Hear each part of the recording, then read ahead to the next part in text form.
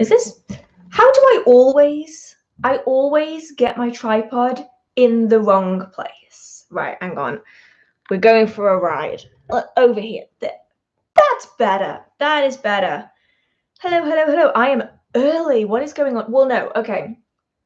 I'm early for a stream that I'm technically late for because I had to change the time of the stream.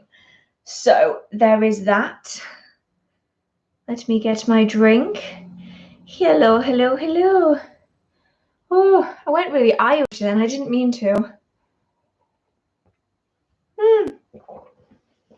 Okay, I had to change the time of the stream because I am not a time management queen. I am terrible at time management. So technically, I am early for a stream that I pushed back. I am going to take it as me being early to a stream because that never happens. Like, ever, actually. Like, actually ever.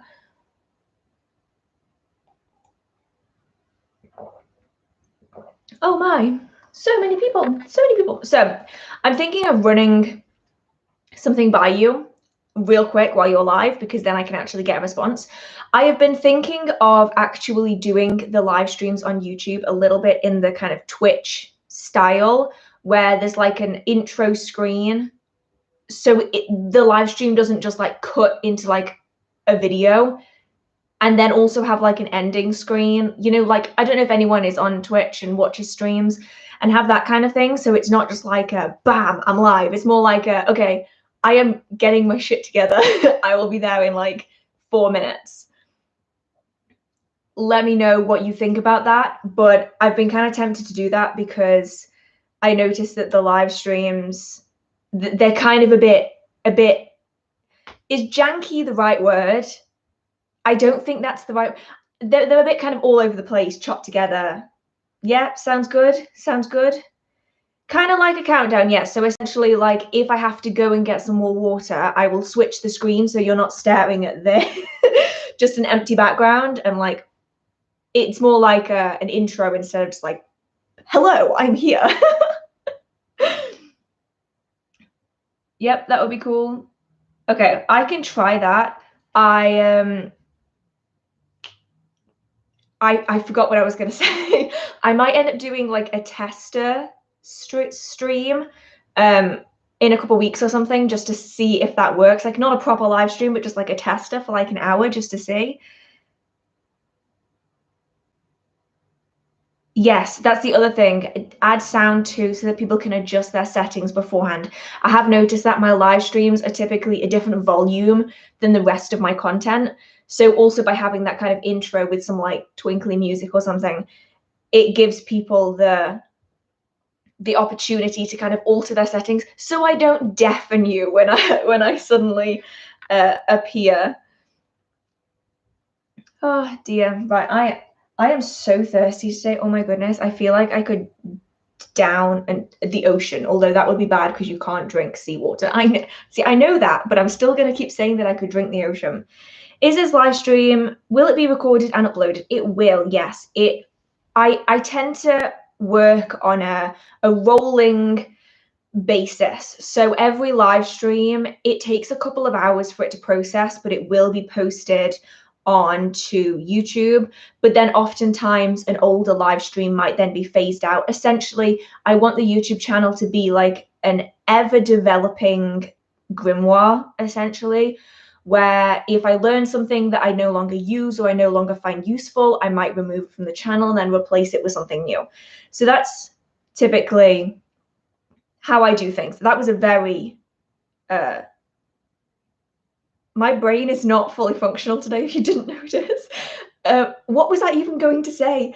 I actually don't even know what I was going to say. That is how today has been.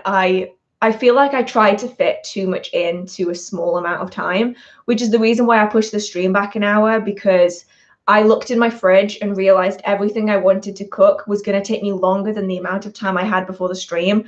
So I wanted food. So I pushed the stream. Right. As always, I'm going to give a really brief little disclaimer about how the live streams work. Essentially, every month, usually the first Wednesday after the 15th, so the 15th was last Thursday, so the Wednesday after is today. That was a very long-winded explanation. I do these live streams. I try and answer as many questions as I can chronologically. So I will be doing them in order. So if you have already posted a question and I haven't got to it yet, it's probably because I haven't actually got to it. So no point in repeating questions because I am going down chronologically.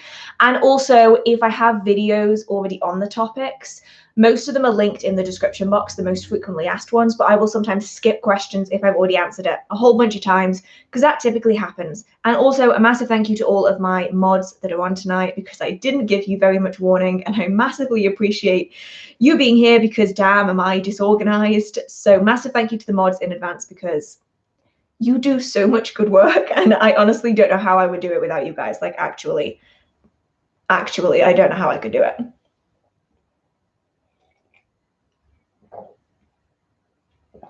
Right, now that that is said, I am going to scroll up a little bit and answer any of the questions that I have already missed, because that is how today is going. And we will get started. And I will probably end up saying the same spiel every like hour or so, because I do get like new people coming in throughout the stream. So if you hear me say the same things multiple times, that is why. That is why. Oh my goodness, so many people are already here. This is insane. I'm always so shocked by how many of you come and listen to me talk. That just seems really strange to me that so many people like actually talk. Not actually talk, actually want to sit and listen to me talk. That is my imposter syndrome talking though, I think. And the noises are back. It took all of 7 minutes. 7 minutes. What's your definition of traditional witchcraft? Ooh, this is an interesting one. So I think it's important to note that every practitioner is going to have a slightly different description of traditional witchcraft. I've studied a considerable number of different forms of traditional witchcraft, because there isn't one type. There's so many different types. And for me, I describe it as being a witchcraft tradition that is based on folklore and documentation of the way witchcraft was practiced historically. So a little bit like folk magics are magical practices that are based on the folk traditions of that area.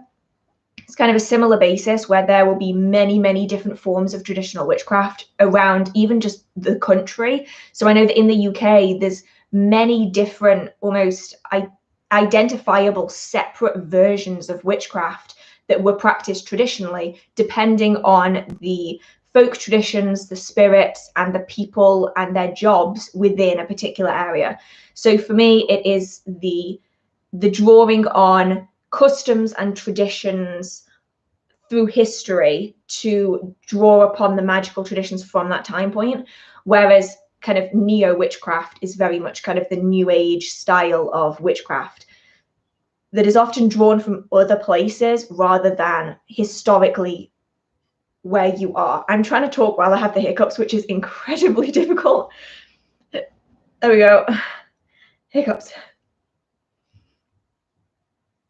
And that is what I get for talking too fast and drinking too much. Not like, that makes me sound like an alcoholic. I mean water. I do mean water.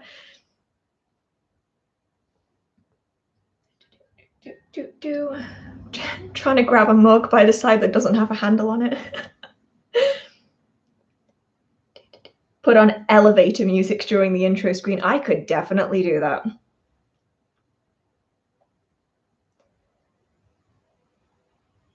What do you think about Buddhism? I don't have any particular strong opinions about it. That's typically how I am with most religions, traditions, spiritualities. I'm a bit like, if you want to follow that, that's cool. If you don't want to follow that, that's cool too.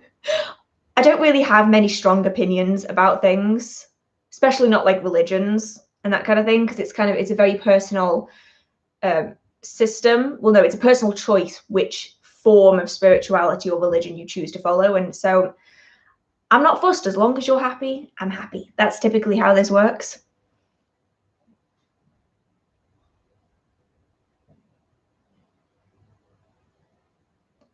Who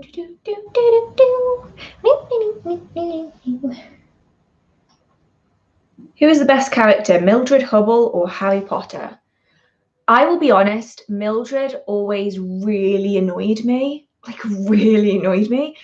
But this is when was the TV show? I've read the books, but in the TV show, was it the 1995 TV show?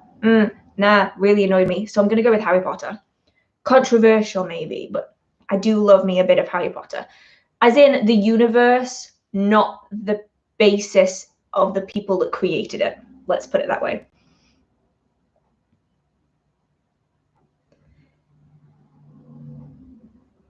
I'm doing it again. Right. I need to learn to read as I am, like, say it out loud. I've been researching a lot into the black arts. I understand the basic principles and how to protect myself, and I came across 3 main types: jinx, hex, and curse. My question is, can all forms of, I'm going to refer to it as negative magic instead of black magic, mainly because a lot of you know my opinion on the terminology white and black magic. I really don't like it. Can all negative magic be classified into one of these types, or do you have other forms of negative spells that you can't categorize into one of those types? Okay, so when it comes to baneful negative magic, it's important to remember that it isn't a black and white topic. Ironically, it really isn't, because what one person may consider to be good magic, another person may consider bad, just as vice versa. Something that is bad to one person might be good to another. And so there are very distinct forms of negative baneful magic, such as jinxes, hexes, curses, crosses. But then there's a lot of gray area as well, where it's going to entirely depend on the individual practitioner, whether that is baneful or whether it is non-baneful. So for instance, a good analogy that I use a lot is if you have done a spell to help you get a job.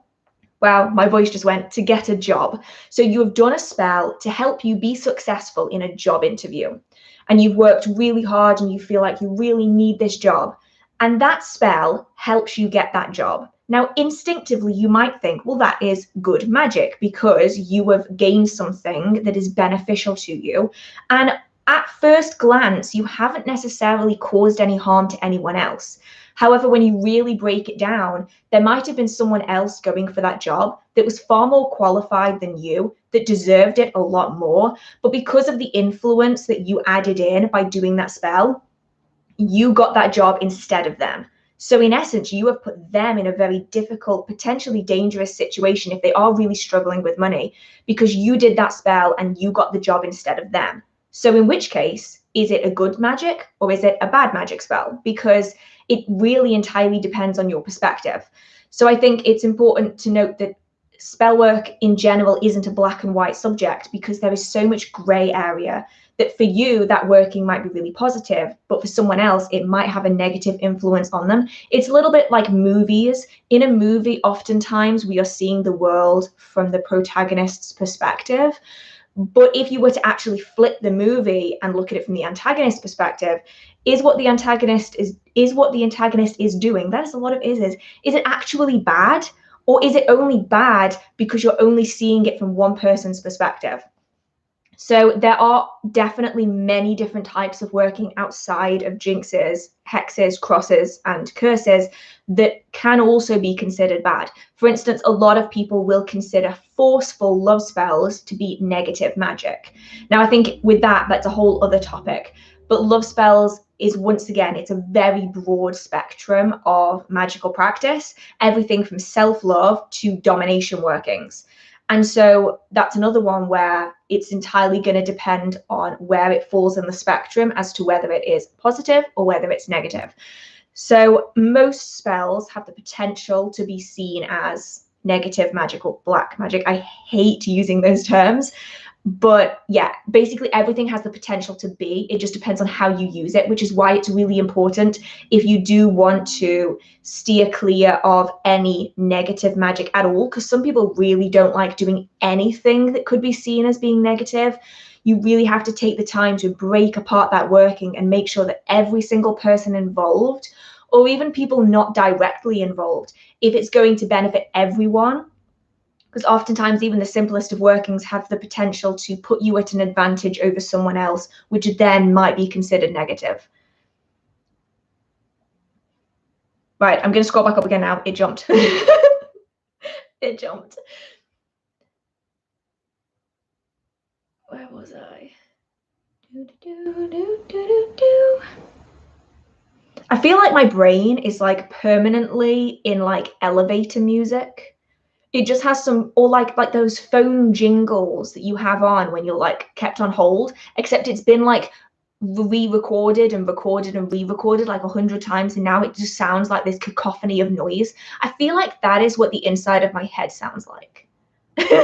And then on these live streams, I just like release a little bit of that music, like Stitch, you know, when he puts his nail on the record and opens his mouth and he plays Elvis. That's kind of how it feels like.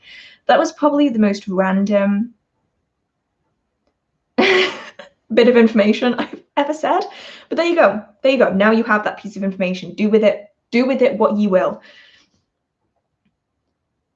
What do you think about shadow people? I don't think this is actually the question that I need to be on, but while I'm scrolling, I'll answer it.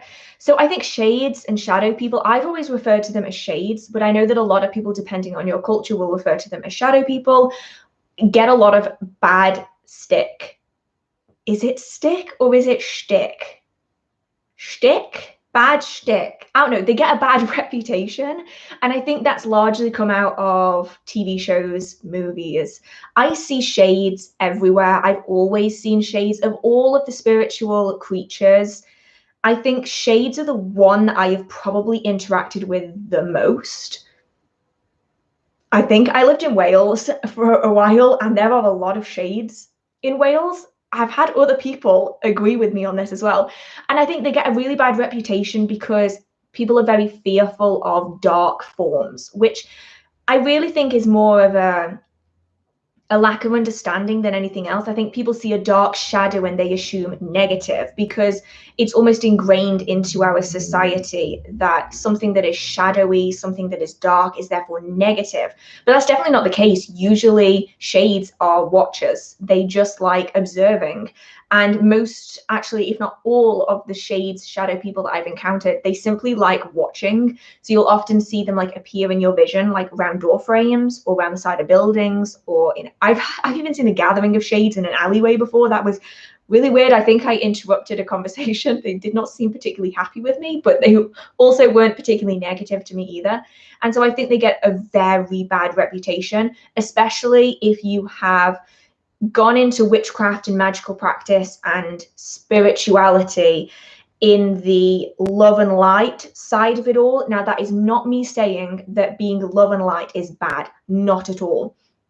But I have noticed that a lot of people who've come into it from the more angelic side of spirit work, the people who want to work with guides and ancestors and angels, they oftentimes, more oftentimes anyway, I've noticed, have a more negative view of shadow people because they are these dark, shadowy entities, when actually I think they're quite friendly and they're quite fun. Honestly, they're good to play hide and seek with, and I wish I was joking. They're actually really good to play hide and seek with because they like shadows and secrecy. And yeah, I wish they didn't have such a bad reputation because they deserve a better reputation than what they've got because they are lovely. Have you heard of veil? Have you ever felt it get thin? Yeah, the veil. I oftentimes feel it. Well, I don't necessarily feel it get thin, but I notice it is getting thin because of the number of spirit encounters. So typically this occurs around Beltane and around Samhain, especially those periods of time. I see way more spirits than any other point of the year. And for a while, I thought it was just coincidence, but when it's been like 5, 10, 15 years and it still happens on a regular cycle every single year, So I more notice the signs of more spirit interaction as the veil thins than necessarily feeling the veil thin itself. How are you? Oh, thank you, Bucky or Becca. Thank you. I am good, actually. I mean, right now I have a pounding headache, but that is because I did not drink enough today. But generally I am good, a little overwhelmed. I have a lot of things I need to do, but generally good. Thank you for asking. And I think I am up to where I am. Oh, no, never mind. Have you experienced the energy sensitivity and psychic abilities being influenced by animal-based versus plant-based diets? I personally have not noticed any difference personally. Obviously, when it comes to diet, it's an entirely personal thing. When I was younger, I was more animal-based. Now I am more plant-based. Personally, I have not seen any drastic differences, but that is definitely going to be a personal thing. Will you ever do a London meetup? Unlikely. I do not live anywhere near London. And also, London terrifies me. I have been twice, three times. I've been 3 times. And each time, it is a terrifying place. Like there's nothing inherently scary about it. It's just a lot of people and I don't know where I am. So maybe one day, it depends. I don't acknowledge that people would actually want to hang out with me and have a meetup because that just seems really weird to me because I have like 4 friends. But like maybe I would be willing to do one. I just don't know where. It might be somewhere more like Manchester or Birmingham because that's way closer for me to get to and it's more central for other people, I guess. But I don't know. Let me know what you guys think. I've never really been asked to do them because I don't know. I think the witchcraft community is a little different than the other communities on social media. I don't know. I've never really thought about it. And now I'm thinking about it too much. Does anyone else do that? I have a tendency to either ignore all of my problems or hyper focus on everything in my life. It's problematic. Can you still use moon water if it has been in the sun? I mean, I'm sure you can. I personally wouldn't necessarily, or I probably would still use it, but I wouldn't acknowledge that it was solely moon water because then you do have the energy of the sun adding into it. However, that isn't inherently a bad thing. For instance, I think it depends on the type of moon water that you're making. So most people make full moon water, which is all about that abundant, fulfilling energy, which also just happens to be solar energy, is about abundance and fulfillment and joy and happiness and prosperity. So leaving full moon water out in the sun and creating kind of a hybrid, that I can see working really well. The only time I can imagine it not working very well is if you are mixing together polar opposite energies. So for instance, if you're putting water out during the new moon, which is all about clearing and removing and banishing, but then you're allowing it get into that abundant energy of the sun, that might be a little bit counterintuitive, but obviously it's going to depend on how you choose to use it. Honestly, when it comes to magical practice, there is no like one right answer because there's so many different ways that you can use every item. Different people are going to find ways to use things in different ways. Any advice on spirit work, especially spirits who move things throughout the house and open and close doors? The question is, what kind of advice are you after? Are you after communication advice? Are you after advice to get them to stop? Are you asking for advice to figure out why they're doing it? Because obviously spirit work in general is such a huge topic. It's going to really depend on what you're after.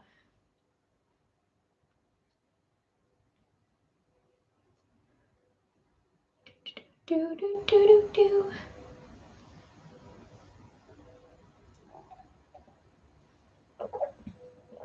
you have any suggestions for banishing malintentioned spirits? Obviously, protection and cleansing are super important. I want to make sure I'm not missing anything important before helping a friend.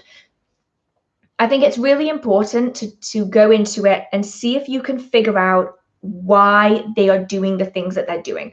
Because I have noticed a lot of ghost shows actually do this, and it drives me insane. There's a lot of spirits who want attention. So they're desperate for attention, and so they do negative things because humans react very strongly to negativity. So actually, more often than positivity, we naturally respond so much more to negative interactions. And so you'll often find that spirits that desperately want attention will often undertake negative practices because it gets them the attention that they want, whether that's slamming doors, throwing things, scaring you, appearing randomly, because more often than not, we will pay attention to the things that break normality. And so a lot of people will consider negative or malintentioned spirits as being negative, when actually in some cases they could simply be starved of attention. So it's important to figure out what they're after. Do they want the attention? Is that what they want? Or are they doing it simply to be annoying, to be harmful?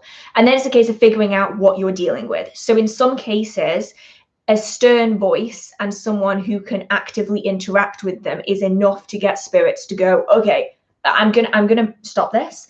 So you could either tell them to shove off. I usually use stronger words, mind, but we're only 25 minutes in, and I feel as though I should keep the bad words to a minimum, and that can often work.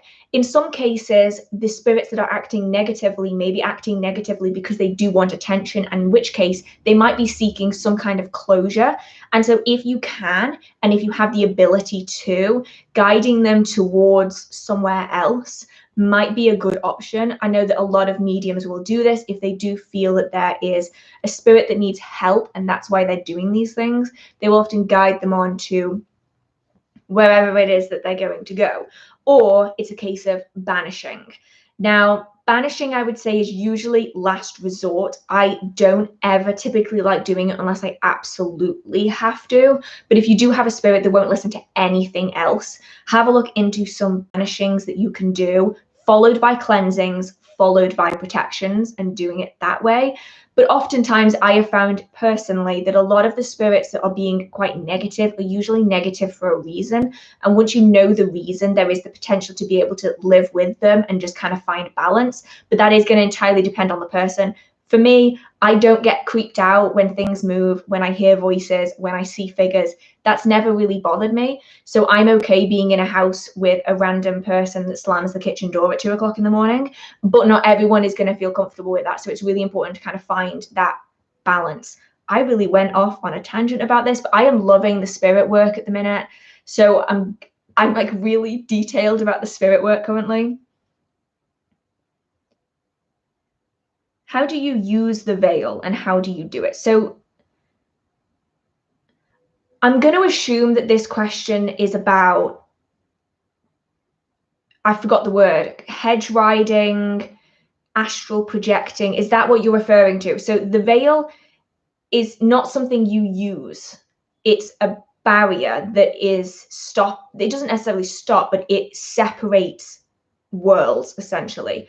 So a lot of people will use the veil as reference to the divide between the physical world and the astral world, the physical world and the spirit realm. And so you can cross that world through hedge riding, astral projection.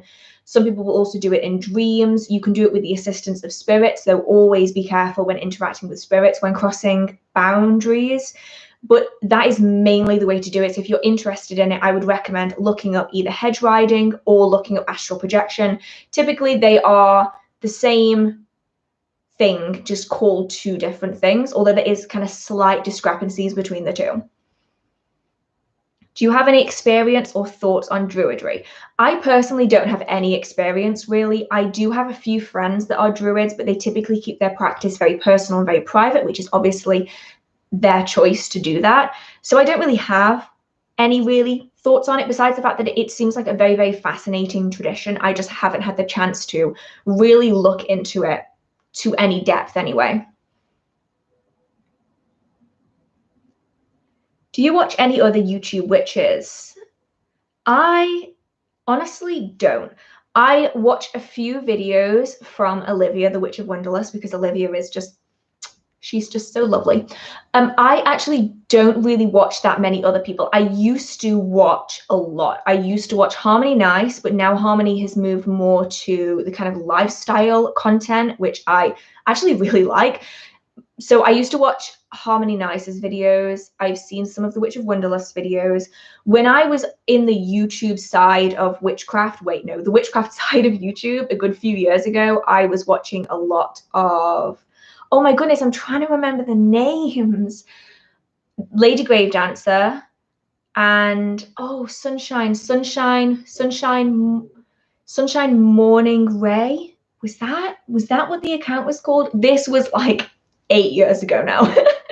Now I typically try to divide my day-to-day life from my business side, because obviously I have the Witchcraft shop and then I'm doing all the research for the videos I'm filming and editing. So for me to then watch Witchcraft YouTube, it's a bit much. So I typically watch more lifestyle vloggy makeup kind of content on YouTube and ghost programs, because you know what I'm like. If I don't watch any TV show about the Loch Ness Monster at least once a month, something is wrong.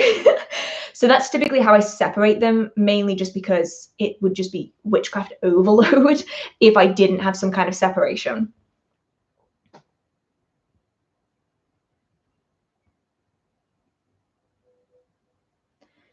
Been seeing a lot of leeches ever since I started doing witchcraft. Is there any reason behind it or just coincidence? I would say coincidence more than anything else. I can't think of any reason why other than it's just an unfortunate coincidence.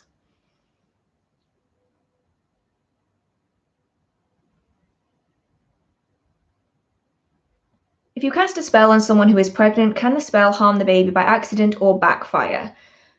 I mean, I would argue that in utero, the baby is simply one with the parent figure.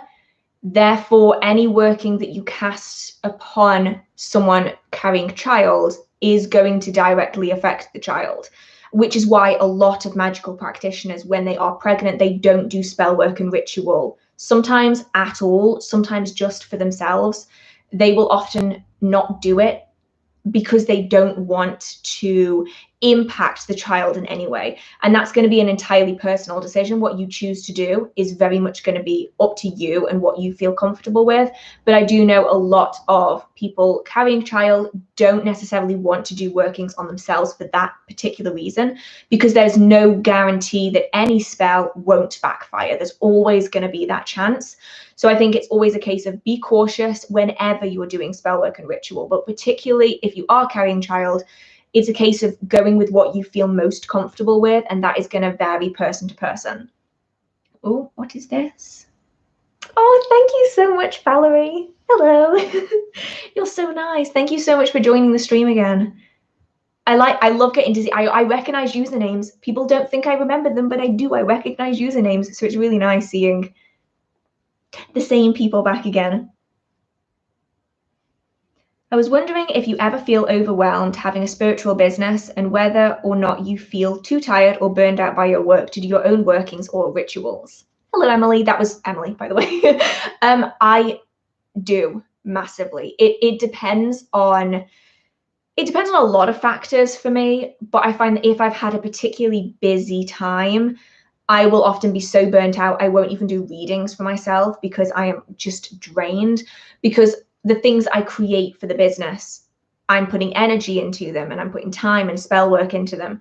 And then I have the research for the channel as well. And by the end of it, sometimes I just want to watch trash TV, you know, watch Ghost Adventures and see Zach screaming at a spirit that doesn't deserve to be screamed at, and then play The Sims. And that's typically how it goes. I often find that the weather is an impact on that as well. If it's really stormy, I feel much more motivated to be doing my own spell work and rituals versus if it's cold and miserable. So I find there's a lot of factors in there, but especially when I've had a busy time. So I mean, like the last week, we got the mystery box out and then I redid a bunch of stock and then I was editing videos and then I was filming videos. By the end of it, I just wanted to play Sims. So I will admit last night, I probably should have been doing research and writing my Book of Shadows, but I sent my sim to university and just let her deal with stress for 12 weeks of her life instead of me, which is a nice change. Do you have any recommendations or other resources to start learning about spirit work? This is an actual, wait, what was I saying? Wait, what was I going to say? I started that sentence and then just completely blanked it. Do you have any recommendations about spirit work? It's quite difficult, this one, for me to answer, because for me, spirit work has always been rather automatic, mainly because I've never not being able to see spirits. So I personally don't have any book recommendations on that, but I will definitely try and do some research, because I know that a lot of people do want books on spirit work. At the minute, I'm doing some research on mediumship and books for mediumship, but I can definitely add spirit work into that if people are interested in having books on the subject. I don't have any necessarily. I mainly go off personal people that I know and their interactions with spirits, as well as my own, but I will definitely do more research on that, because I know a lot of people want to work with spirits and they don't really know how to start. I just love your British accent. Thank you. Thank you. I'm never sure how I feel about it. I have a very weird British accent where it kind of sounds like everything and nothing all at once. So there's that. Now the world is beginning to open up, do you recommend any good fairs or events to attend? So for me, I'll be honest, I'm actually way paring back the events that I am doing, because I just feel nowadays, I feel so overwhelmed around people, but there are a few that I really want to go to. I think Witchfest isn't going ahead this year. Well, it is, but it's online. So there's Witchfest Midlands, which I think is going on, it's online, and I think that's in May. There's then Witchfest International, which is in November, I believe. That is in Croydon in London, or around London. I don't know where Croydon is. I just know that it's near London. You then have Pagan Pride. I think at the moment, the only one that is going ahead is Pagan Pride Anglia, but there's that one. The Fairy Festival in Llangollen in North Wales is really nice. I love that one. It's not so much witchy, but it is quite a pagan-y, traditional. It's a very fate, it's a traditional kind of fairy fair. That's a lot of fairs in one sentence. I really, really enjoy that. I typically go to that every year if I can. There's an event, it used to be run by someone else. I'm gonna have to check who it's run by, but it is in Mold in North Wales. It's in Theatre Clwyd. Yeah, Theatre Clwyd in Mold in North Wales. That's a really beautiful show. I'm going to try and create a giant list of the shows that I've attended that I really, really like, because I know that a lot of you want to do them. But those are the ones that I personally try to go to regularly because I just love them. And if Pagan Pride Nottingham comes back again, I'm going to be there, because I loved Pagan Pride Nottingham and then they cancelled it. And then I'm sad. Can Christians be witches? Of course, yeah. I know that I've got the hiccups again. There are some people, okay, I'm trying to word this appropriately. Because Christianity is a very large religion and different people are going to follow different aspects of it, some people will say that Christians cannot be witches, whereas there are plenty of Christians who do follow and do practice witchcraft, and they feel very comfortable doing so. So not every Christian is going to be comfortable with people practicing Christian witchcraft, but at the end of the day, it's important to go with your own personal belief system, your own just beliefs in general, what you feel comfortable with, because different people are going to feel differently. But I have met a lot of Christian witches that do really enjoy incorporating witchcraft into their religion, and they are really successful with it. So it's definitely one of those personal decisions. But if you do feel comfortable with it, it's definitely worth giving it a go and looking into it, because there are so many people that have really fulfilling magical practices by incorporating it into their religion as well, and vice versa. Can you wear obsidian on a daily basis? I have read it will feed on your energy if there aren't any negative feelings around you. I have to say I've never experienced that. I wear a lot of obsidian and I have never experienced that. Maybe that's because I always program my jewelry before I wear it. So if I do have a piece of obsidian, I will program it specifically. So maybe the pieces that do this are not programmed, and so they are constantly drawing in energy. Personally, I do specify the types of energy that it should be drawing on. So if you are worried, maybe that's something that you can do. Program it before you wear it or before you carry it around so that it can't draw on your energy. It will only draw on the energy that you specify. Maybe give that a go. That's the way I do it, and I've never experienced it drawing on my energy, but maybe I should give it a go where I don't do that and see if it does it. I'll have to let you know. When do you think it's appropriate to hex someone? I really struggle with that. I love your videos, by the way. Oh, thank you so much, Isabel. I personally think that this is a very individual basis. So, you know, you can have two people who are maybe questioning hexing someone, and whether they do or don't is going to be singular to that particular situation. There are lots of people out there that will hex at a drop of a hat and they aren't concerned about it whatsoever. There are other people who would never hex anyone, and so will always try different options. So I think it's entirely personal based on how you feel about it and whether you've tried other things. For me, I am perfectly comfortable doing negative magic towards someone if I don't have any other option. If I've tried everything else and nothing is working, I've tried killing them with kindness, not physically killing them, but you know what I mean. I've tried all of the other forms of workings that I can think of, and if I still can't get the result that I want, if I still can't clear them out of my life or whatever it is that I need them to do, I may then resort to doing negative magic on them if that is my last resort. That's typically how I work. I will never choose to do baneful magic first. It will always be like my 8th, 9th, 10th resort, depending on the other options that I have to try, and then maybe I might do it. And that's typically how I work it. Of course, every practitioner is going to be different. Where did you get your mug from? So this is from the TK Maxx Halloween collection 2015. Yeah, I remember. Right, this is kind of embarrassing. Before I had this channel, it's actually it's what is my vlog channel now, my second channel. I used to be like lifestyle content, and I remember filming the vlog where I bought this, and I've since chipped its foot, and I am very sad about it, but that is what happens when you put things in the dishwasher.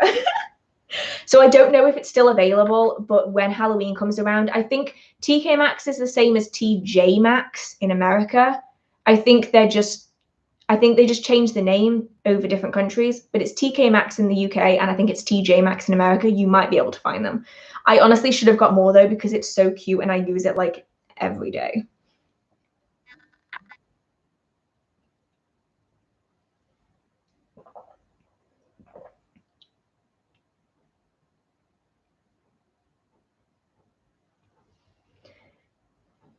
I'm trying to get pregnant. I have a daughter and want to have a son this time. Is there any spell I can do or correspondence that I can add to my fertility spell?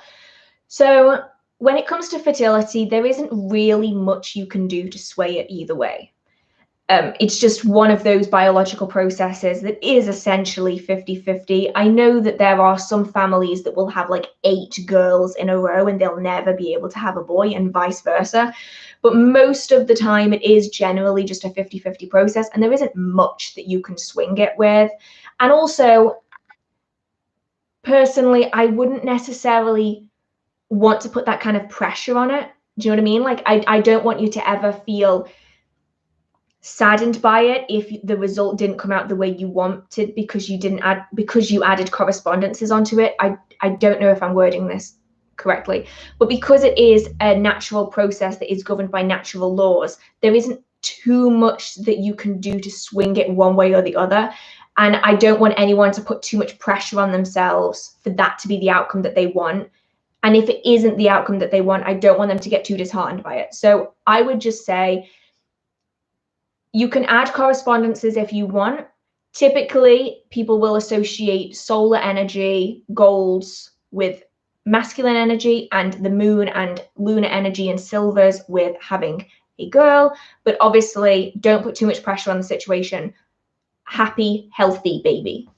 It's always the goal.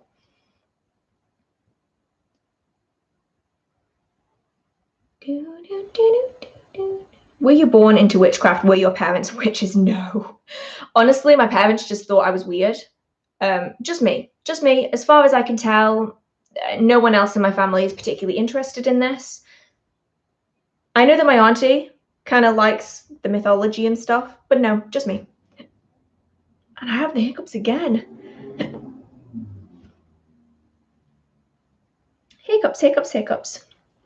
Oh, the other thing, I forgot to mention it earlier. The questions that I get asked the most, wait, did I forget to mention this earlier? The questions that I get asked the most, and I have already done videos on them, the link to the video is in the description box. So if you still have any questions after all of this video and you don't know if I've already answered them, check the description box, and if in doubt, search on my channel using the search box, and you may well find the answer to your question has already been done in a video. Because one of these is, do you work with deities? If so, what are their names? The link to my deities video, my deities and how I found them is in the description box so that you can check that out. It's only 11 minutes, so it's not a particularly long video. If you watch it on 2x speed, it's only 5.5 minutes, even quicker for that video, just because I find it a lot easier to link to much longer in-depth videos than to add everything into the live streams. What advice would you give to someone who's just starting out, and what's your opinion on Celtic witchcraft and also being a grey witch? Okay, so I'll start with tips for starting out. Don't run before you can walk. Make sure that you cover your basic principles and practices. I've linked a playlist in the description box that is my beginner witchcraft playlist, which covers things like visualization, centering and grounding, energy manipulation. I am filming a video this week about energy sensing, which I know that you guys have been after for so long. So that playlist is down in the description box. I would recommend covering these bases before you dive into magical practice, because by knowing how to manipulate energy, how to work with it, how to add intention, it allows you to ultimately manifest things better, and it stops you from having to backpedal at a later date. Because I know I did this. I learned some basic practices and then I jumped into spell work. And then I had to backpedal years later and redo the basic principles because I hadn't covered them enough. So it's much better to get that foundation first and then go on to other things. And then as for opinions, I don't really have any massive opinions on any particular type of witchcraft. Celtic witchcraft is a really beautiful practice with a great deal of folklore and legends and history. And grey witch, I typically just refer to being a witch as being a witch. I know that some people like using like white witch and black witch, but this is in terms of like the type of magic that you practice. I personally just call witchcraft because as I mentioned earlier, about 99% of witchcraft falls into this grey category anyway. So personally, I just refer to it as being a witch, but obviously everyone is entitled to call it their own thing, whatever they feel comfortable with. What are your opinions on shifting realities? If we're referring to the shifting that's all over TikTok, I'm always a bit confused as to why they refer to it as shifting, because you aren't really shifting, you're just like visualizing. But it's difficult because when people use shifting, it's really difficult for me to know what they mean, because obviously there's so many different kinds of shifting. And now this shifting reality seems to be a really popular thing on TikTok. And I think a lot of people think it's something different than it actually is. It's a whole thing. Oh, thank you so much, Ariel. Is that me saying it right, Ariel? If so, you have a beautiful name. Absolutely beautiful name. Thank you so, so much. Any advice on getting into herbalism and using herbs in spell work? I have a video on green witchcraft books, and that includes herbalism.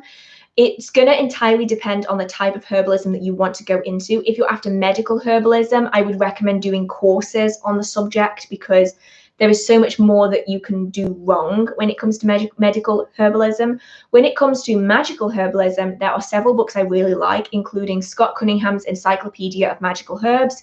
I have actually, I don't have two anymore. I did have 2 copies. I gave one to a friend, and that is a fantastic book, but there's so many. And I do have a video where I cover using plants and herbs within spell work and ritual. That video is in the description box. Do you believe in having a third eye? I don't necessarily, I mean, yes, but I don't necessarily refer to it as a third eye, if that makes sense. So I have found that a lot of the teachings of many different cultures actually all typically align together. And I have had many experiences of kind of psychic foresight and the like with the third eye area. And it's the pineal gland anyway, which is kind of significant actually if we're blending together biology and spirituality and occult, witchcraft, whatever you want to call it. So I don't necessarily refer to it as that, but I definitely do consider that to be significant. Are you team Stellina or Delina? I always say those weirdly. Is it Stellina? I think it's Stellina and Delana, but I always say it wrong. Delana, hands down, Damon Salvatore is my favorite character in the Vampire Diaries. Always will be, and no matter how many times I watch it, that will never change. I have probably watched it like 50 times now, and yeah, still my favorite character. Still my favorite couple, actually, besides Claraline, because that was epic and they should have done more with it. Have you read the Discworld books? And if you did, what did you think of the witches and comparing them to the wizards? I actually haven't read them, although one of my moderators, Phil, he really, really loves those books and he keeps telling me to read them. So I will probably have to read them because I keep being told to read them. So that might be my next book series. Currently, I got sent the Mortal Engines series by one of my friends. So I'm currently reading that, which is a lot when you're trying to juggle everything else. So I might move on to the Discworld books next because, yeah, everyone keeps telling me to read them. So I'm going to have to. I'm going to have to eventually, eventually.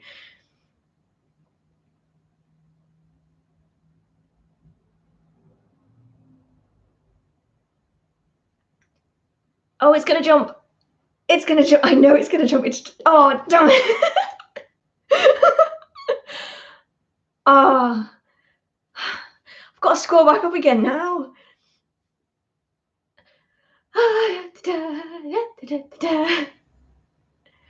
Right. Let's keep going. Just keep swimming. Just keep swimming. You know, I've never seen Finding Dory. Sorry, random, off topic. That just reminded me of Finding Dory. Even though I know that it's from Finding Nemo, which is really the only one that I've watched. Where am I? Where am I?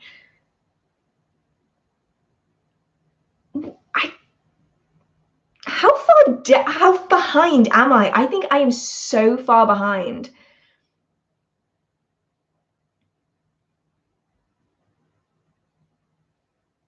I can't be that far. I am that far. Bloody hell. How am I? Wait, what?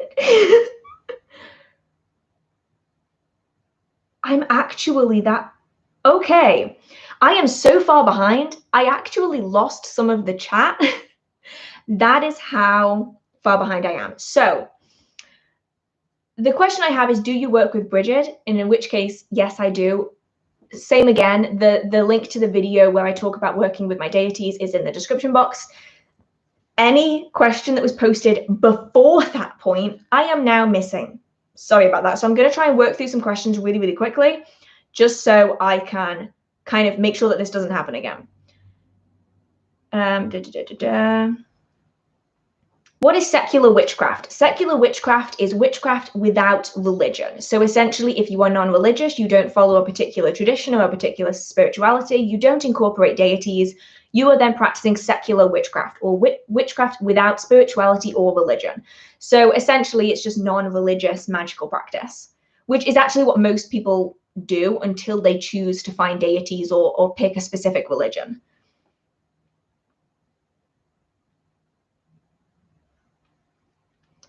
Could you do a video where you talk about your favorite witchy shops and where you get your witchy aesthetic things like shirts, mugs, and things on your sofa? I don't know, something like that. I definitely could. I would say if you are interested in the more lifestyle stuff, my second channel is mainly devoted to like lifestyle content. So I'm not sure where I would put a video like that, but it could be on my second channel just because this channel is more the educational content. The second channel is more like the personal, get to know me, let's chit. Wow, I was gonna say let's sit down and chat, but I was about to say let's sit, shit, and chat, which is not what I was It's not what I was after. That tends to be the stuff that goes on the second channel. Shades. What are shades? Shades are shadow people. They are essentially, different people consider them to be different things. For me, I have always considered shades to be spirits that have never existed as anything else. So they are their own beings in their own right. Instead of, for instance, like ghosts, which are humans that have passed over, shades are just shades. They've always been shades. And they are just shadows, so they usually have no form. They're just dark shapes. Usually they're quite tall. It's what Slender Man is based on, except I can guarantee they're not half as scary and they don't do any of the bad things.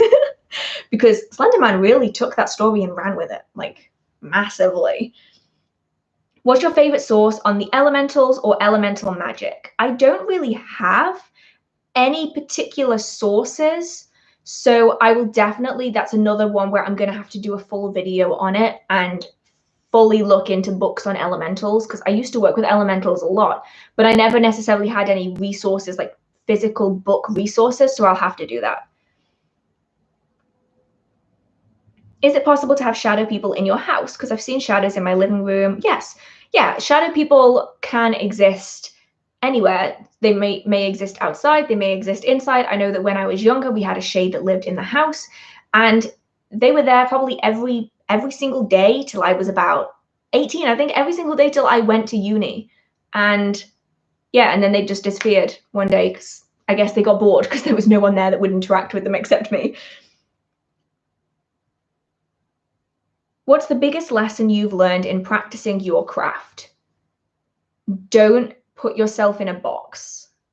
Yeah, I think that's the biggest thing that I've learned. I know a lot of people, when they first start, they're like, okay, I know that I am a Wiccan green witch and I have to bite my tongue, but I also desperately want to tell people, don't put yourself into such a rigid box, or don't feel as though you have to put yourself in such a rigid box. When I first started out my magical practice, when I actually kind of knew what I was doing and put a name on it, I was following the Wiccan religion and I was an elemental practitioner. And that was the box that I stuck myself in for a really, really long time. And I was fighting against it for years and years and years because I wanted to practice something different, but it didn't fit me and the category that I'd put myself in, so I refused to practice it, and then my magical practice went downhill, and ultimately I ended up learning that fluidity is the key, because when it comes to magical practice and spirituality throughout your life, it is going to change based on your personal experiences and your own growth. And so I have learned to not put myself in a box. So it's one of the many reasons why I ended up following a Hearth Witch path, because Hearth Witchcraft isn't such a small box compared to something like Storm Magic. You know, that's a really small box. Hearth Witchcraft is a much broader box. And so I just found that more comfortable. And that's something that I want to say to any beginner practitioners out there. Don't feel as though you have to practice one kind of magic and stick with that forever, because you are going to want to evolve, you are going to want to change, and that's completely normal, and you don't need to fight it, because I fought it for a really long time and I really wish I didn't. Have you ever worked with any of the Norse deities? I have not. I've only ever worked with Brigid and Ceridwen, and Keranos is like, he's like here. Well, no, he's more this side actually. He's like here, just waiting for the right time for me to work with him, and he has been for like 10 years. So it's a little bit more that.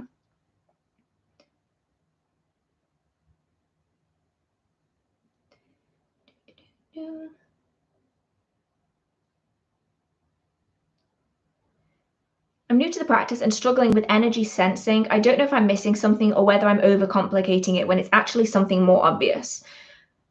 That is a little bit, it's difficult for me to kind of give you any advice on that unless I know what it is that you're currently doing. So if you are able to let me know that, that would be great, because then I can definitely try to help where I can.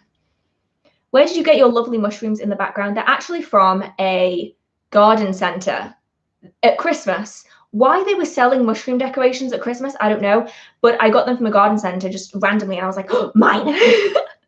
And I really should have got more because they don't do them anymore, sadly, and I only got this one.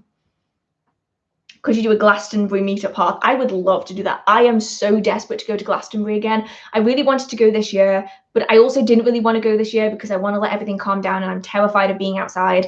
And I really want to go again. So I think I could definitely do a Glastonbury meetup one year. That would be really cool.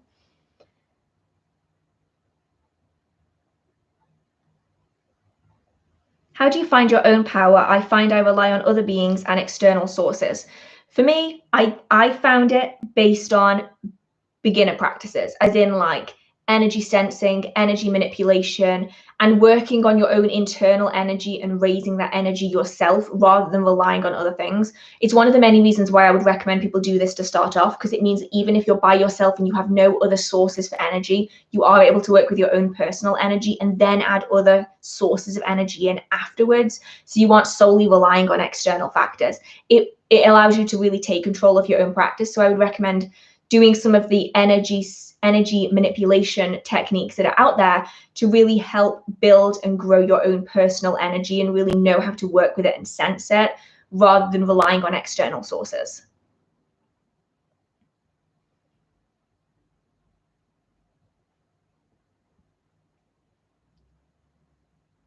And I'm trying, I so don't want this to jump and lose a whole bunch of questions.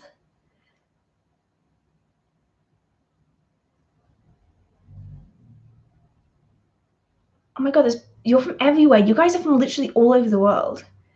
How can you get into witchcraft without inviting spirits into your home? It sounds really weird, but I'm so scared of spirits. Okay, my question, and now I don't want this to sound argumentative in any way. The question you need to ask yourself is, why are you scared of spirits? Because usually the answer to that is because of media, it's because of stigma, it's because of the negative things that are associated with spirits. And I'd say if you are wanting to go into witchcraft, you don't have to work with spirits, but I would recommend getting yourself to a comfortable place where even if you don't work with them, you aren't necessarily scared of them. Because once you are scared of something, you are feeding that energy, and ultimately you could have more negative reactions from spirits because you are feeding them that energy. Spirits are very reactive to emotions. And this is why a lot of people, when they are doing, say, ghost shows, for instance, they really amp up the fear factor because they get really good responses, because fear is one of the most emotive emotions that we have. So protections are key. Make sure that you are cleansing regularly, putting up your protections, but I would recommend really looking into why you're scared of spirits and breaking down the reasons why, because it's quite likely that the spirits that you would encounter wouldn't be anything like you expect them to be. They'd probably be really nice or not even really acknowledge that you're there. And it's much more comfortable to not have that worry. So even if you don't want to work with them, I would recommend breaking down why you're scared of them. I recently did a money candle spell and the candle was in a jar. As the candle burned down, the glass shattered. In your experience, is this a sign of a negative or a positive outcome? Neither. Glass will very, very often shatter if it is heated up, usually quite rapidly. So you will find stories all over the internet of people complaining to candle suppliers and this and that because their glass broke. To me, I don't see this as being anything magical or spiritual. This is usually because the glass isn't designed to be used for candles, or the candle and the flame was sitting too far on one side, and so the candle jar didn't expand evenly, and so any small hairline fracture will literally explode. This happens so often. I wouldn't take it as being anything magical. I would take this as just a physical response from the heat from the candle. Have you read the comics of Sabrina the Teenage Witch? I haven't, no. I'll be honest, I'm not a massive comic person. I typically stick to TV shows, movies, books, or manga. Manga's not so much anymore, though. I don't really have time for it. And honestly, to get the full story, you need like 150 of those things. And I'd much rather just read a book, honestly. How can I start astral projecting when I can't even lucid dream? Lucid dreaming and astral projection, not the same thing. So, for instance, you can astral project without lucid dreaming and you can lucid dream without astral projection. I feel as though recently, especially recently, there's been a lot of confusion between the two. Usually astral projection does not take place while you're asleep. Astral projection takes place while you're awake. So it is different from lucid dreaming. So astral projection is your consciousness leaving your physical form. Astral projection is your consciousness retreating into your physical form and allowing you to control your dreams. So you don't have to lucid dream to astral project, and vice versa. They can be done separately, or you do get people that can do both. Essentially, to astral project is to drop yourself into a state where you are capable of leaving your physical form. Whereas when it comes to lucid dreaming, it's very much training your mind to focus on your dream. Whereas typically dreams kind of passes by, which is why we don't remember that much of them. So it's about training your mind to focus on the dream, and then you can drop yourself into that lucid dreaming state where you are able to alter things and play around in your dreams. So two different things, both really cool. Some people do work with them together, but you definitely don't need to. Have you got any plans for Beltane? Honestly, I just want to go outside. I have recently found a really nice walk by where my family lives, and I'm really tempted to just go for a wander because that's the one thing I'm missing. I love going to Sabbath celebrations, but really the thing that I want to do the most is just be outside. If I could be outside every waking minute of the day, I would happily do that. I can't, obviously, for obvious reasons with how the world is, but that is kind of my goal. Is I just want to sit in nature and not be bothered about people. That would be lovely. If I'm clairaudient, would I still need to do tarot?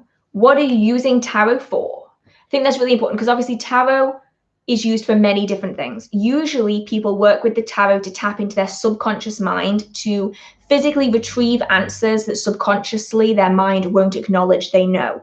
So oftentimes people will work with their psychic energy in a way that will allow them to tap into information they already hold. Whereas other people will use the tarot to connect with spirit and spirit guides and communicate that way. How you use tarot is going to really depend on whether you need to use tarot. If you are wanting to communicate with spirits and you do already have abilities like clairsentience, clairaudience, you might not necessarily need the tarot. They can work as visual aids, but they aren't necessarily important. But if you do want to work with the symbolism and the information within the tarot to tap into the subconscious mind, you might then want to choose tarot. So there's so many ways to use these tools. It's really going to depend on how you want to use them. How would I help a spirit to pass on? Because I'm thinking of getting into spirit work. So when it comes to spirits passing on, there's a few different ways to do it. I obviously don't know all of them because I am not myself a medium. I am currently in the process of studying that because that is just awesome. But typically spirits are trapped because they don't realize that they're dead. I think most spirits I've encountered aren't aware that they are no longer alive. So usually this is because they have often died suddenly. They don't realize that they've passed over. And so oftentimes when you hear these stories of maids being seen on staircases carrying stacks of clothes and bedding, or you will hear clinking and clattering in kitchens, it's usually because the spirit of that place doesn't realize that they've passed over. And so every day they do the same thing that they did when they were alive. So oftentimes it's about interacting with that spirit, making them aware that they don't need to be there if they don't want to, and then allowing them to move on. And that, in most cases that I have seen, is the way it typically goes.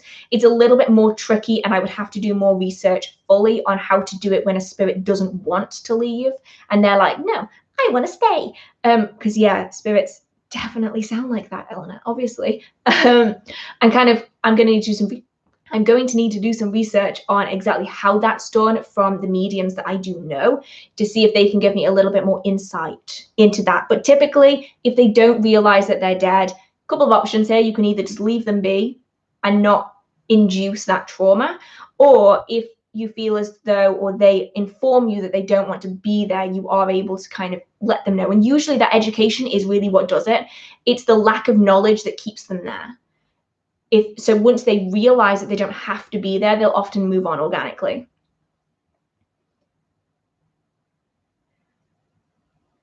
What's the difference between a witch and a priest? A priest is typically a member of a religious group. A witch is someone who practices witchcraft. So witchcraft in itself is non-religious. It is secular. It has no religious attachment. So oftentimes you will find priests in traditions that follow a religious basis. Witchcraft doesn't have a religious basis. So you could, in theory, be a priest and a witch, but not all witches are priests and not all priests are witches, if that makes sense. Two separate things. You can be them together if your religion permits it.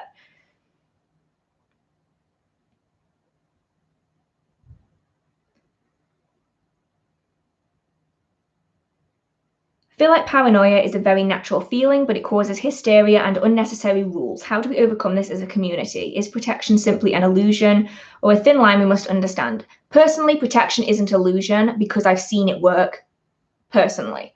However, I do agree that there are a lot of rules that are created within the community that are spread around beginners who are scared. And so the key answer to how we solve this is education. Education is a solution to so many problems. And I think it's important for beginners, especially, to remember that you don't have to trust every single thing that you hear on a podcast, on a YouTube video, on a TikTok video. It's important to do your own research and understand why, which is why in one of my last videos, I say last video, probably like 2 months ago, I reiterated the fact of ask whys. And people were really confused. They're like, but ask who? I don't know anyone. It doesn't need to be a specific person. You need to ask yourself why and then do the research on that. The big one that I've noticed recently is don't accept gifts from the Fae. Ask why. Do research on why, and also why that doesn't apply in every single situation. Otherwise, we get the situation that we have right now where everyone is terrified of the Fae.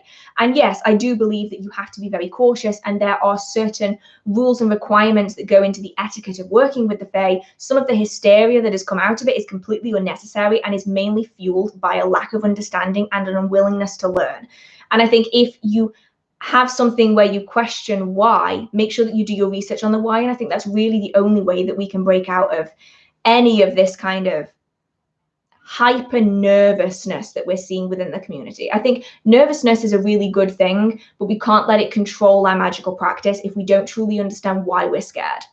That went really, really deep then. Like we went into this like super internal mental world. But yeah, I forgot the word that I was after there, so I just pulled some out of thin air. What was the word I was after? I don't even know. Any advice for communication with spirits and how to feel their presence? Don't overthink it. I think a lot of people, they overlook spirit communication because they are overthinking. They think that they know what a spirit is going to interact like, and they miss it because they're thinking it's something else. Not every spirit is going to come to you physically. They don't have the energy. They don't know how to do it yet. They are very young spirits, or you don't have the ability to see them physically. So don't overlook the other signs that spirits are nearby.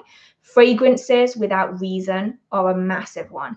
I get that a lot. I am known as a bloodhound because I can smell everything like 10 times stronger than everyone else. And it's kind of annoying sometimes, but sometimes I will catch a perfume in my house and I do not own that perfume, but I recognize that perfume as being someone who has passed over. And so smell can sometimes be a sign that a spirit is near, as well as noises, which is one of the many reasons why ghost hunting shows occur at night, because we are more sensitive to audible sounds. And actually, we're more sensitive generally when one of our senses is taken away.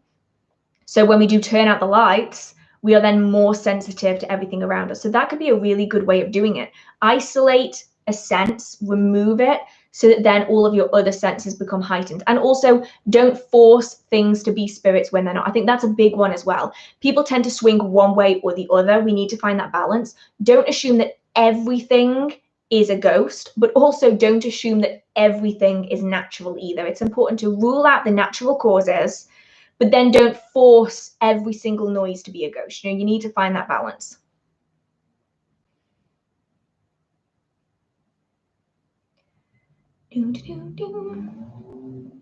What spells could I cast to thin the veil between the worlds in my room? Typically, you don't. The veil is so much more than we are. It is so much greater. So ask yourself, why do you want to thin the veil? And once you've answered that question, figure out how to do the thing that you want to do without thinning the veil. The veil is a thing in its own right. It's like I like to refer to it as a curtain. This is how I like to refer to it. Not everyone is going to refer to it as a curtain, but I like to refer to it as a curtain. So you have this constant curtain. And then for a brief moment, the curtain is lifted a little and things can get through, and then the curtain is lowered again. And sometimes the curtain will rock up and things will get through anyway, and then it will drop down again. And there's lots of ways to interact with that curtain, to cross over it, that don't involve removing it or lifting it in your area. You can work around it, doing the things that you need to do with the other side, the side of the spirit realms, without having to thin the veil. Because the thing is that a lot of people think that the thinning of the veil during Samhain and Beltane is really fun, but in some cases it's horrific. I have had many severely negative encounters with spirits and mass spirits during the times where interaction is easier. It isn't always a good thing. So if you can find another way of doing it, thoroughly recommend finding a different way of doing it. Massively. How can I allow in only spirits I want to work with in my space? I found that I'm really sensitive to them and to tune into and see weird things a lot. This is a tricky one, because how do you identify a spirit that you want to interact with versus a spirit that you don't? And how do you then program something to do that identification for you? Typically, you could create a protection, say like the shield workings I've spoken about before, and you permit that only spirits with positive intentions or spirits I know personally are permitted to enter. But equally, spirits can be tricky depending on who you're working with, what you're working with, and they can trick themselves in. You know, they can get around the little traps that you set for them, in which case you might be better off doing general protections. And then when you do want to interact with spirits, you lower those protections. And when you are finished, you do a cleansing and then you put them back up again. That is probably the most surefire way to stop you from getting constant interactions.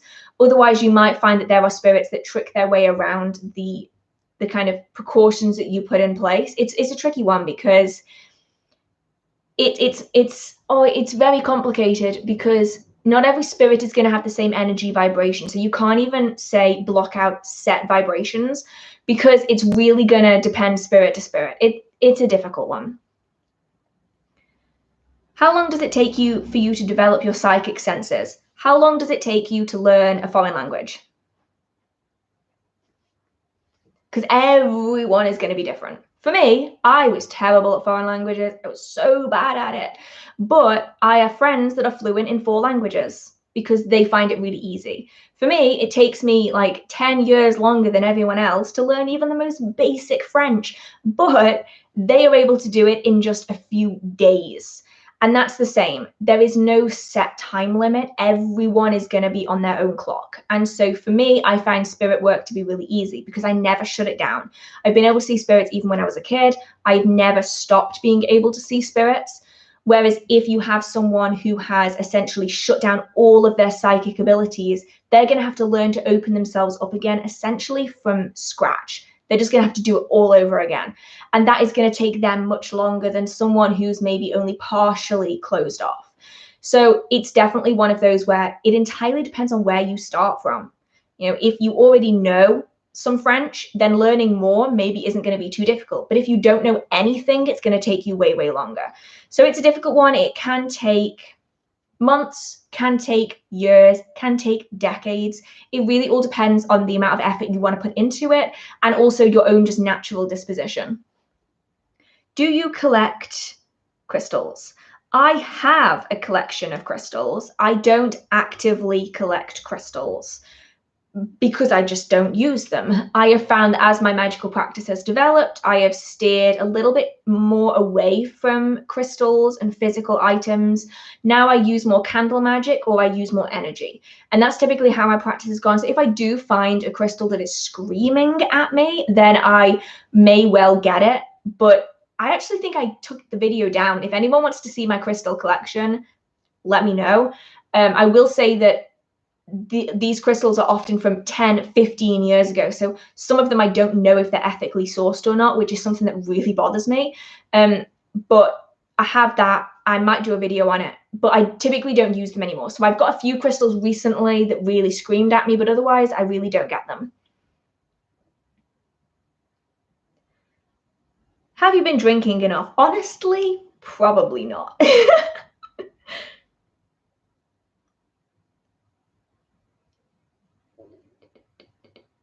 What do you do when you feel emotionally overwhelmed? Do you want the do as I say action or the do as I do action? Because what I should do is I should take some time for self-care, and I should develop myself and my health and my body. And what I actually do is I play Minecraft for 8 hours and drink hot chocolate. Is that the healthiest option? No, but you know what? It works. I would recommend doing some grounding, making sure that your energy levels are up, eating well. But I will be honest, I do all of that followed by a great deal of Minecraft or Sims. That's just how my life is at the minute. Don't judge me. Don't judge me. Between spells, what do you do to ensure your spells or workings do work? I don't focus on them. Because the moment you focus on it, you're questioning your abilities. Obviously, to make sure a working manifests, I am doing the mundane work that I need to get that result. So for instance, if I want to have a successful market, I will be doing the spell work and the ritual, but then I will also be focusing on making my products as good as they can be, making sure my marketing is good, doing everything that I can. The one thing I won't do is focus on that spell work and ritual, because then it adds doubt into that situation. So typically I will just do the mundane effort that I need to do and wait for the manifestation. Just wait. What do you think of Sims 4, The Realm of Magic? I like it. I just wish more of the world itself was open. Like, I like the spells. I think they're really, really cool. I either typically go for a vampire or I go for a witch, because I can't do the whole life sim thing. You know, some people want like a whole bunch of kids and like families, generations. I'm not like that. I want my sim to know everything. I want my sim to have every job, to learn everything, to max out all of their skills. And you can't do that on a single lifespan. So I will typically choose Realm of Magic, or I will go for a vampire, because then I am immortal and I can learn everything. And if that doesn't say something about me as a person, I don't know what does. So I like the Realm of Magic, but I wish they'd have made the world more accessible. Like, you can't really do anything in the actual Realm of Magic world that they added into The Sims 4. Like, there's one section where there's like 4 shops. Is it 4? It might even just be 3 shops, and that's it. And then there's a dueling area, but you don't really need to go to the dueling area to duel anyone, so that's kind of pointless. And then there's a greenhouse that you can't go in. That's They need to open up more of the world. That's what they need to do. If you're going to have a giant greenhouse, I want to be able to go in it. And that was my rant on Sims 4, Realm of Magic. You're welcome.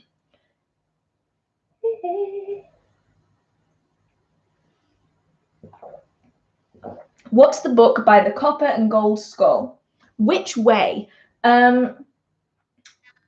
Towards the Wall is Hedge Witch by Ray Beth, and in front of it is Fire Burn by Ken Radford, which is a collection of stories from the witch burning times. Those are the 2 books on either side. Love your videos. I want to ask, what should I start with from a Wiccan? Wait, what? Wait, wow, words eluded me. Wait, oh my God, I actually, do you ever just like forget how to read?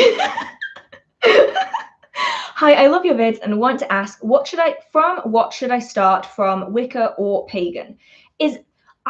I don't know if I'm reading this wrong. Is this like, what should you start with, Wicca or paganism? Or is this, where should you start for Wicca and paganism? I feel as though I could just be missing out on the meaning of that question. I'm not sure. I tend to do that. I tend to misread a lot of things. Do animal bones have any magical properties? I keep them and I always wondered about them. They definitely can. There are loads of different cultures with different correspondences around the world. Now, I know that there are certain animal pieces, especially in the UK, that hold a great deal of significance. Everything from shells to deer antlers, different animals will have different symbolism. Some people will work with animals in a respectful way. They will collect bones of found deceased animals. Animals should not, I'm going to reiterate, please don't kill animals for the purpose of witchcraft. You really don't need to. A lot of people will find animal remains and they will work with them respectfully. They will use them as correspondents. They will also sometimes use them as spirit intermediaries if the spirit wants to work with you. And it entirely depends on culture as well. There are so many different cultures that will use animal bones in different ways, and it's definitely worth looking up the particular culture that you are a part of to see how that works. I know that in the UK, especially, antlers are used so frequently. I have antler wands and I love working with it. So it's going to depend on where you are and what tradition you follow, but there definitely are lots of different ways that you can use animal bones depending on your culture and your tradition. Oh, I need to learn how to breathe. Right, this is the same question again. And is this worded differently? I want to ask, from what should I start, from Wicca or pagan? I will say that if you want to practice witchcraft, I don't know if this is what the question is asking. If you want to practice witchcraft, you do not have to be a Wiccan or a pagan. They are religious. Well, one's a religion umbrella term for a whole bunch of spiritualities and religions, including Wicca. And you don't have to be a member of one of those spiritualities or religions in order to practice witchcraft. So if you want to, I would recommend researching different pagan traditions, but you don't have to follow one of them to practice witchcraft.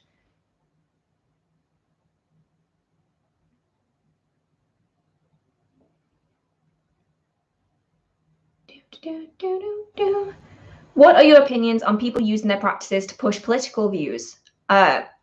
You do you, I guess. I'll be honest, I am very accepting of other people's practices, and like, if that's what they want to do with it, then that's their right to do that. Nothing I can do about it. So I'm just going to sit here and let them do their thing.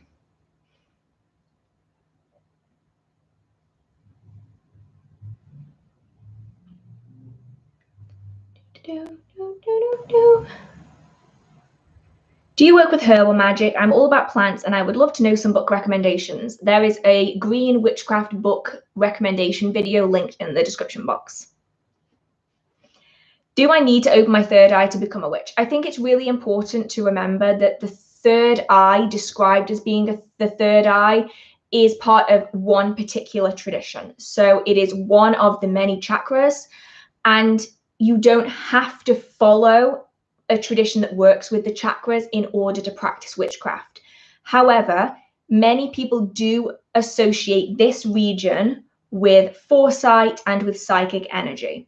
Now, you don't have to be a psychic and you don't have to be able to interact with foresight or spirits in order to practice witchcraft. Witchcraft is such a broad term. Some people will work with spirits, some people will work with psychic energies, other people won't.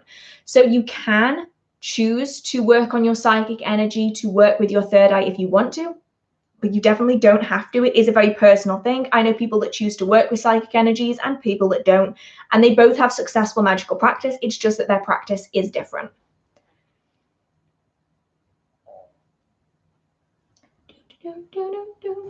What's the difference between a hex and a curse? And if there isn't, then I'm going to sound very stupid. I promise you're not going to sound stupid. I have a video. I actually didn't link it in the description box. I should have, but if you go onto my channel and you go in the search box and you go hex, curse, jinx, I did do a video on the main differences between the three types of different negative magics. So I have done a video on that if you do want an in-depth answer.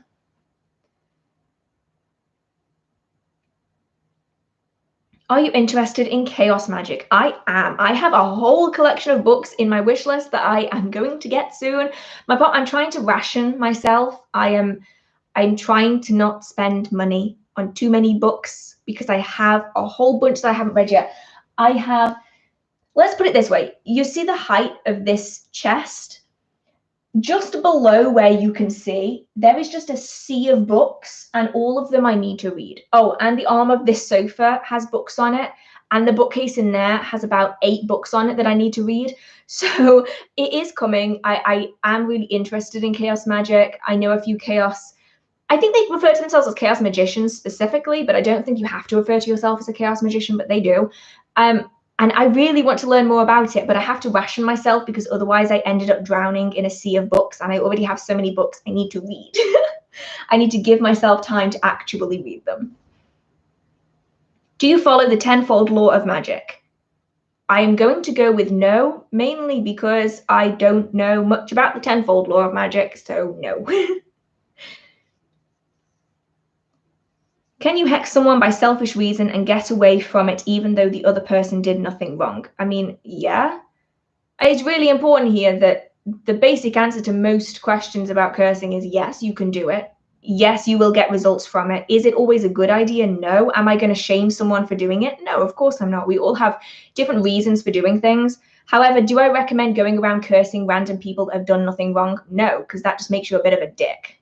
You know what I mean? Like, that just makes you a not particularly nice person. I would always recommend using cursing as a last resort. But if you do choose to use cursing, I'm not going to think any more negatively of you. I just don't think cursing random people you don't know and that have done nothing wrong is necessarily a good way to go about it. But that's my own morals in there. I feel as though they at least need to have done something to deserve it, you know? Otherwise, you're just using them as like human guinea pigs, which doesn't seem very fair.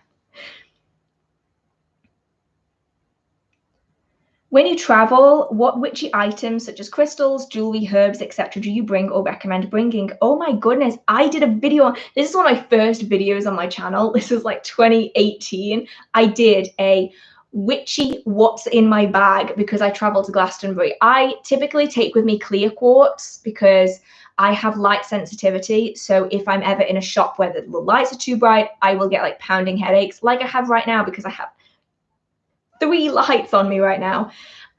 So I will take clear quartz with me. I will take hematite and fluorite with me for balance and grounding because people, their energies are all over the place. I don't like it. This is why I like not being around people. And then I will take a roll-on. I have a roll-on for anxiety, which I use because I really don't like being around people. And then I will usually take way too many books with me, especially if I'm staying somewhere. But obviously, I have not been anywhere since, I don't even know, 2019. So I don't have any of that in any bag. Actually, I probably do have it in bags. I probably just have random crystals in bags. That's usually how it goes.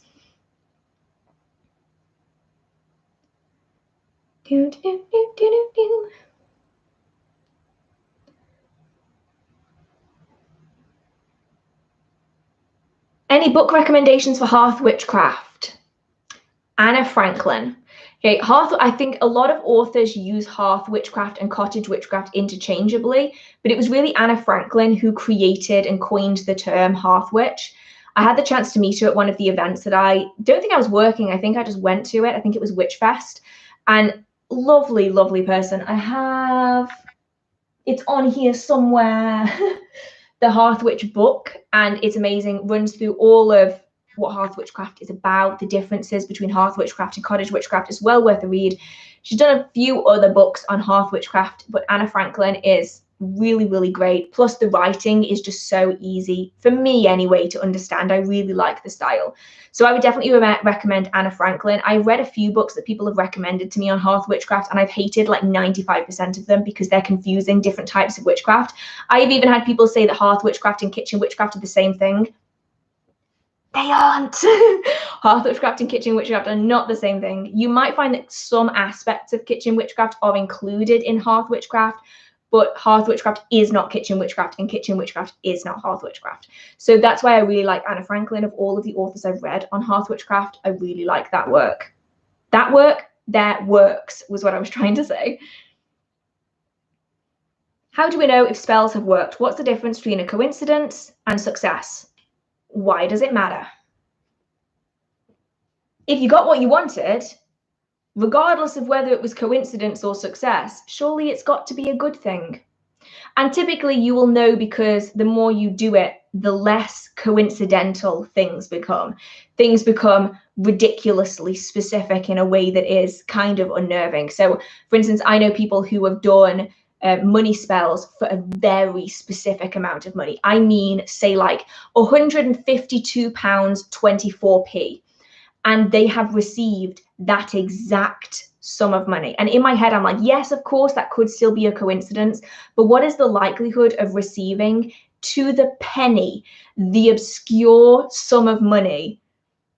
That's when you start to think, hang on, okay, I get, yeah, that could be a coincidence, but also it would be more likely for me to receive like a round figure or like something with a 50p, not 24p. So slowly it starts to build up, but equally it's important to not negatively associate coincidence, because if you get the desired result, even if it was coincidence, that's a good thing, because that's what you were aiming for either which way, which is why when people do spell work and ritual, they will also put in the mundane effort as well, because their goal is to manifest that result. And whether they manifest that result through magical practice, through spirit work, or through mundane effort, that's their goal being completed. And that's really what they want.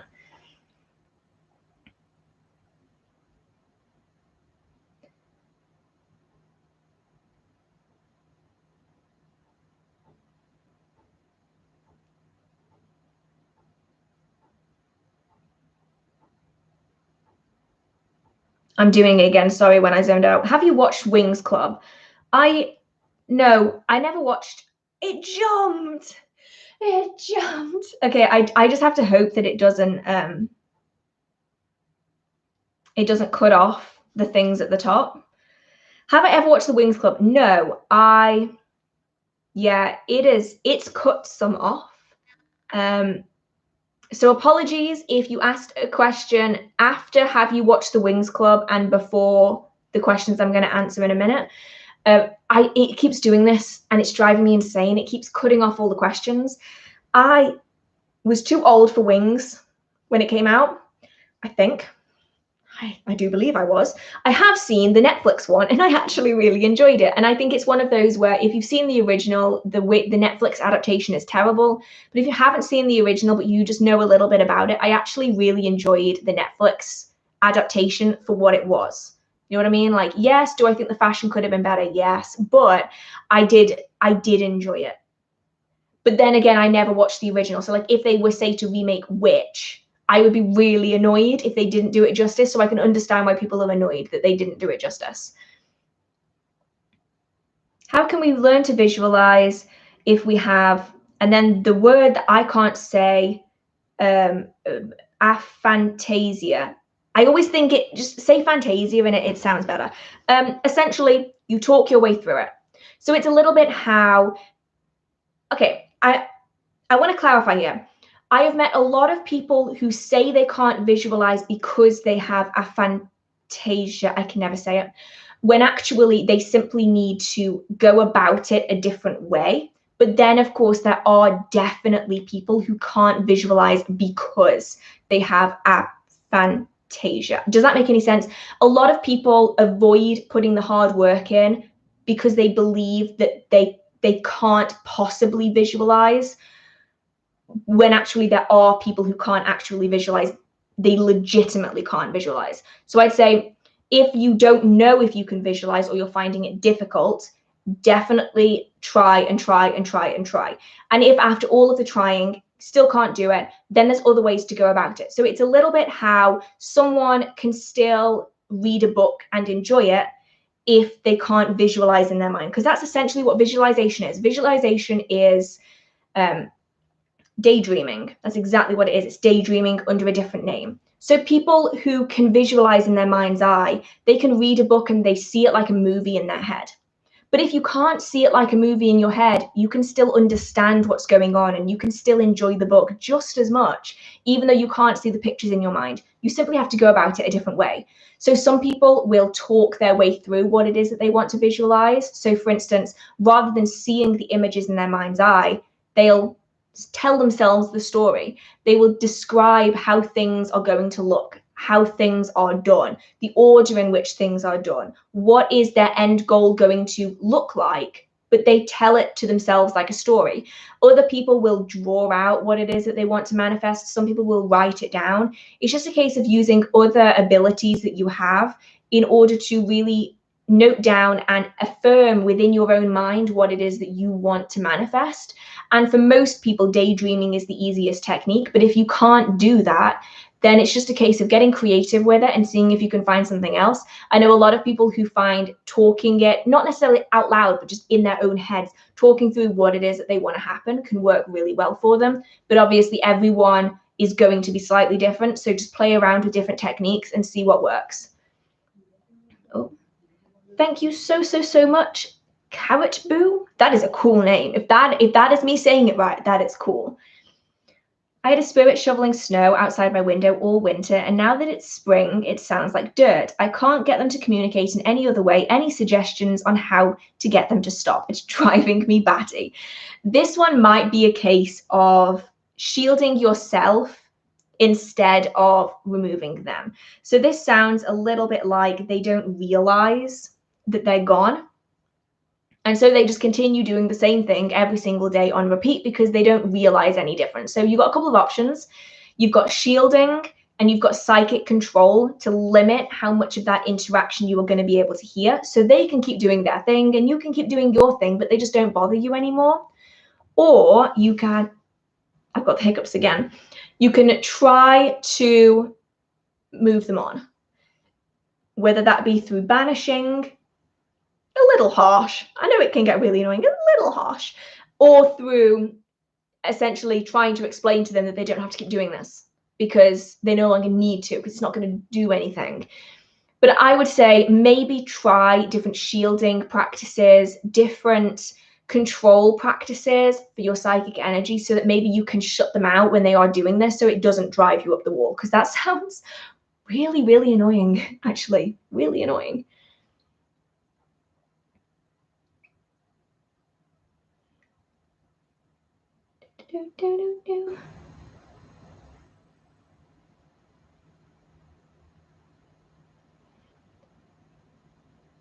Right.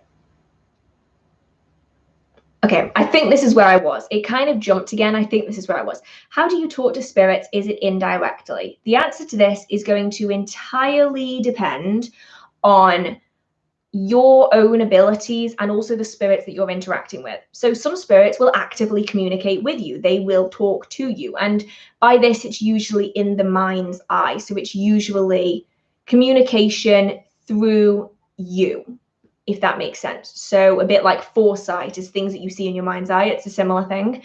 They might interact by tapping, knocking, moving things, visual signs, fragrances. They might come through in dreams or through meditation. It's going to entirely depend on the strength of that spirit. Some spirits are stronger than others, older than others.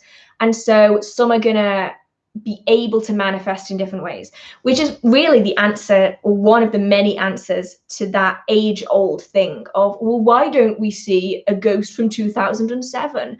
And the answer to that is usually they aren't strong enough yet. You've got to remember that they are being thrown into a world that they maybe don't know anything about. They don't know how to control that energy.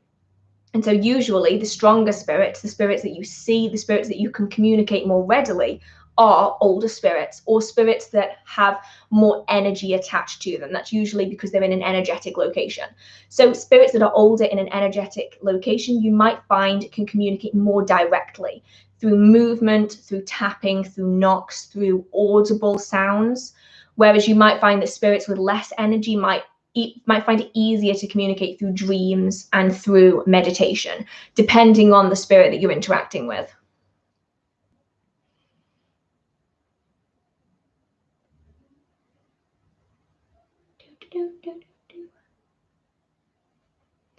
Do you have a video, or are you planning on making a video on how to make wards? I have a similar video on how to make shields, like a simple shield. I am definitely going to be doing more of these videos going forward. I'm just trying to kind of space them out nicely, you know, like herb videos, book videos, reaction videos, protections. Someone just slammed into my front door, you know, as you do. So I am hoping to do some of those in the future. Do you have any videos on Hearthcraft? I don't at the moment, but I'm planning on continuing my series on different types of witches, and that is one that I've been requested to do so often, so it's probably going to be the next one that I do. What's your aesthetic? Beetlejuice dressed in grunge, living in a hut in the forest. Probably the best way I can describe it. It swings from 90s grunge to new goth to Beetlejuice to bog witch. There is nothing else. That is it. That is it. What do we look like to entities during astral projection? I've never personally tried to project, but I'm very curious. Do they see our physical body or something different? That is entirely dependent on what you want to be. And this is where I get really confused by TikTokers. And I know that it's done in other communities, but it's mainly TikTokers I've seen talking about shifting, when largely I've had so many Instagram DMs about this, about people more knowledgeable about TikTok and the communities than I am.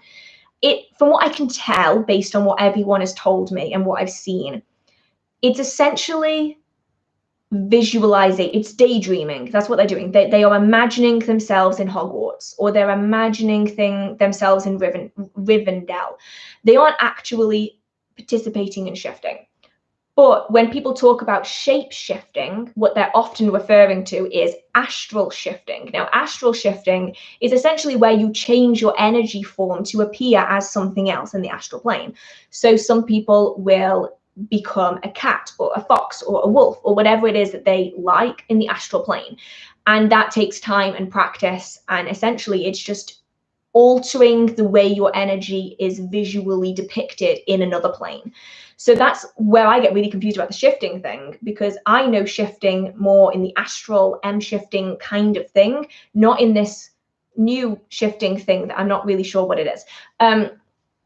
But yeah, that's what I think most people would consider to be astral shifting, is the altering of your appearance. So you can look exactly like you do, or you can alter it depending on what you want.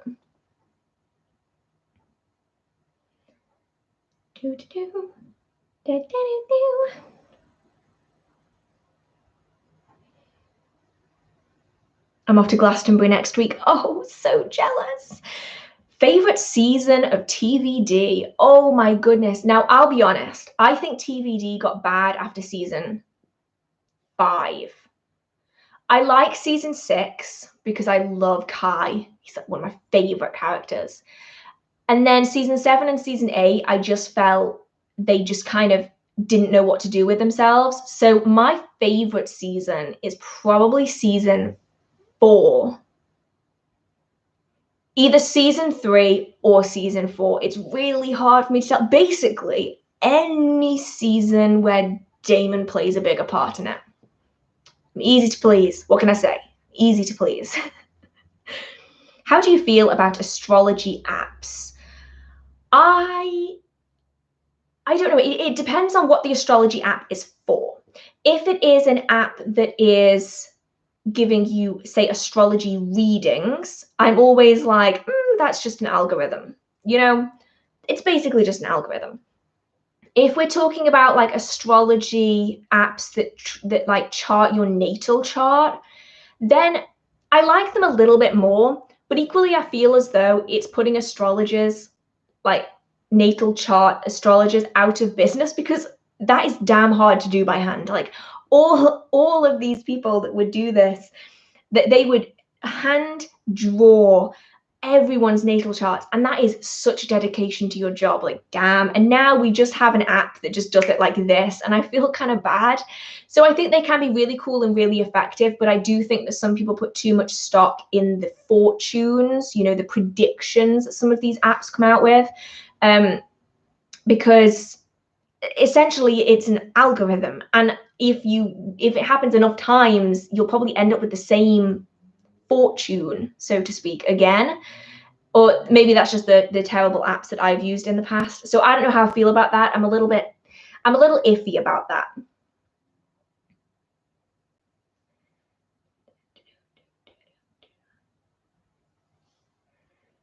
Fear the living, not the spirit. That is how I work. I know that not everyone believes that, but personally, I fear people more than I fear ghosts and spirits, generally speaking.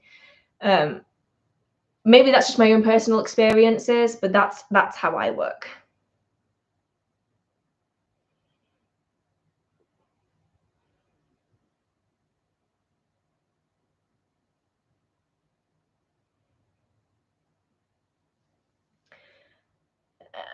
What's a good resource for learning how to read tarot? Because I have ADHD and can't really concentrate or focus on books. I love the single draw method. This is the method that I have learned to read tarot and continue to maintain my knowledge on tarot, because my memory, it's bad. It's real bad. What I will do is every single day, I will do a single card draw. So I'll shuffle the deck. I will think of what is going to happen that day. How is the day going to play out for me? I will draw a single card, and then I will look at the imagery of that card. I will see what stands out to me, look at the details of it, go into the book, find the card in question, read about it, cross-reference between the imagery and the information in the book, try to connect the imagery to what I'm reading about, and then the next day I'll do the exact same thing. And it's tedious to start off with, because you don't know anything about the cards. But as the days go on, you start, okay, so this symbolism could mean this, and this color means this. And then slowly you start building up the layers. So it's almost an active way of learning the cards. Instead of passively kind of sitting and flicking through the book and reading and waiting till you know all of the information, you are actively reading and learning at the same time, which is the way I find easier, because damn, I cannot sit and read a textbook anymore. I actually can't do it. I have to be doing it in small increments, and that's typically the way I do it. Thoughts on gravity vortex locations? There is one short drive for me and I'm considering it. Okay, gravity vortex locations. Are these those okay, I watch a lot of this like ghost hunting, monster hunting TV shows, right? Is it trash TV? Of course it is. Do I love it? Of course I do. And they went to a place, and I don't know if this is a gravity vortex, you'll have to let me know. It was this house where you would stand in one location and you would be like really tall, and then you'd stand in another location and you'd be really short, and then things would go uphill that was meant to go downhill. Is that what a gravity location is? Like a gravity vortex? You'll have to let me know. I don't really know enough about them, but they sound really, really cool. Like actually really cool.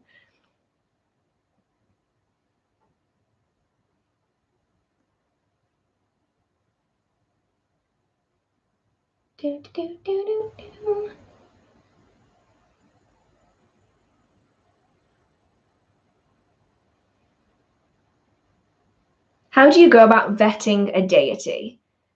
As in, like figuring out whether they're real or not? As in, like, I don't mean like, I need to change my word in that. I mean like figuring out whether the communication you have had is from a deity. Question mark.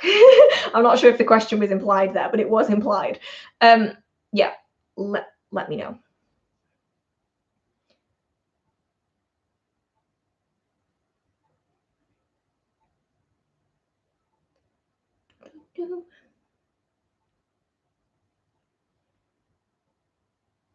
Fairies versus fairies. By the way, for those watching in playback, it's one spelled fairy, F-A-I-R-I-E-S, and the other spelled F-A-E-R-I-E-S. I struggled with spelling then. Let's not pretend that you noticed that. Just different names for the same thing. A lot of the magical community and the spiritual community began to use the word fae, as in like fair folk, fae, fairy, to represent the actual spiritual beings, because the term fairy became so synonymous with tiny, small, flitty creature found in Peter Pan. And so it's a bit like magic with a C and magic with a K. A lot of people change the spelling to better resemble what they refer to it as.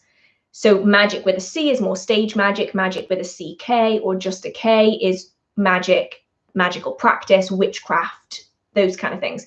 So as far as I know, the term fairy versus fairy, so one being like fae folk and one being fairy like flitty little thing, is mainly because of the association with the fae folk and small little flitty creatures in fairy tales versus the actual spiritual beings. That's as far as I know anyway. What do you think of dreaming of the future? I had it a lot when I was a child, and I do have it sometimes. Premonitions. Premonition dreams are so common, way more common than you would think. If you do want to develop it further, I would recommend doing a dream journal, because then you can note down the things that you are seeing, even if they seem really minuscule, so you can see if you see it later. I think a lot of people do experience this, but they tend to pass it off as being, oh, well, maybe it was just similar, which is why dream journals are so useful, because you can note it down and then you can see exactly what it is that you saw. What kinds of spells would you recommend for a beginner witch that doesn't have a lot of time or energy? Every time I start some sort of practice, I end up not having the energy to continue it. Okay, question. Are we talking beginner with no knowledge whatsoever, or beginner who has already studied the basic principles? If it is the first, no spell is suitable for a beginner, because there's way more potential for backfire if you don't know how to control your energy, you don't know how to put your intention into it, you don't know how to release it. So I would say if you are beginner, don't know anything beginner, avoid spells and rituals to start off with, and just stick with the beginner practices and just training your energy and your abilities. If we're talking beginner, gone over the basic principles but don't quite feel ready, beginner, then something quite simple like protections or positivity workings, uplifting workings can be really good, because they're less likely to backfire, and also they don't need a huge amount of energy. So you can start with just small protections, see how it goes, putting your energy into just something small like enchanting a piece of jewelry, and then really progress from there and go forwards. Do you have a truth spell or something similar? I actually have a few. I might end up doing a video on them. There's one that I used that I really, really like. So I might end up doing a video on it, because it's really hard for me to explain like step by step without like having the thing. So I might end up doing that.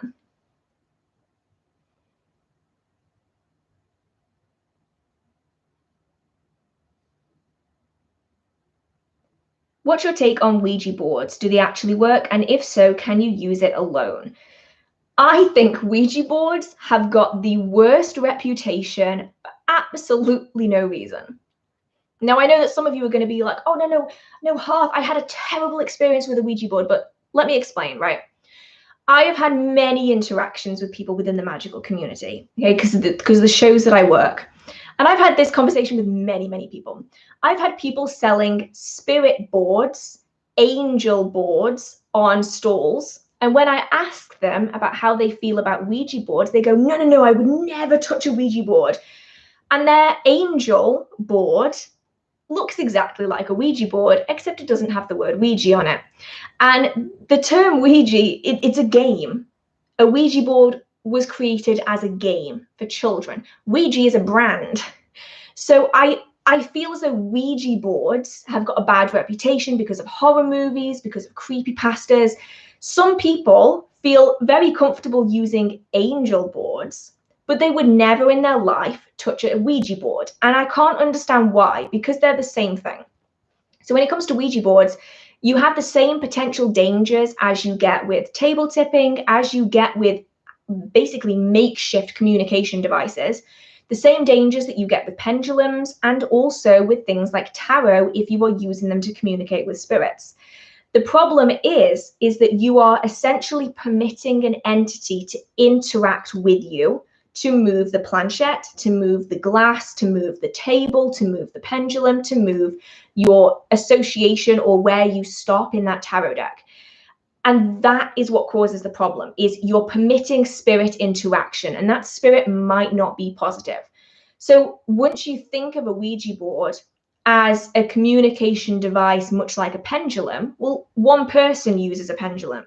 One person uses a tarot deck. It's really no different. The rules that came associated with Ouija boards largely came out of the board game because it was sold to kids. And so I think they have a really bad reputation. I think when it comes to any form of spirit communication, protections should always be used, because although you might think that every spirit is nice and helpful, there are a lot of spirits that will very willingly trick you. So I think when it comes to any kind of spirit communication, it's really important to use protection, just like everything else in life. And do I think that they actually work? Yes, I do. I think that you can definitely get spirit communication with them. They also have a bad reputation from people forcing spirit communication, i.e. moving the planchette around the board to show spirit communication when there is none. And that kind of destroys the real spirit communication that some people have, because now there's always that debate of, oh, you're pushing it. So I think, as with everything, it's going to be an entirely individual basis. That communication isn't always going to work. Something isn't always going to want to talk to you. And I think that's important to take note of as well. You might simply not be getting communication that day. It doesn't necessarily mean that Ouija boards as a whole don't work. I went off on a real tangent there. But yeah, that's that. Books for beginners. There is a link to my beginner book recommendations video in the description box. Would a cross protect you? Do you believe that a cross will protect you?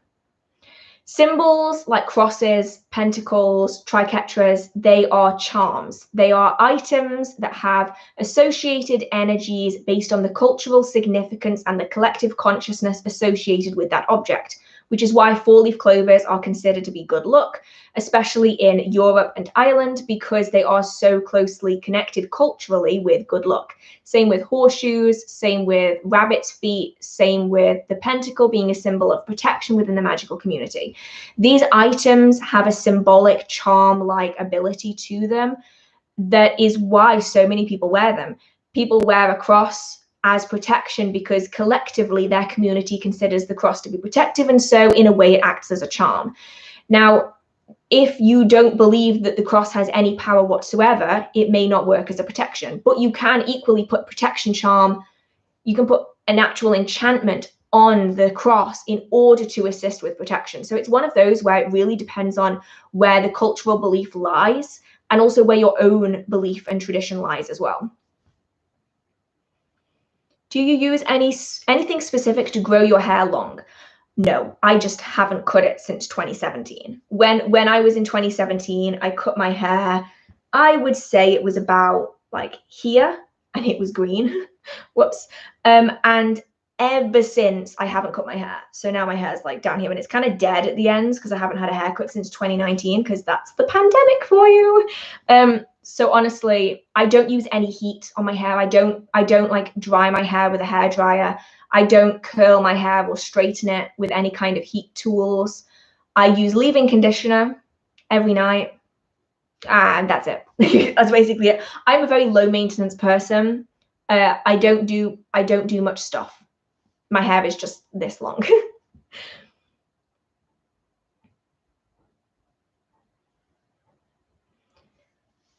What's the best way to make sun water? I've tried many recipes and they all just don't taste right. My question is, what are you adding into the sun water to make it sun water if it doesn't taste right?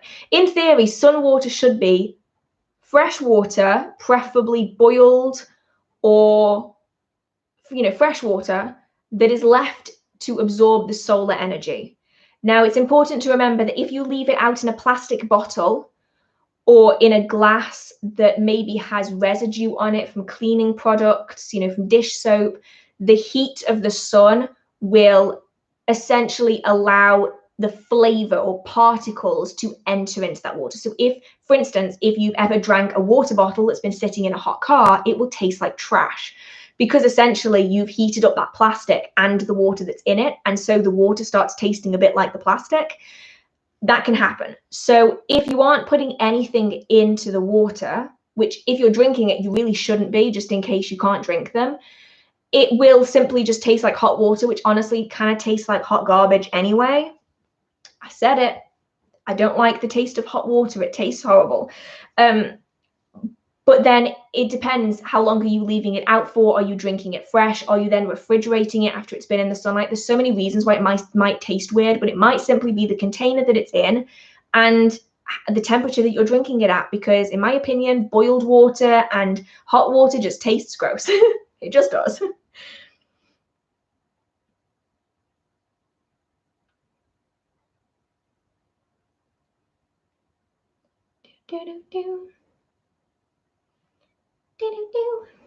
Are there any more obvious signs of spirits, the Fae, etc.? I have ADHD and I can't find the signs and spirits in the Fae, and I would not brush off as my ADHD. So this is the difficult part, because you get everything from smells, especially with some members of the Fae. Some will leave, it's kind of like a sugary sweet smell, which is very different from kind of like the sickly death smell that you get from some spirits. This is like for Fae, it's like sugary sweet, like cotton candy kind of. You'll just get it randomly, like out of nowhere. Whereas with demons, for instance, it's often this, oh, it's horrible. It's like rotten egg. It's this sulfurous smell. It's horrible. So that's kind of unmissable. And as long as you can't rule it out as something else, that can be a good sign. Bells. The Fae often come with twinkling bells, depending on the type of Fae that it is. Obviously, the Fae is such a humongous classification. Some Fae will come with this sickly sweet smell. Some will come with the sound of bells, like little tinkly bells. Why did my voice do that? I don't know. And then you'll also have light anomalies, emotions, sound. It's very difficult to explain. It's one of those where once you've seen it, you know. And I know that can get really annoying, but there are some encounters where I'm like, okay, there is no way that I can mistake this for anything else. And once you see a sign like that, it gives you kind of a benchmark that you can look out for in other environments to see if you can sense the same thing.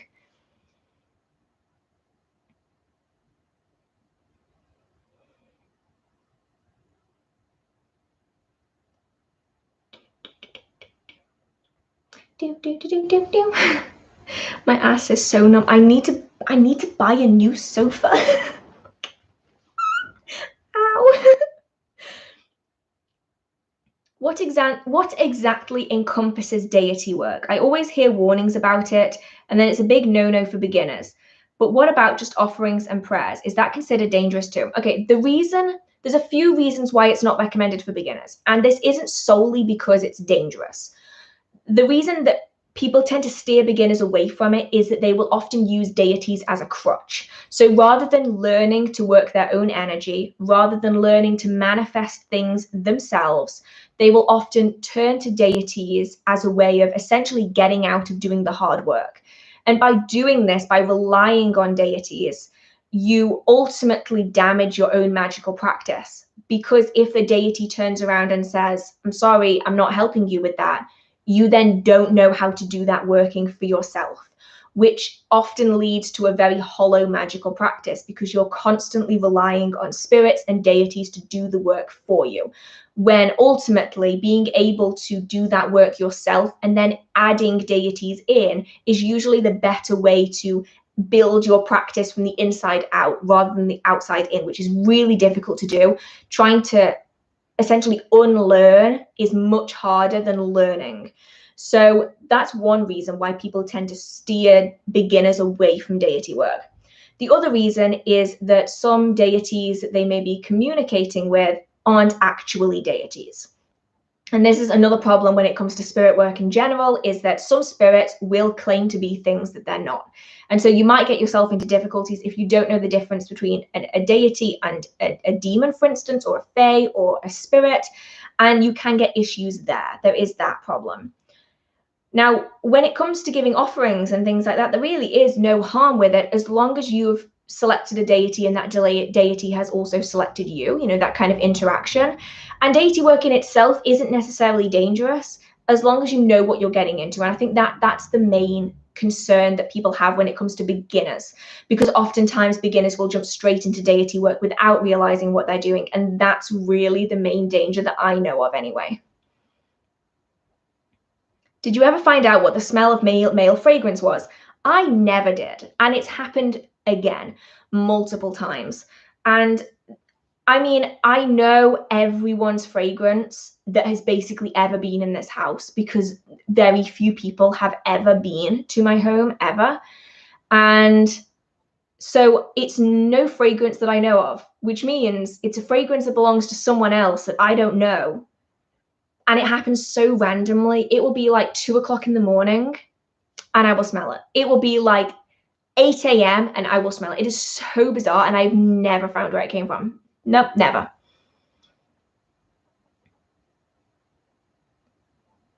Do, do, do, do.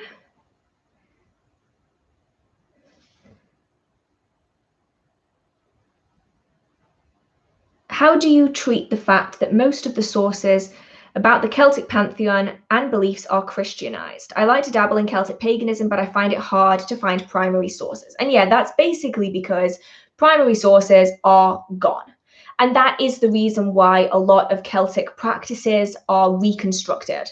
And it's the same with other traditions around the world as well. There are many traditions and many cultures that have essentially been wiped out of existence because documentation of them before Christianization was either through oral tradition or any texts that were created were destroyed and rewritten. And that is unfortunately just something that comes with time. And it's an unfortunate thing that I think a lot of people wish didn't happen in a way, because that the erasure of so many cultures is really detrimental, but we can't reverse time, and that's why a lot of pagan traditions are reconstructed traditions, because we can only really go off a few sources, and then the sources that we do have might have been altered, and so it's a case of attempting to remove aspects of the Christianization from the original texts to see if we can draw upon some aspects of the original source, which is why a lot of people do consider themselves reconstruction pagans, because we don't truly know what they practiced fully, because that tradition has been lost, either because they never wrote it down or because what was written down has since been destroyed, which is honestly a shame, like a real shame. It makes me really sad to think about, actually. So many practices, so much history, just poof, poof, poof, gone, just gone.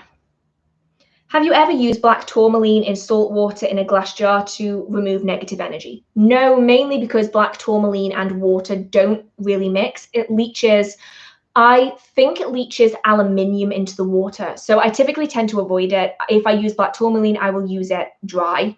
Whereas if I use something like obsidian, that is the kind of thing that I would typically put in water, or smoky quartz, because I know that that's going to be water safe. Is there a specific order you should go about cleansing, protection, banishing, and warding? So warding is a form of protection.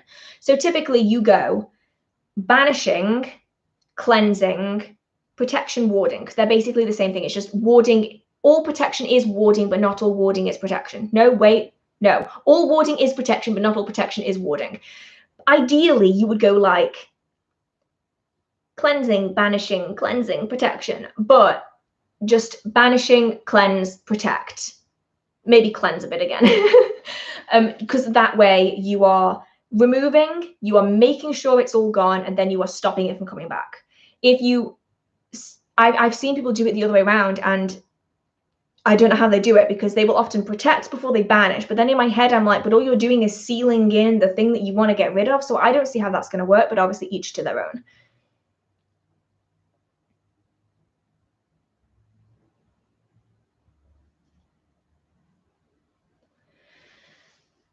Do you think that color magic, as in like, doesn't matter, is one of the most important parts? As in like red, orange, green, green is for abundance, pink is for fertility, purple is for power. Do you mean that kind of color magic? In which case, no, I don't think it's that important.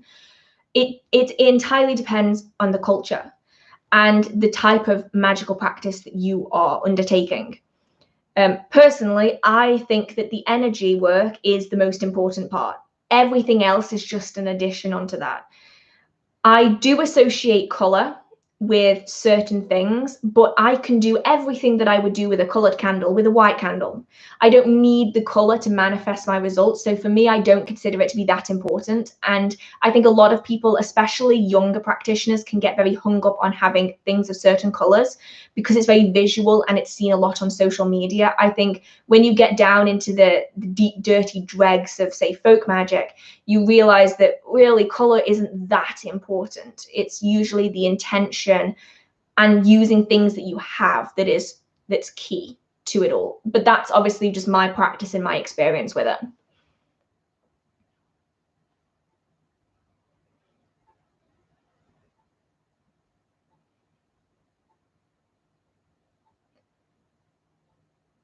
Let me live in the greenhouse, Sims. Let me. Exactly. Sims, damn, let me in the greenhouse. Let me in. It's all I want. Like, I just want to be able to go into that beautiful greenhouse. It's like I had never used Sims for is it called University Life?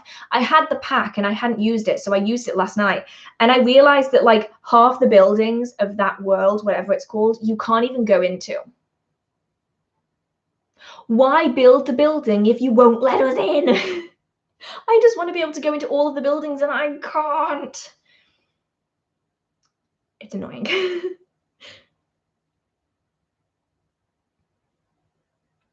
I hate reading, so I just watch YouTube videos to gather my information on witchcraft. Is that okay? I would say it's pretty reasonable as long as you are getting different sources, as in like different opinions. I would also recommend audiobooks. If you can, audiobooks, podcasts are a good way to get extra information as well, especially audiobooks, because basically any book on witchcraft you can get in an audiobook version.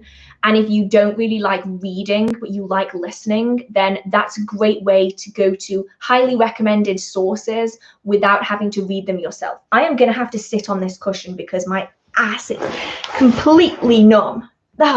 Oh, I can feel again. Right, apologies. I nearly headbutted the camera then, unfortunately. Do you feel like decks can have unique personalities and energies? Most definitely. I have got some decks that hate me. I have got some decks that like messing with me. And I have decks that are just really nice. And so definitely I believe that you can get decks that love you and loathe you, and some that are just kind of indifferent and they don't really care.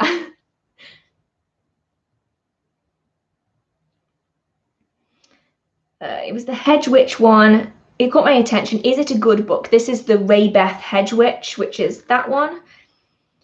I'm a hedge witch, but I draw from loads of books rather than one. I just want one book on hedge witchery. It's an interesting book. It's a book that was written in letter form. So it's essentially the communications between Ray Beth as a practitioner of witchcraft, and I believe it's two individuals that contacted in order to learn witchcraft. And it's the back and forth of letters between Ray Beth and, I've got the hiccups again, it's like 4 times today, and the individuals that wanted to study witchcraft.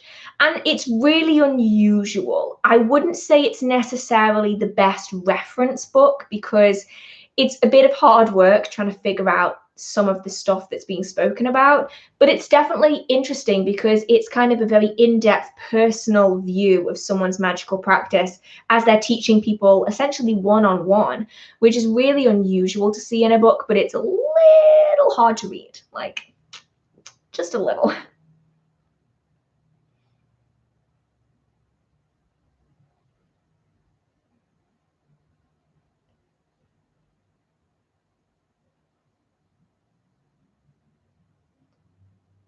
Oh, hi, Phil. I didn't even know you were here. That's because I'm so far behind in chat.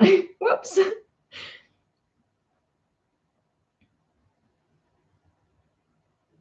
Would you consider undines, sylphs, salamanders, and brownies all fae? Personally, no. I separate the elementals and the fae. So brownies, fae. Undines, sylphs, salamanders, and gnomes are elementals. Now, there are some people that consider all mer spirits, like water spirits, to be undines. I personally don't. So there are many members of the mer family that I would consider more under the fae category, while others will consider them all as undines. And I think this is where the differentiation gets difficult because different people of different cultures are going to see different things. So for instance, I've heard people say that fairies are only in Europe. Now, in my experience, knowing people in America, people essentially all over the world that work with the fae, I don't consider that to be true. But that is largely because land spirits and fairies have become mixed up. So land spirits are attached to the land, but fairies are spirits that reside outside of our plane that can traverse into our plane. And so you will often find that different cultures will have different names for essentially the same spirit. And then you have the elementals, which is tricky because some people consider all sylphs, all fairies, sylphs. But I personally don't, because not all members of the Fae are associated with air and flight and flying and those kind of things. So it gets really confusing. For me personally, undines, sylphs, salamanders, and gnomes, I consider elementals. Things like brownies, elves, pixies, a lot of the merfolk I would consider into the Fae category, but that is going to be entirely personal. That is what I have found in my experience anyway.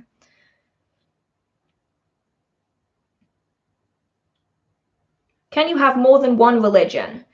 Do those religions counteract one another? Because you can be spiritual and draw on many different belief systems, but religion, in the way many people perceive it, is often a selective collection of beliefs in a formalized structure. And depending on the different religions that you maybe are drawn to, it's going to very much change whether or not you can add other aspects of other religions into them without countering the teachings and the beliefs of each, if that makes sense. I'd say if it works for you, go for it, but it's important to kind of figure out where you can blend them together without directly contradicting one another.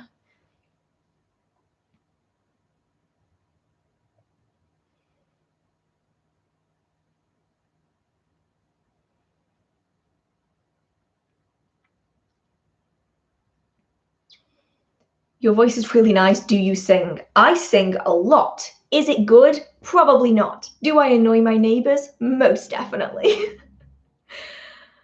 Almost always. What can you explain to me the concept of Wiccaning? Now, I am not a Wiccan anymore, and I didn't fully study the practices of things like Wiccanings because I never really needed to. I never really got that far. I was never in a position where I would need to know that because I would never need to do it. Now, from what I know, a Wiccaning is essentially the Wiccan version of a baptism. Essentially, it is often considered, at least from my memory, this may be wrong, I will have to search this up. As far as I can remember, it is essentially the first introduction of a young individual, usually a child, into the Wiccan tradition. It is not like necessarily a formal introduction, it's more just like a welcome. And it's called a Wiccaning. And that is as far as I remember. I will definitely have to do more research on that, but because I don't follow the Wiccan path, I don't really do much research anymore on Wiccan traditions.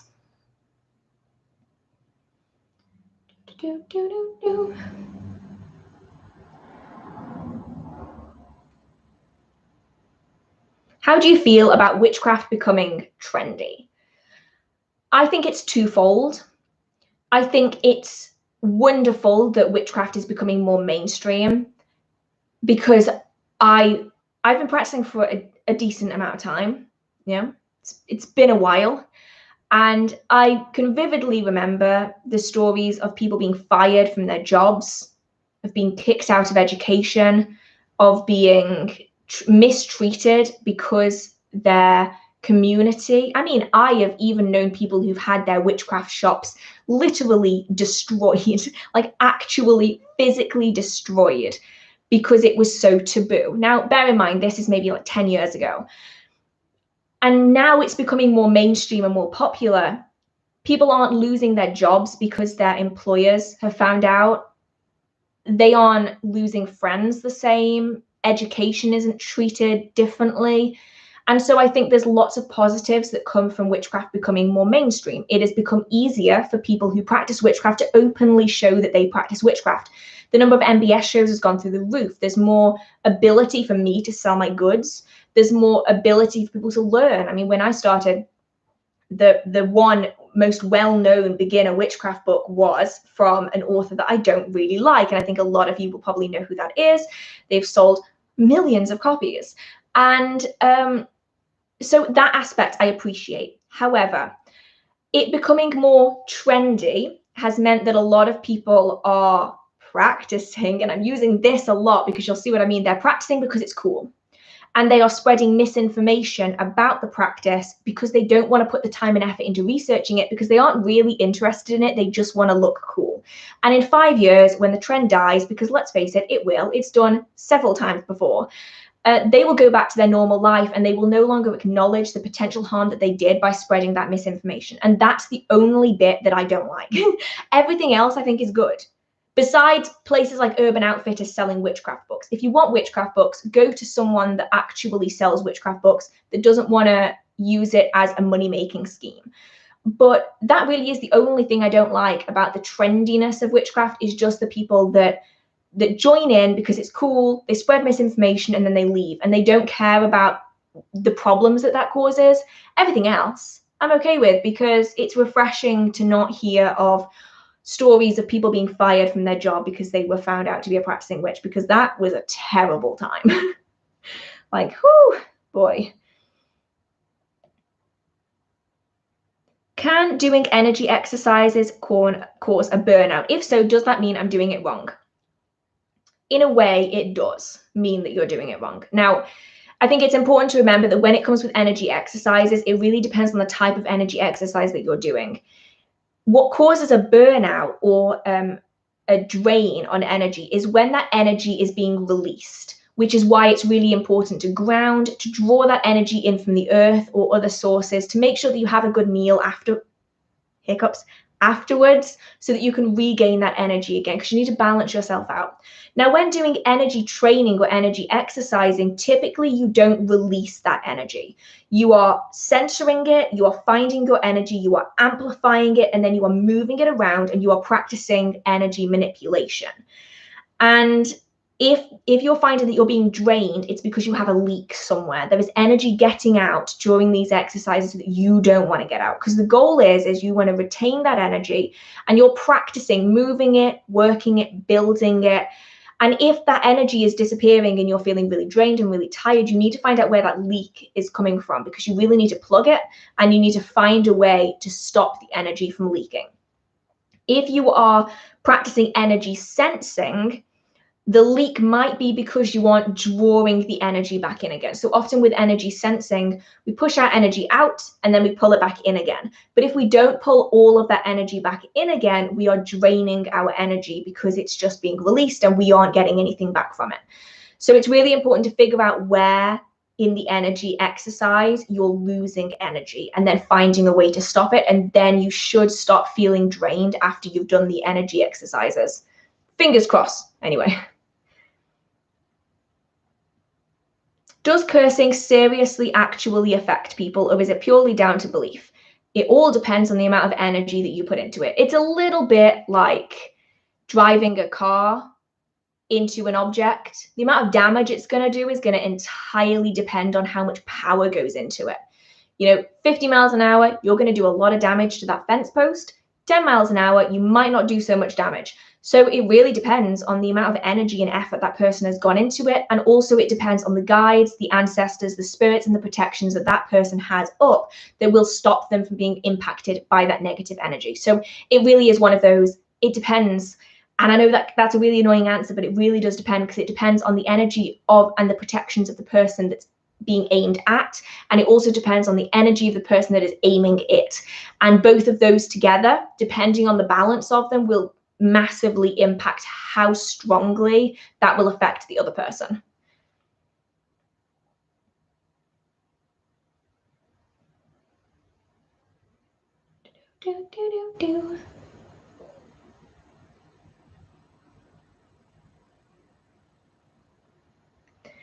I've seen several videos reviewing actual witchcraft books, but I would love to see a book review on the Wizardology book. Oh, I remember that some of us read as kids. Would you ever consider doing a video on it? I definitely would. I think one of my friends actually has the Wizardology book still, so I might have to see if I can borrow that and see if I can do a review on that, because that sounds really cool.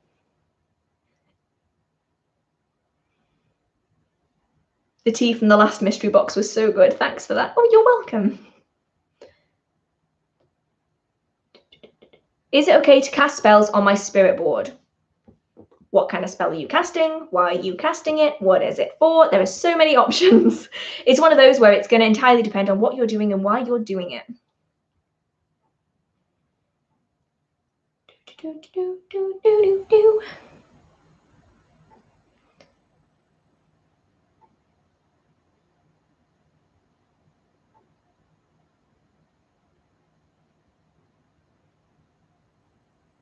What is up with your foundation and your brows? Absolutely nothing. And if you don't like it, you can leave.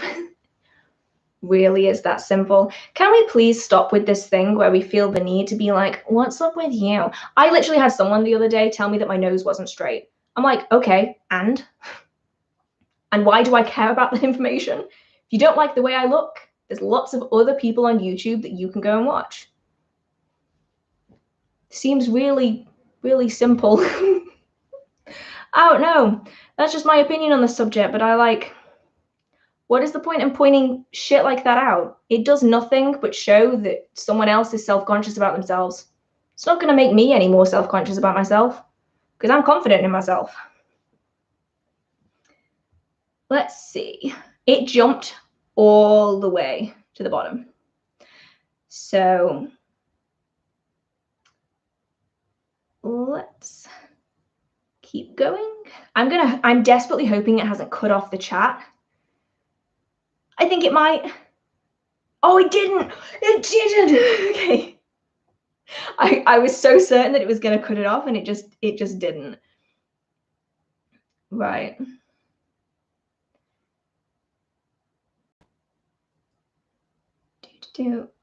Where was I? What are your tips for using music in witchcraft? See, I'll be honest, I don't massively use music. I will use music to really get me in the vibe. So for anyone that wants to know what I listen to, there is a playlist on my channel that is just called ritual music, I think. And that's the music that I really love using when I'm prepping for spell work and ritual. So typically when I'm in it, I'm in the moment, I can't listen to anything because I will just distract myself. Because the problem is I know so many of the artists that I listen to that I know it word for word. And I sing along like an annoying human. And so I don't really put it on during. But I do use a lot of rhythmic music, things like drumming, especially to enter trance states, especially drumming that mimics heartbeats. It's a really good way to lower yourself into a trance-like state, so that could be a good option. Who is the better character, Justin Russo or Prue Halliwell from Charmed? So Justin Russo is from Wizards of Waverly Place. Prue Halliwell is from Charmed, and damn, is that a difficult one. Oh, I love Justin so much too. I am going to have to go for Justin because he was so smart and he was so determined.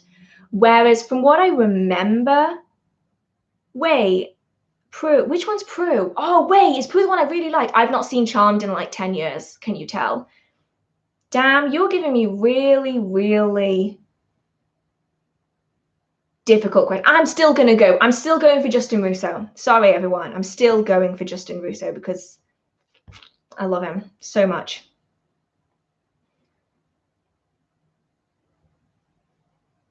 What do you think about Lady Gravedancer Return? Because I know you like it. I actually haven't seen the new videos yet. I haven't had time.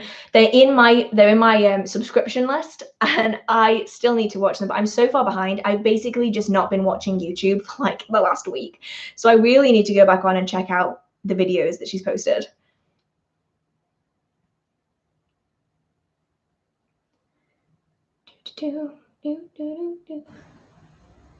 Oh my God, did I pronounce it right? So I'm so far behind. Phil just told me that I pronounced aphantasia right. That is the first time I've ever pronounced it right. Progress is being made. It only took me like a year to be able to pronounce that, maybe more. I know that there are different types of witchcraft, but what types wouldn't you recommend for beginners until they are slightly more experienced? I mean, I wouldn't recommend active practice of any kind until someone is a little bit more experienced. But there are some kinds of magical practice that are a little bit more hazardous. Anything that works with spirits is a little bit more hazardous until you know what you're getting into. So that includes things like necromancy, which isn't raising the dead, by the way, for reference. Working with the Fae, hazardous. Elementals, again, can get tricky. What else? Anything like the poison path, I wouldn't necessarily recommend anyone go down unless they really know what they're doing. But typically, if you're just starting out, I wouldn't recommend any active practice. But after that point, it really is just a case of dabbling and seeing what works best for you. And any path that you go down, just make sure that you do the research for it. Can I curse spirits? Why would you want to? Just asking. Why?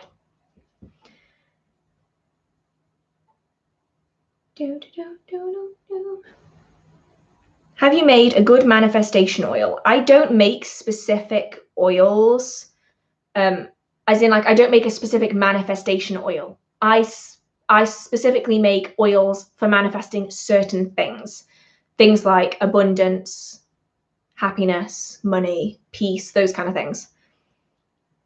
Is it okay to ask ghosts how they died?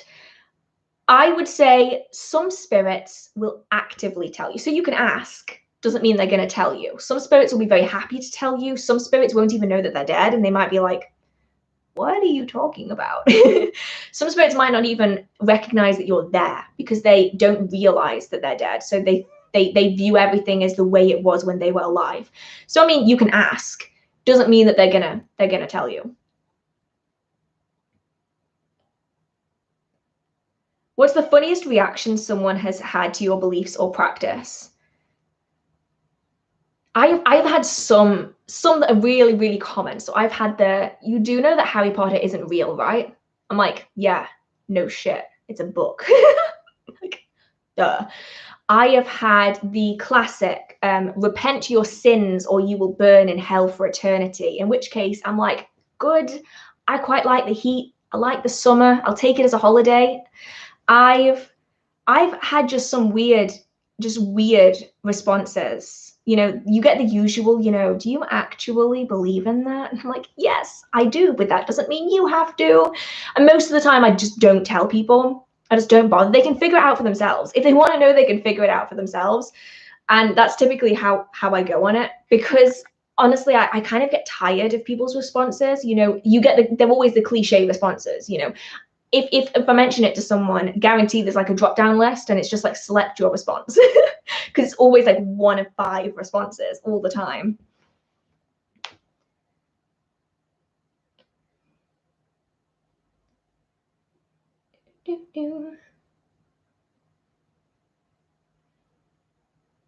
Right, I'm going to pause for a minute here just to say hello if you're new and I haven't acknowledged you yet. Welcome to the stream. I do everything chronologically. So far, I don't know how far behind I am, but I think I'm a little bit far behind. So just ask a question once and I will get round to it. If I have already answered the question, I might miss it because I've already answered the question multiple times in the stream. And also, if you do have any very generic questions like beginner book recommendations, how to cleanse, those kind of things, there are links in the description box that cover a lot of the most frequently asked questions. And if in doubt, I may mention that there is a video on my channel which goes into it more detailed. Okay, that being said, let's keep going. This week, our spiritual Facebook group was linked to a celebrity psychic Instagram group that charged new members $1,000. Oh my God, $1,000. It wasn't even anything materialistic. It was a private Facebook group. Oh my goodness, that is nuts. That is exactly the kind of thing I'm talking about. In my video about, you know, covens and warning signs, if a group is asking you for $1,000 to join a Facebook group, don't do it. Don't do it. It's not worth it. It's definitely not worth it.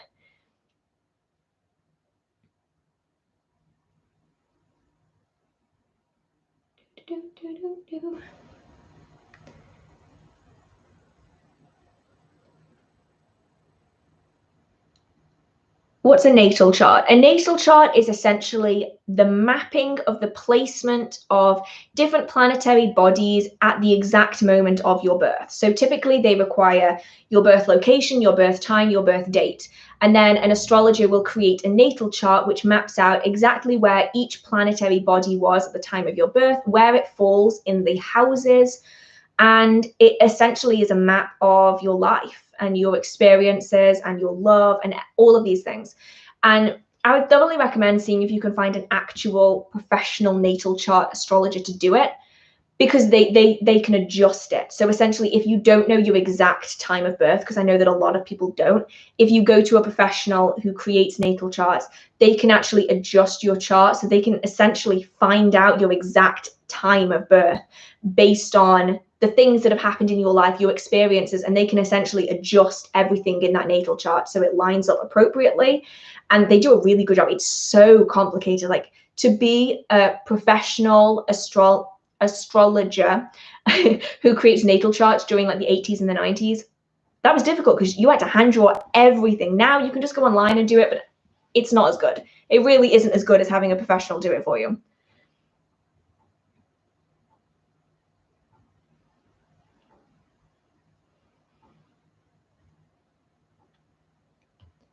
Right. Oh, I do still have water, yes.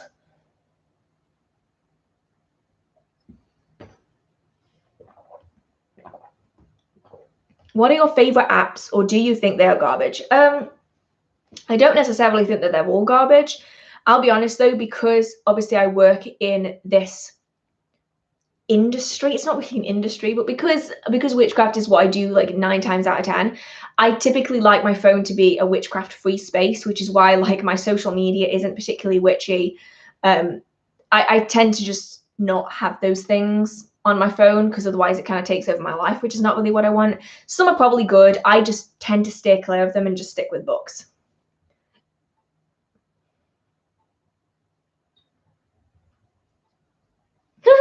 Sorry, I find this question quite funny. Will you do videos on your morning, night, witchy routines, or just your daily practice or something? I don't do anything every day of the week. I don't even do anything most days of the week. I only do magical practice when I absolutely need to. The rest of the time I will study, and my protections I put up every like 3 months, and then I just change them out every 3 months. That's basically it. I've been practicing for long enough that I don't have a daily practice. I don't need a daily practice. I'm secure enough in my own magical abilities and magical practice that I don't need to kind of force myself to practice every day. And honestly, I work. I don't have time. I wake up, I work, I go for a walk, I eat food, I maybe watch a movie, I read, and then I sleep. And that's basically it. I don't have any kind of daily routine because honestly, I just don't have time. Really just don't have time.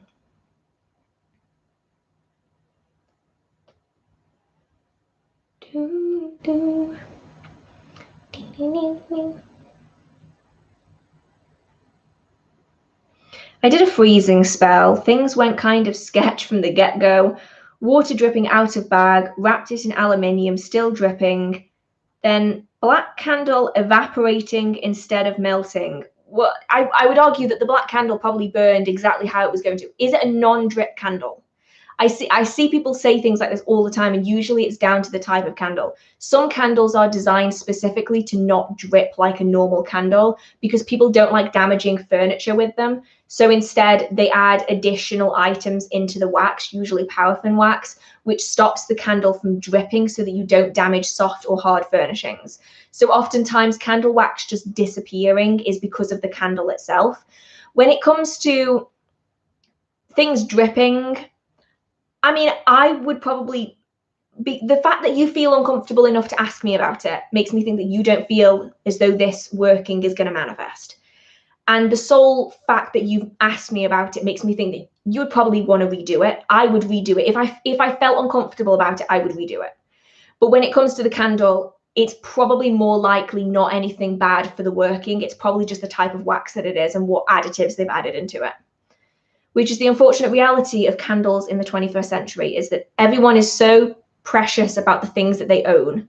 We are in such a materialistic society that we feel the need to add shit into candles so that they don't drip wax, which is like, it's what a candle does. If you don't want a candle to drip wax, don't burn loose candles. I always get so confused by people who buy the candles specifically because they don't drip wax. It's like, that's what just buy a container candle. That won't drip wax.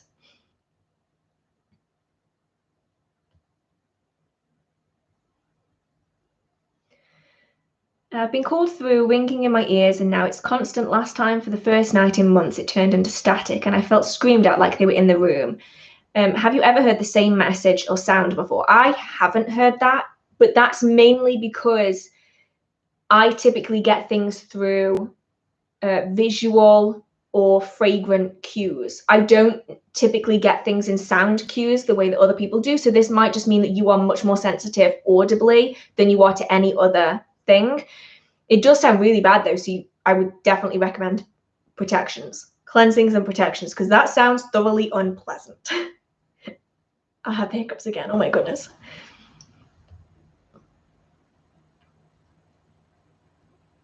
What's your opinion on the devil's place in witchcraft? A lot of witches will pass him off as nowhere in witchcraft, but I'm not sure if that's true. Okay, the reason that they do this is because a lot of us, especially those who live in very Christianized areas, will have heard the phrase devil's work, devil worshipper, and there has been a great push, rightfully so in my opinion, to separate witchcraft from the Christian devil.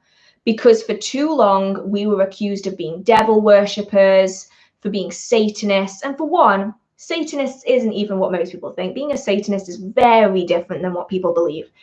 And so for a very long time, through the late 90s, the early 2000s and onwards, there was a great pushback against this, about pushing away the stigma of the devil participating within witchcraft, because people were being persecuted, verbally, physically abused, because other people within the community believed that they were devil worshippers. So rightfully so, people push back against it. However, do I believe that some people do incorporate this figure within their workings? I definitely do.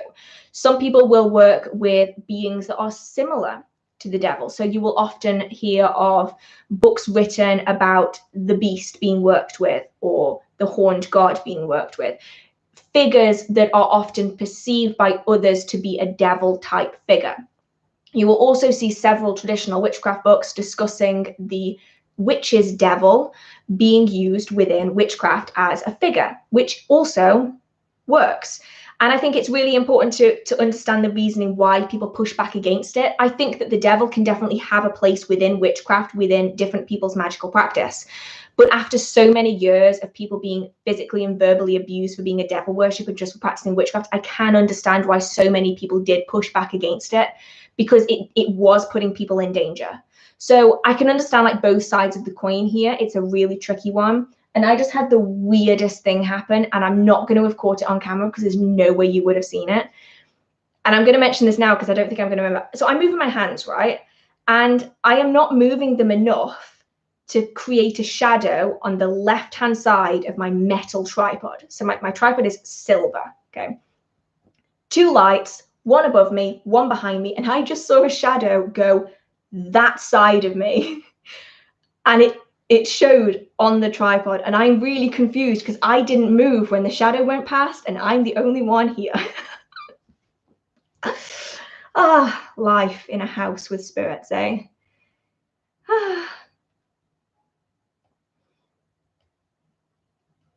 Have you ever worked with Hecate? I personally haven't, no. I currently only work with Bridget and Ceridwen. Oh, thank you so much, Woodruff. It only just came through. Thank you so much. I really, really appreciate it. You guys are so nice. You guys are so nice.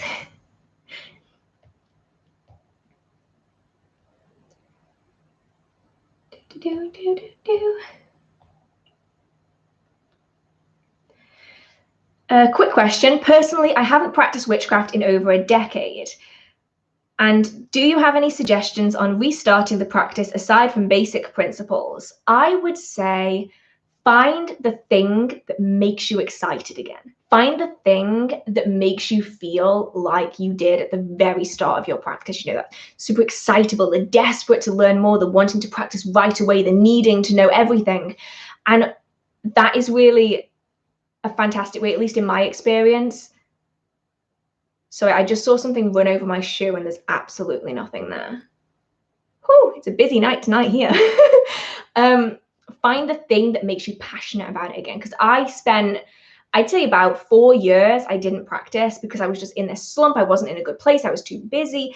And the way I got back into it properly again was I found the thing that made me so passionate. And that was candle magic. I was not allowed to practice candle magic for a long time. I was in accommodation that didn't allow me to. And then as soon as I was no longer in that accommodation anymore, I deep dived into that. Best decision I ever made. So I'd say definitely play around, see if you can find something that makes you feel like a kid again. That excitement of desperately wanting to learn everything. And that spark of creativity is a really great fuel for magical practice. At least I found it is anyway for me.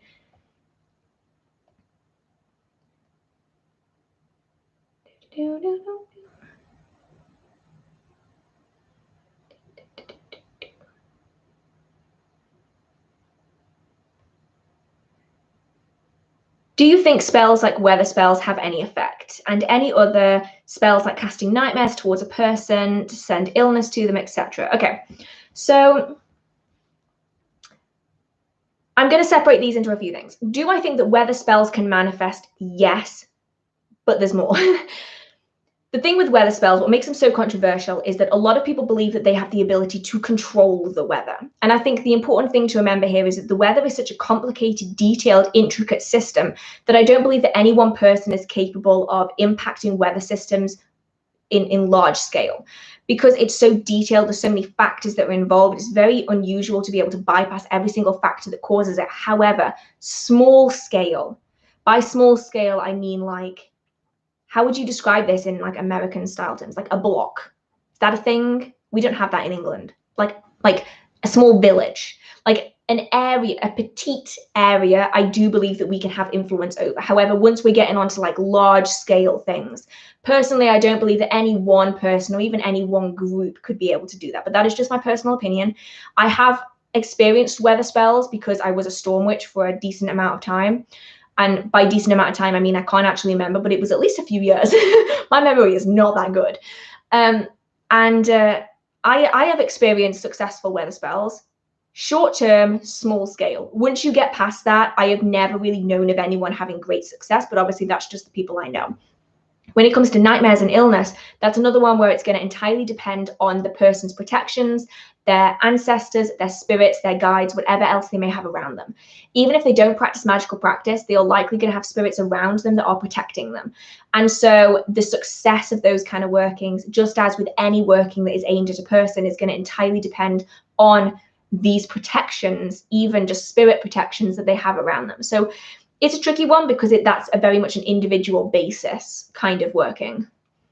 Are there witch hunters who are cannibals?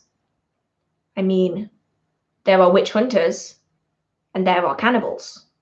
Whether there are witch hunters who are cannibals is something I don't know about. I mean, I won't rule out the possibility that there might be someone who is a cannibal who also hunts witches. The likelihood, though, is quite small, but I'm not going to rule it out. Maybe.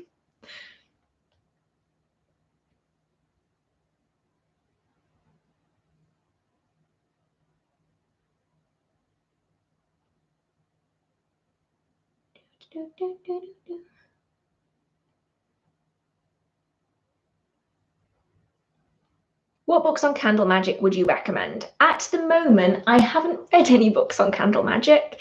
I've just done it all intuitively, which I probably need to read some books. I have some books that I actually have here, but I can't tell you how good they are because I haven't finished reading them yet.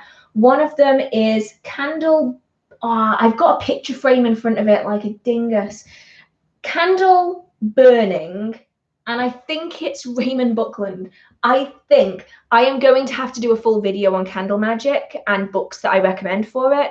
And I also want to read Mystic Dylan's book on candle magic because you know I love me a good bit of candle magic and I love a book and I love Mystic Dylan. So this is a good combination. So I'm definitely going to have to read some books on the subject because unless I fully know whether I like a book or not, I don't really want to be recommending it too heavily because obviously I don't know.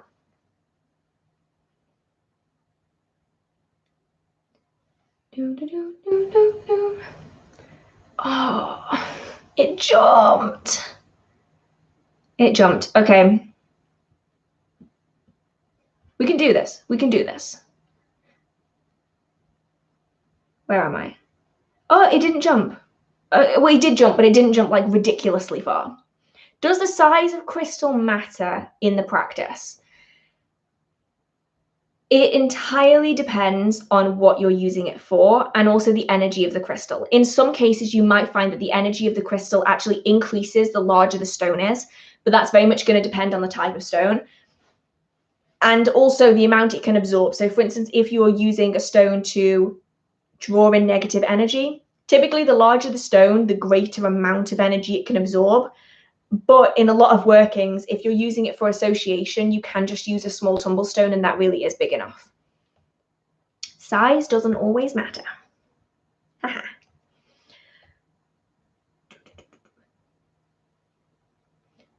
My dad is getting me a set of tarot cards. Oh, yay! Do you think that tarot reading is okay to do with studying the basics of the rest of witchcraft? Well, tarot reading actually isn't witchcraft. So you can study tarot without being interested in witchcraft at all, without understanding the basics of witchcraft at all. There are many, many people out there who are tarot readers that don't have any interest in magical practice. However, I would say it could be quite useful to learn how to protect yourself, just to make sure that if you do want to communicate with spirits using tarot cards, you aren't having any negative interactions. But yeah, you can definitely start reading tarot while you're studying the basics. You can do it without studying the basics as well. It's entirely up to what you want to do with your spiritual practice. I didn't see this. I am so sorry. I am going to say this name as, I really hope this is right. Raquel? Raquel. I am bad at pronunciation. Thank you so much. I am so sorry I didn't see it pop up. I was obviously on a rant and I didn't look at the screen. So thank you so, so much. Can spirits curse people? I don't know. I know that spirits can very negatively impact people. Whether you would consider that to be a curse or not, I think is going to be personal preference. How do you know if you're communicating with a deity, a spirit, or a demon? How do you know if they're tricking you? That's the thing, is that you don't. And that is where psychic abilities, intuition, learning, and honestly, practice comes into it. There are many fae that will trick you. There are many demons that will trick you. I know that they say that the fae can't lie, but that doesn't mean they can't trick you. So it's really important to get that kind of level of understanding, which is why protections are really important. You know, the more you interact with spirits, the more used to how they interact you are going to become, and it will slowly become easier to identify who they are, what they're doing, is it accurate, is it a lie, what is going on. It just becomes easier over time, a little bit like communicating with people.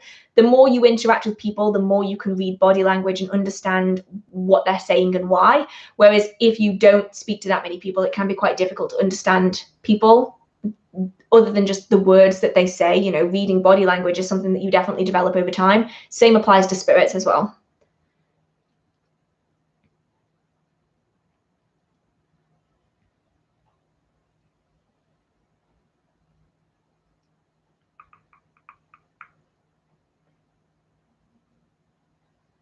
Can I use spells to cleanse my spells?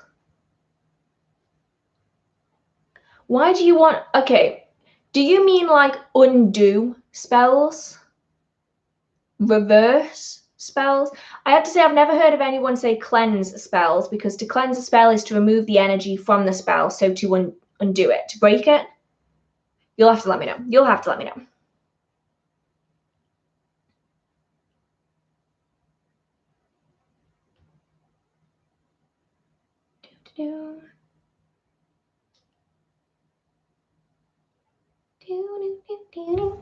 Oh, here comes the elevator music again. I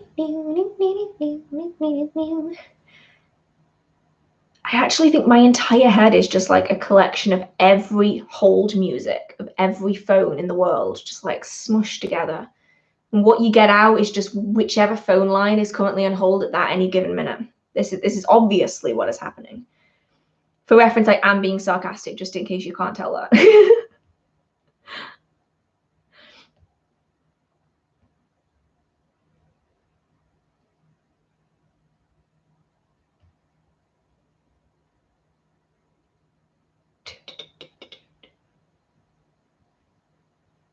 I apologize for just being silent. I'm trying to find where I was. I've completely lost where I was.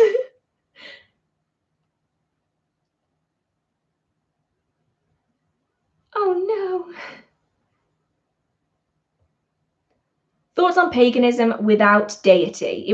I was a long-time atheist and recently realized I've always been pagan but didn't realize it. So much of my research on paganism revolves around God and goddesses. Well, the important thing to remember is that paganism isn't a religion. So paganism is just an umbrella term. It's just a classification for hundreds, thousands, tens of thousands of different religions and spiritualities.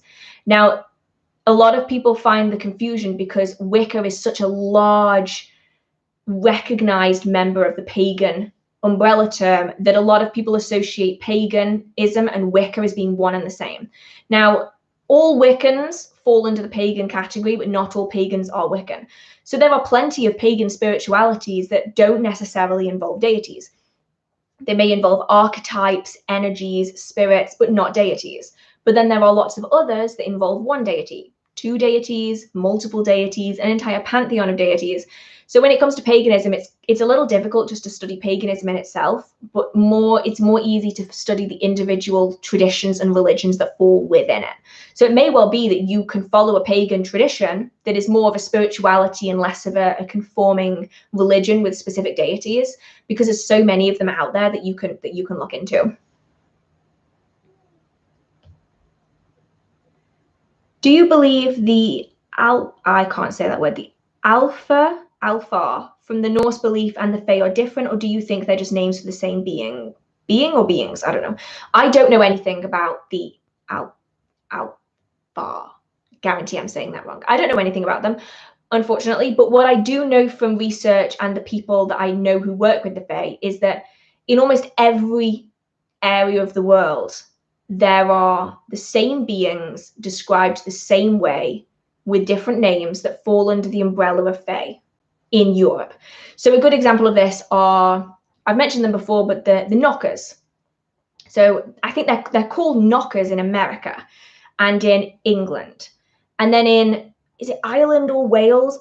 In one area, they're called the Coblinai, and in another, they're called the Goblino. And then in Denmark and Germany, they're called something else.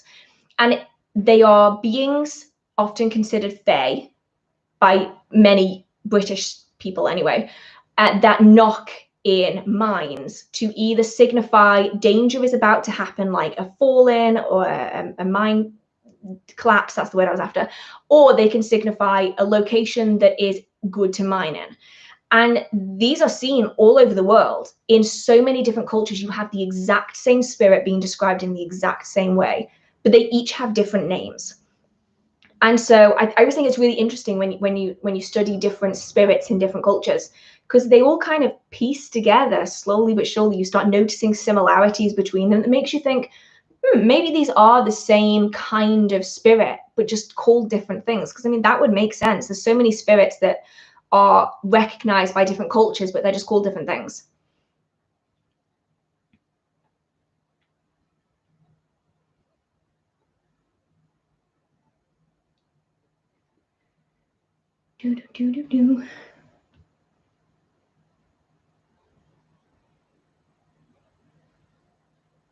Oh, it's gonna jump. I know it is.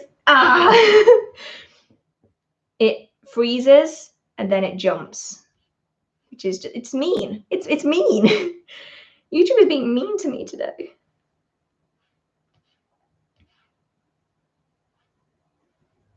I think I'm about here.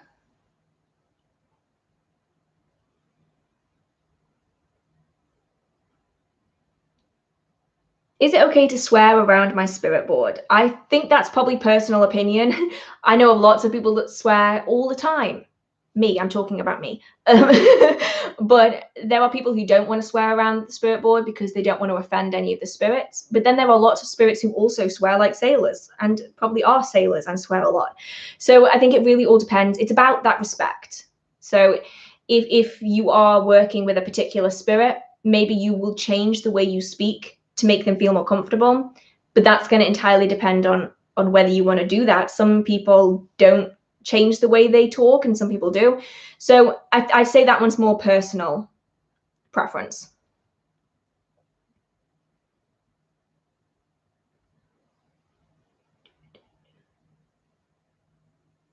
Oh, everyone's being so nice to me.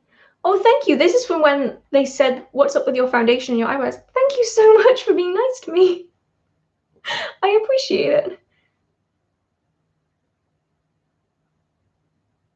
What's your favorite experience since being a witch, if you don't mind sharing? I'll be honest, for me, it is the interconnectedness of it. I enjoy seeing connections that maybe I didn't see before I'd studied witchcraft. The connections between different traditions, different people. I know it's just cool seeing all of the links kind of come together. And also, I like being able to interact with spirits. It's fun, it's interesting. You see weird shit, it's cool. It's how I entertain myself, is getting to wonder, did I see that shadow? Did I see that face? Maybe I did. So it's a bit of a weird favorite thing about being a witch, but I really like having that interconnectedness and being able to maybe recognize things that people maybe wouldn't if they haven't studied witchcraft and the surrounding traditions. Would you consider Ron Weasley the heart of Harry Potter? I don't know. That's a difficult one. I actually don't even know how to answer that. I do like Ron. Do I find him a little annoying? Yes. Is he a useful character? Maybe. I'm just going to have to leave this as an ambiguous, I don't know. Because honestly, I don't know. I actually don't know. Is baby witch a problematic term? I see people complaining about the words baby witch all the time. Here's my stance on it, right? If you want to call yourself a baby witch, call yourself a baby witch. If you don't want to call yourself a baby witch, don't. Maybe I'm oversimplifying it. I'll never understand why people have a go at other people for calling themselves baby witches. I've seen this a lot. This is all over like Instagram. It's everywhere. Is other practitioners having a go at an individual who has self-identified as a baby witch and is choosing to call themselves that. They get screamed at by a bunch of practitioners on the internet, and it's like, why? If they choose to call themselves a baby witch, let them do it. If someone doesn't want to call themselves a baby witch, that's fine too. For me, I just call everyone beginner practitioner, because then if you call yourself a witch or if you don't, you fall under that category. If you call yourself a baby witch or you don't, you fall under that category. That's just typically how I work. But honestly, I'm not fussed. If you want to call yourself that, that's fine. If you don't, that's fine too. Personal preference and all that. What are different ways to ground besides walking barefoot? It depends on what you mean by ground. For me, when I refer to grounding, I am referring to the energetic practice of connecting and linking energy to the earth to draw and replenish energy. If you are referring to grounding as is seen largely in kind of the meditation practices where you want to reconnect yourself to the earth, then just being outside is a good way of doing it. Having fresh air is a good way of doing it. If we're talking energetic grounding, which is commonly seen within witchcraft, I have a video on my technique for grounding. It's linked in the description box, which might be useful as a way of energy grounding that can be used alongside or separately from walking barefoot on the earth.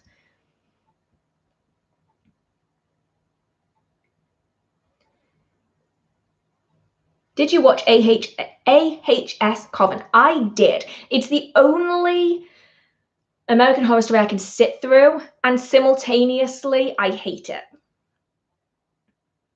I'm fed up of the narrative that white witches are good and that Black folk practitioners are bad. I'm tired of it because it's lame and it's not true, and it just pushes stereotypes that we already have that we don't need anymore. Do you know what I mean? So on face value, I did like it. It was entertaining, but equally, I did feel that it was a little bit problematic. You know, I don't know. I hope you guys know what I mean by that, but yeah.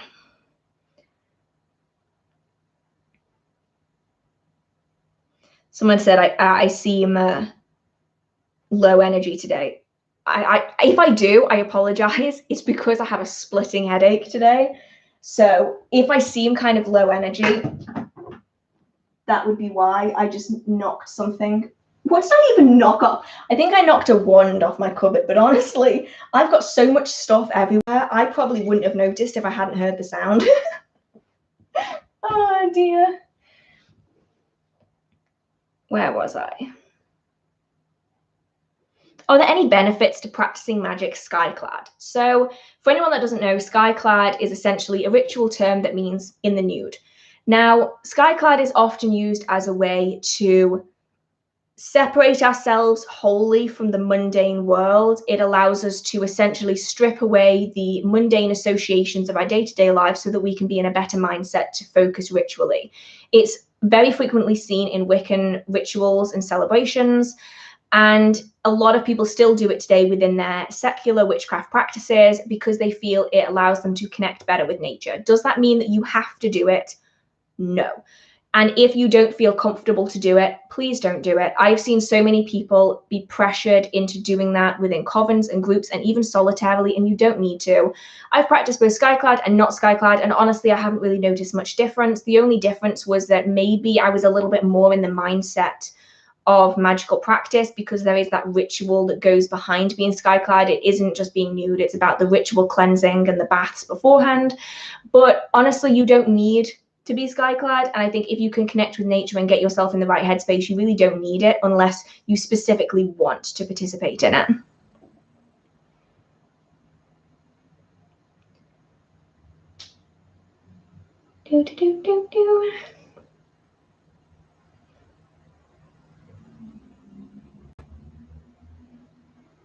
Which show is better, The Chilling Adventures of Sabrina or Riverdale? Chilling Adventures of Sabrina.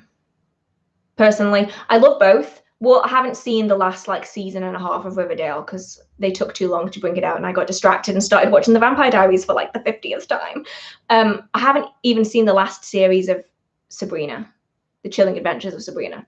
Whoops. I got distracted. I was in a Vampire Diaries binge, and then I watched the originals and I forgot that Sabrina had actually come out, so I really need to watch it.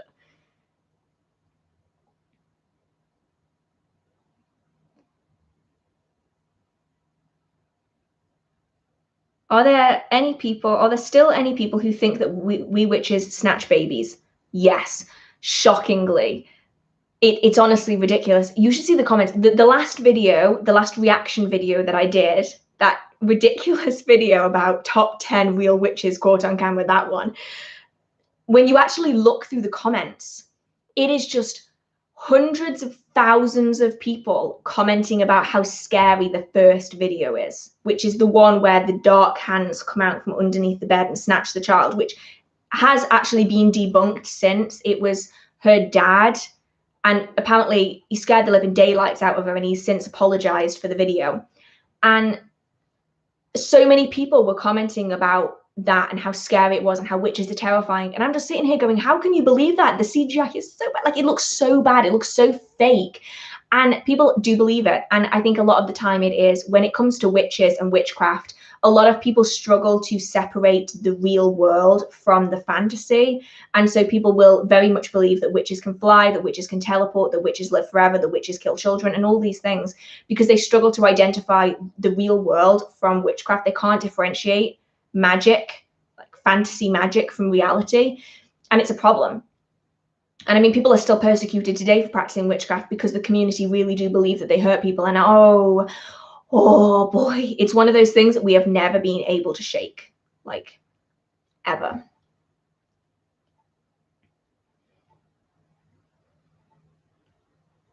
I read that you shouldn't thank the Fae. Any thoughts? I think that the Fae is / spirits around. I think there are spirits or Fae around. I asked the room for missing things, and I'd find the next place I took. Used to thank, don't think I offended. See, the thing is that thanking isn't offending them. They're not going to be offended by you thanking them. The reason that you don't thank the Fae is because it is considered a sign that you owe them. So essentially, Fae societies work differently than ours. And I think a lot of people, especially beginners, they don't necessarily realize that. Now, some Fae will be fine with you thanking them. So for instance, brownies tend, I personally would say I am grateful, or I appreciate that. They tend to be a little bit more okay with it because they do reside primarily in our realm, in our world. And so they're more used to the way we respond. But if you're dealing with societal Fae, these are Fae that mainly reside in their own realm, in their own societies. if you thank them, it is considered a sign that you as a human now owe them, which can be problematic because they can call on that whenever they fancy, and it can be for whatever they want.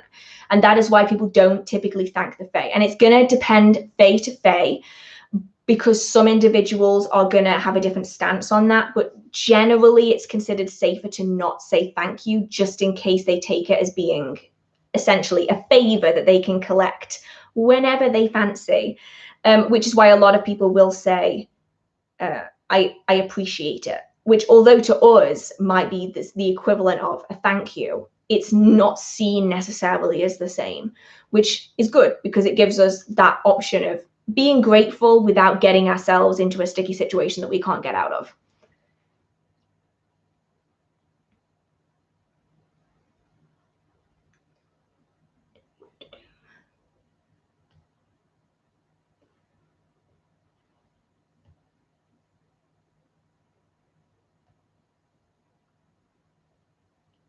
I'm so trying to find where I was.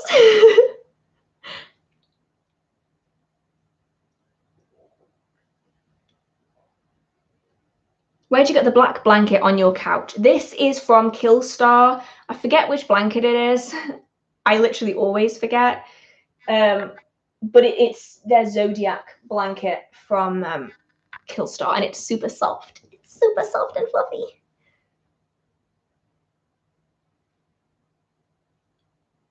Do you know the identities of the spirits in your house? No, I know that there is a man. I know that. It's difficult because when I get things through, it isn't like physical forms. Do you know what I mean? I know that there is a man, and I think he is more of an energy, like echo. I don't think he's necessarily a spirit that is active. It feels like he lived here. Now, this property's old. We're talking like 1860. So it's not like the oldest property imaginable, but it's old. So there's at least a man whose energy is here. At night, in the bedroom upstairs, there's a small figure that walks across the bottom of the bed and actually sits on the end of the bed, and you can feel the bed go down. So I'm guessing there's a child here based solely on that. I know that there's a few smaller spirits, like there's one over there earlier. There's one that came past here, but I don't really feel them the same. I see the effects of them, but I don't really feel them. And then there's something going on with my kitchen and my bathroom. There always is. There's someone who stands at the end, but I don't really know who they are. They haven't like got there with me yet, even though I've been here for 3 years. Either they don't really want to acknowledge that I'm here, or they don't care to let me know, but there we go. I'm new to magic. How do I charge a sigil? 2 ways: creation or destruction. I've got hiccups again. How many times is this? My goodness. So you can charge a sigil by putting energy into it as you are creating it, or you can burn it, bury it, dissolve it, destroy it, and the act of destruction charges it. So as has been mentioned by Is my amazing mod, I do have videos on how to create and how to charge sigils. They're either linked down below or you can find them on the channel. Do you think witchcraft works as a psychological effect, such as subconsciously conditioning yourself to move forwards? No. Yes and no. Mainly because if it's a solely subconscious effect, how can you influence other people that you aren't around? So I think it works both ways. It works to program yourself into manifesting what you want to manifest and to put the effort into doing it, and to also change your thought process. But personally, if I wanted to do that, I wouldn't have to use witchcraft, because you can do that with other ways. But the ability to influence someone else's energy that you aren't around is one of the many reasons why I practice witchcraft instead of something like mood boards or manifestation boards, you know, those kind of things that are essentially just goal pushing in your own subconscious. So I think it's a bit of both, but the results that I've experienced go beyond just altering the subconscious in my brain, because otherwise I wouldn't be able to manifest things outside of myself, if that makes sense. I hope that makes sense. Are there actual witch hunters? There are, unfortunately, yes. In some countries around the world, there are still people who will hunt down and stone witches to death. Super pleasant, honestly.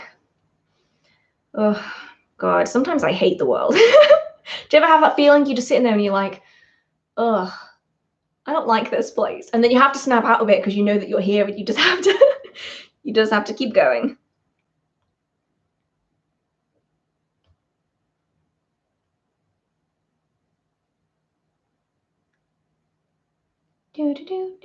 How long have you been doing magic? I have been actively practicing for about 15 years. I think it's 16 this July.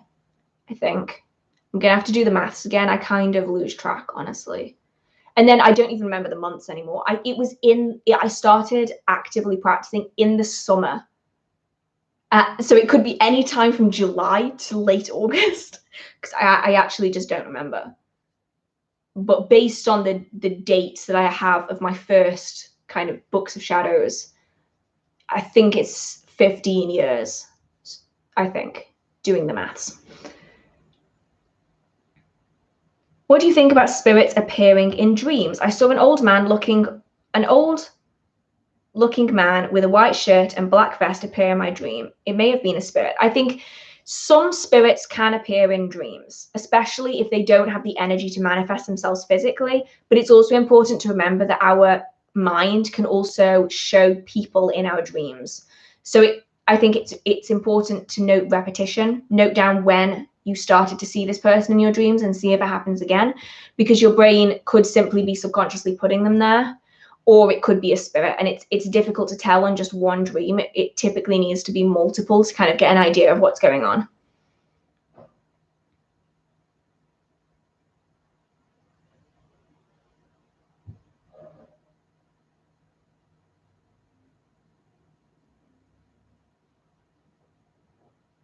I've always been paranoid whenever I encounter a child in the spiritual realm because I've read that demons often impersonate children. Is this a valid fear, or can I let go a little?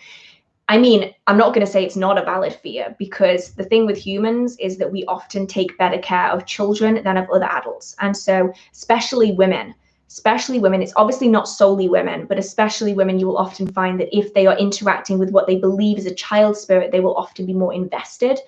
And because of that, spirits aren't stupid.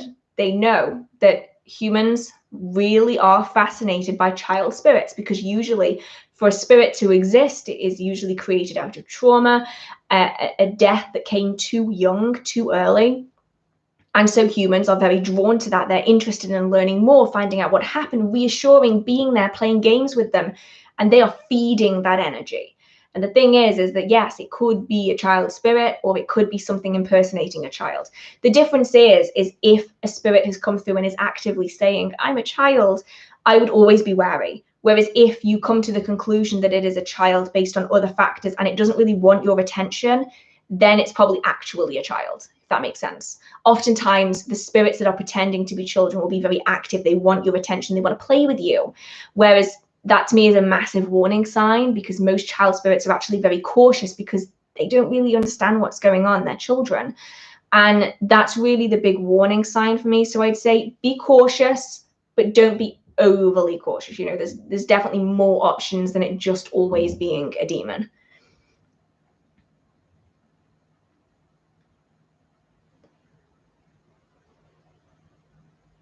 Do, do, do, do, do.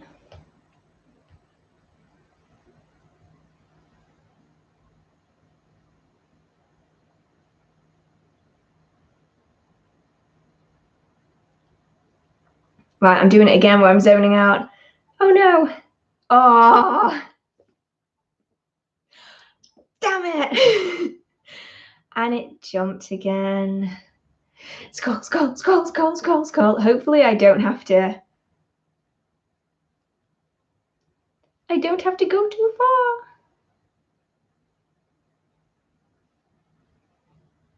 I didn't even notice this. I apologize for not noticing this. I'm going to see if I can quickly get more information on it.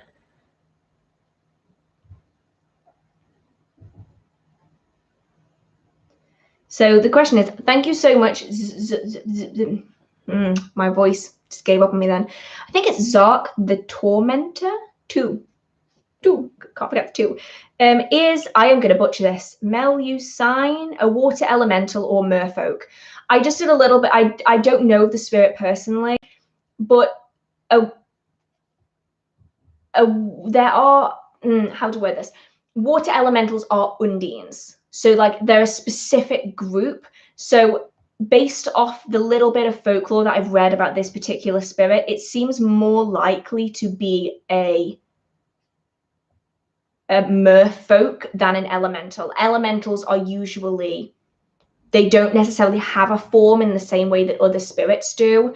They are almost the energy of that element. And they're often a single classification, like an undine, a gnome, a salamander, a sylph, versus merfolk, which can be broken down into many, many individual spirits as well as collections of spirits. So I would say possibly a merfolk, more likely than an elemental. Right. I've got to find where I was now. And I don't know where I was. Here we go.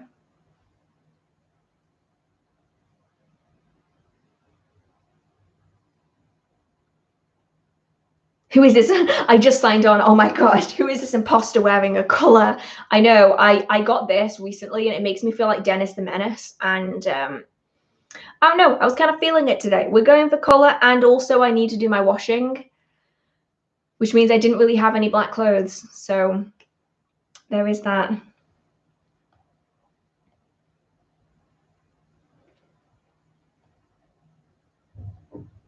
Do you believe that there are only 7 chakras? No.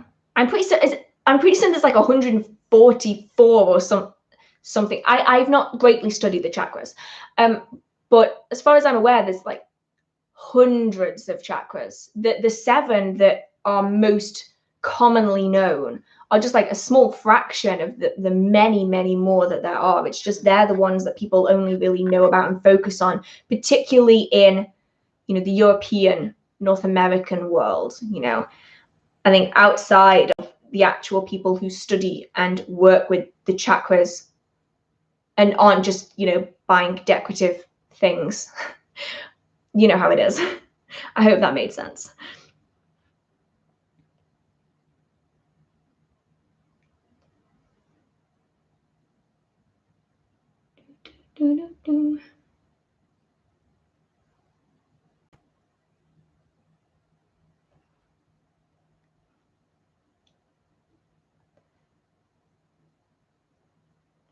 Might be too personal, but what is dating like for a witch? How do your partners typically react?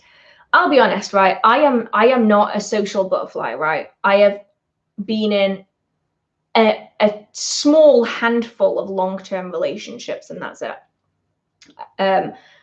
One partner of mine thought it was stupid that I would get over it and find another hobby.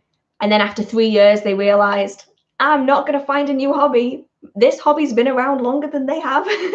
And then the other partner was also a practitioner, which made it 10 times easier because I could go off on rants about Fae and they would just listen to me and contribute. And that was kind of cool. I'll be honest, I find in today's modern age, it's not that unusual to find someone being like, I'm a witch, because I think a lot of younger individuals maybe do identify as that, whether that's a long-term thing or just a temporary thing.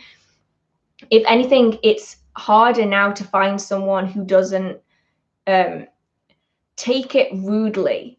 You know how like having like a goth girlfriend became a thing? Yeah, that's happening to Witchcraft now. And honestly, I want to unread some of the messages that I've had the misfortune to read. So honestly, I'll just stick to being in my little house with my spirits, and I'm fine with that. I'm fine with that because people outside of my friends scare me. I'll be honest, just a little bit.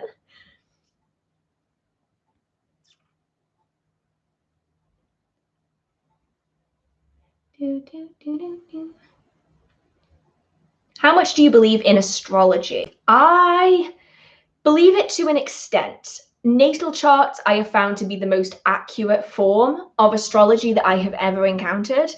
Do I believe these websites or these magazines or newspapers posting astrology readings? No, because most of them focus on what we refer in the UK to being a zodiac sign. I've heard that in other countries it's called something different, but essentially they focus on the sun sign, which I think is very misleading because it implies that the sun sign is the most pivotal of all of the signs and it's the only one we need to focus on, when in reality, every aspect of our natal chart is significant. And so to only do astrology and to do foretellings, for instance, with the sun sign, you're missing out on like 90% of what potentially could occur. So for me, I don't really buy into it. What is marketed, let's put it that way. I don't put into what is shown in magazines or in books that you can buy in Urban Outfitters. I just don't. However, when you get into the deep down, nitty gritty, balls to the walls kind of astrology, yes, I did use that phrase in reference to astrology. You're welcome. Then I think it gets interesting. You know, the full natal chart, the detailed view of the potential of what's going to happen. You know, I think that is the really interesting stuff. And I think anyone that's interested in astrology, if you can get your natal chart done, it will open up a world of new information from your life that you can figure out. And I think that's really cool. But I am not one of those people that's like, oh, the full moon is entering into Aquarius. I think it's cool if you're like that. I can't keep up with it. I can barely tell you what month it is, let alone which star sign we're moving into. I can't do it. Praise to anyone who has the memory to remember what we're moving into when. I can't do that.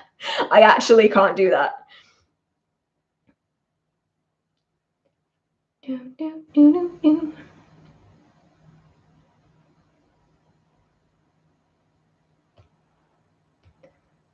What are your fave series / movies? Okay, I'll be honest, I'm a sucker for the realms of fantasy, right? So we're talking Harry Potter.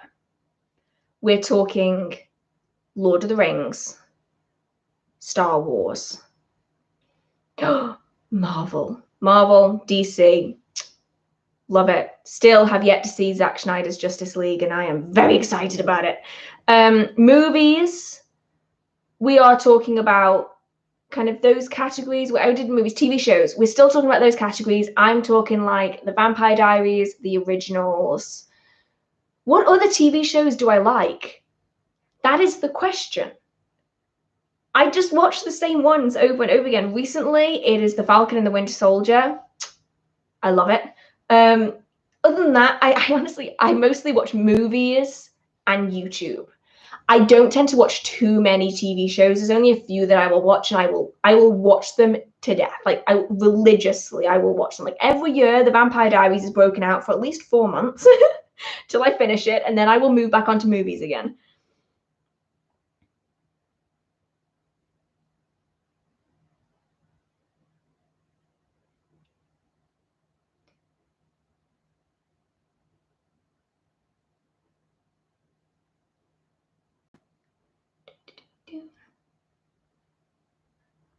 Right, I have lost where I was.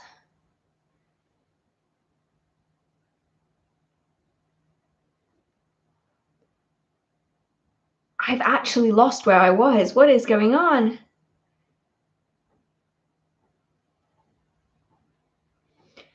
What was the first Sabbath of your calling, and is that particular Sabbath now the most important to you or becomes secondary? So for me, my favorite holiday of all time was Halloween. Right? I've never been much for Christmas. I don't understand the appeal of Easter. I've just never got it.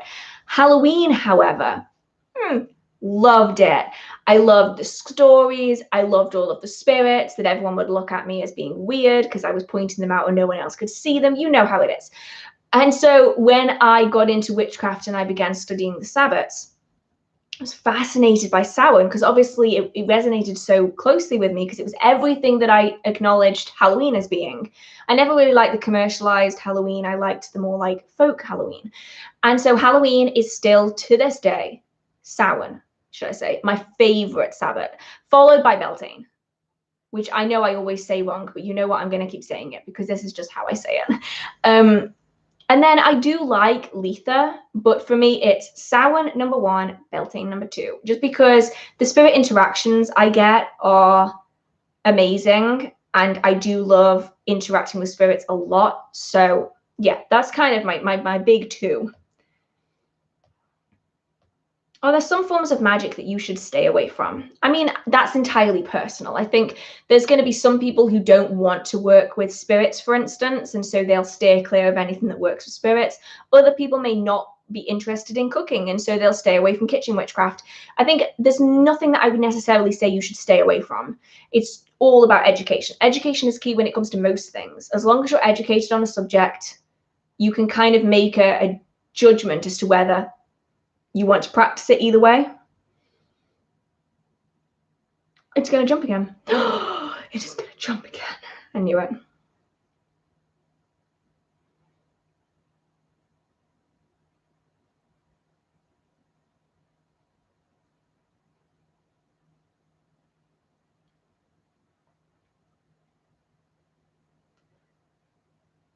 Where was I?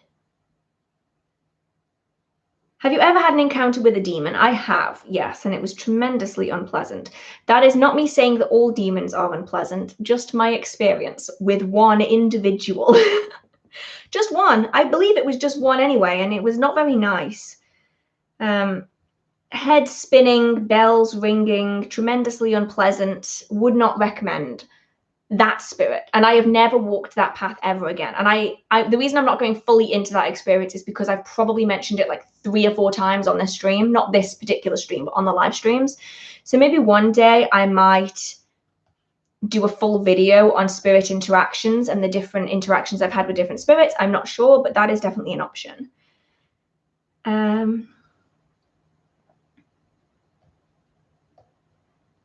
Where was I? What's Halloween like for a witch? I mean, it's not really much different from any other. I like dressing up. I dress up every year because I love Halloween. Plus, I get all of my house decorations at Halloween. But for me, it's a little tricky. I've had some really bad experiences at Halloween because of the spirits that are around. I mean, it's not so bad in a town because, I'll be honest, a lot of spirits don't really like being in town. Some do, obviously, but not all. So in a town, it's definitely a lot easier, but there is definitely this, I don't know how to describe it other than, I don't know if anyone else has experienced this, but throughout the entire day of Halloween, it sounds like hundreds of people talking, like whispering amongst themselves, but in the distance. I don't know if that is a good explanation for anyone, but it's not like it's like voices, but I can't hear what they're saying. It's like this presence, this like, they're just there. And it makes a really weird experience because that is basically what I can hear all day. But like Halloween and then November 1st is like all I can hear in the background is like this, like, it's fucking weird. That's what it is. So I'm always a little bit more cautious with what I do and where I go on Samhain because there's a lot more spirit activity. And if you can interact with spirits and if you do interact with spirits, it becomes a lot, like really, really quick.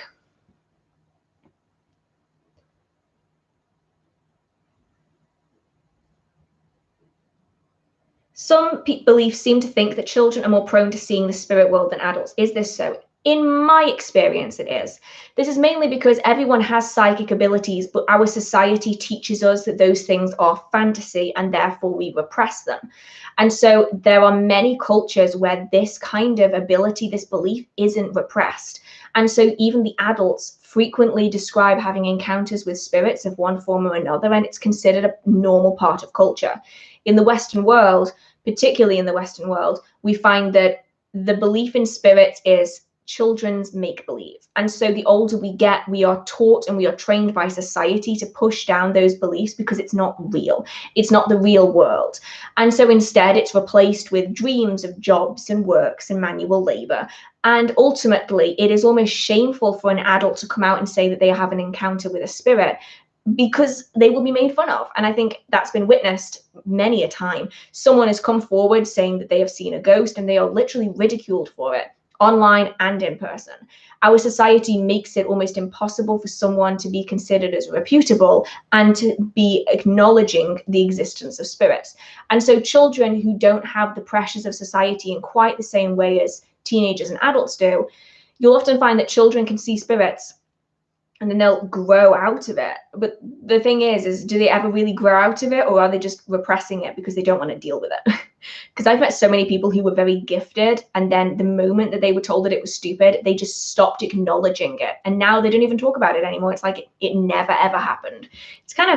It's honestly a real shame, because we live in a society that is just kind of pushed away everything other than work, which honestly is just that's kind of miserable to think about.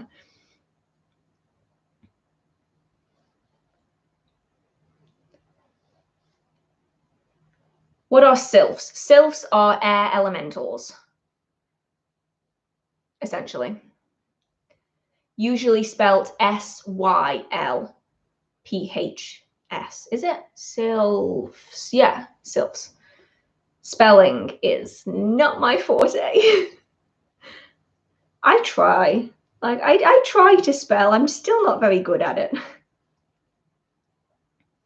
What's the energy like at Glastonbury, at the Glastonbury well? The question is, which one? The red well is calm and it's serene and peaceful, whereas the white well, if anything, is the one that I am the most interested in. Well, in both, actually, I've had spirit encounters, but the white well has got this very strange energy about it. It's weird to call it as echoey, but that's kind of what it feels like. It's the weirdest feeling that I can't even really describe. It just feels, it's high energy, but also like a void all at the same time. It's bizarre. And it leads to some really weird things happening. I've had apparitions, I've seen fae, I have seen, I do believe it was Keranos anyway. And it was bizarre. Well worth a visit. I know a lot of people go to the Chalice well, but the white well, if you can catch it when it's open, is the most bizarre energy in there. It's truly bizarre.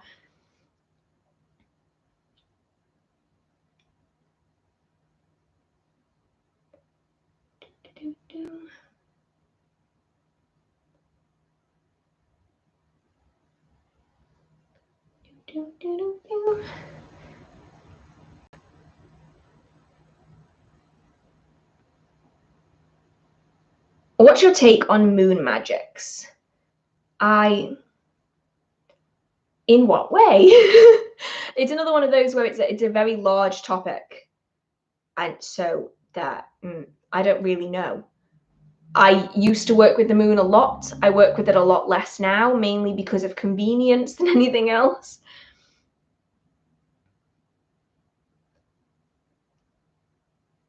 I would love to see an episode on the artwork on your wall. Very interesting, but hard to see. I will actually love to do that, because a lot of these are from independent artists. I've got more. I've got like stacks of them under my table here next to me, but I can't put on the wall yet because I don't have enough of the sticky things for the wall. But I will definitely have to do that, because I really like art and I have a lot of it from lots of independent artists. It's just a case of finding who actually created them, because a lot of them don't actually have signatures on them, which I think they really should do. I think independent artists need to start putting signatures on work again, because I don't have the business cards. I'm gonna have to like root through and see if I can find some of them. Hearth, are you maybe a vampire fan? I am, massively. The Vampire Diaries, the originals, Buffy. Oh, Buffy. Spike, best character ever. Underworld, I haven't yet seen Blade. That is on my list of things I need to see. I'll be honest, I love anything fantasy based. I always have, especially if it's like supernatural fantasy. So like werewolves. Oh, love that shit. Absolutely love it. should check out The Magicians. I definitely am going to check that out. I have seen it. I think it's on Amazon Prime at the minute, so I really need to watch that. But I just, at the minute, I just don't have the time at the minute to sit, because I like sitting down and actually watching. I tried watching Lucifer. Actually, I'm halfway through the last episode of Lucifer, and I can barely sit through it. I got so fed up of it. That program was infuriating. Good, but infuriating.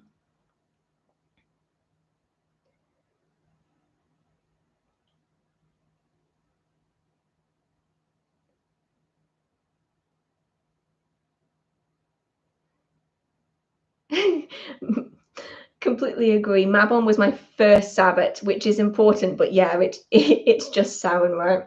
I love Samhain. How is Beltane supposed to be pronounced? Well, that's the thing, right? On my Beltane video, I keep getting messages from people being like, that's not how you pronounce Beltane. I'm like, okay, cool.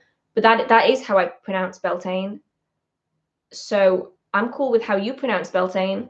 But my brain can only hold so much information, and this pronunciation of Beltane is gonna have to stay. Because I can't even imagine trying to relearn that word and fit everything else in.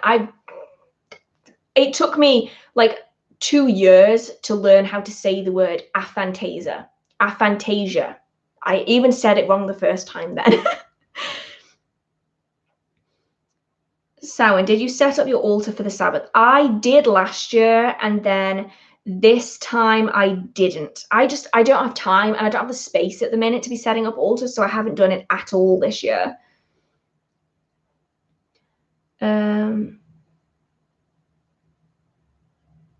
How do you undo spells? That really depends on what the spell is, how long you have put the energy into it for, how you've made it. So for instance, if it is a jar spell, you can just dismantle it. If it is a doll, you can just dismantle it. If it is a bag, dismantle, and then for all of the above, cleanse the items, separate them out, and it will stop the working. But for something you've already released the energy of, you may just have to wait it out because you've already released that energy and it's already being processed. It's just a case of dealing with whatever you get from it, basically, in some cases. So how you undo a spell really entirely depends on the type of working that you've done. What are your big three? My big three is Cancer, Sun, Capricorn, Moon, and Aquarius rising. And I nearly forgot that. Like white noise. I think this is in reference to the Samhain and the talking. It's a little like white noise, except you can tell that it's people, if that makes sense. So whereas white noise is like a constant kind of thing, this is like you can definitely hear individual people. Oh, it's bizarre. It is bizarre.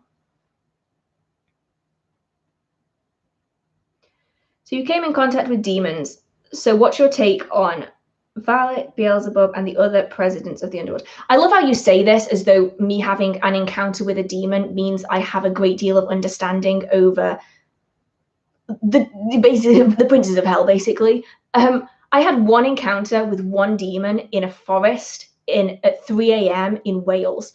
I have not done any great deal of research on any significant demon, mainly because I don't really want to work with them right now.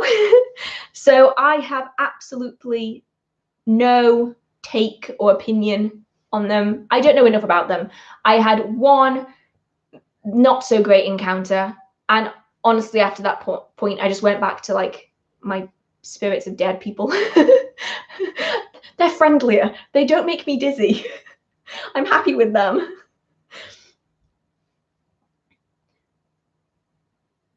I have that happen on Samhain too. It's like a faint static, so I just try to busy myself and not have it. And if I'm not having it at the time, yes, I'm so glad that someone else has experienced this. There's like a heaviness in the air that things are about to happen. I tend to stick to my house. Yes, yes, yes, yes, yes. I always thought it was just me. Everyone I speak to about this is like, what are you talking about? I'm like, no, I literally, outside, it's this, there's this energy in the air as though shit is gonna go down. I don't know if anyone's ever experienced that, but you know, like when, say like, it looks like two people are about to fight, and there's that kind of apprehension in the air where everyone's like, oh shit.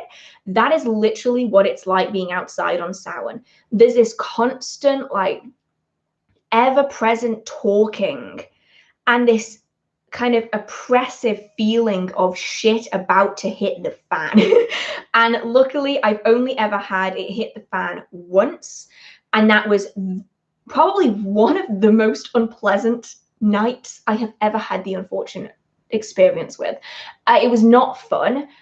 Too many boggarts, too few of us. Not nice. Have you ever done work? Have you ever done witch work at Stonehenge? I have. Yes, I have a stone. I don't think it's in here, that is filled with the energy of Stonehenge, and we did meditations at Stonehenge, and it was really nice, actually. I would 100% go back. I know that some people say that it's really commercialized. There's too many tourists, which I agree. I mean, I think there were maybe like 4 tour buses that came off at Stonehenge. It was busy, but I think it's about having the ability to find the peace and the energy within the noise. And once you can do that, oh, it's beautiful. I'm so excited to go back again. I've only been once, and I would 100% go back again.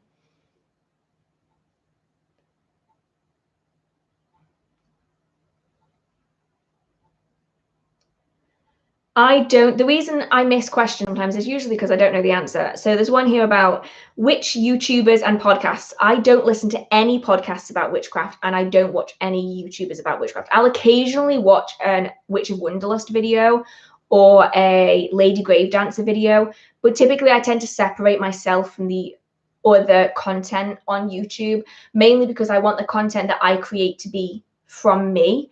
And I often find myself influenced by other people. So typically I tend to steer clear. My YouTube is mostly lifestyle and vlogs and makeup and gothic homeware. And that, because that way I typically am able to know when it's my idea versus when I've just been inspired by someone else.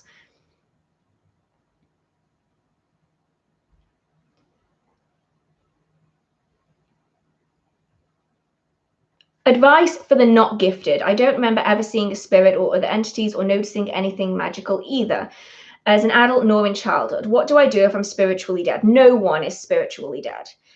You maybe just haven't unlocked the tools to be able to see that. Everyone has the ability to learn it. It's just a case of slow and steady practice. Being out in nature, allowing yourself to be open to these interactions, meditating if you have the ability to do so, or just mind calming, being still and quiet and working on psychic abilities and then progressing from there. Personally, I don't believe that anyone is psychically dead, spiritually dead. I think there's definitely a spectrum. There's going to be some people that are really open and they find it really easy. And then there's going to be people that maybe struggle, a bit like English. You know, some people are going to be really, really good at English, and some people are going to maybe pick it up really slowly, but eventually they get to do it. So the same applies. I think everyone has the ability to learn. It just does take longer for some people than it does for others.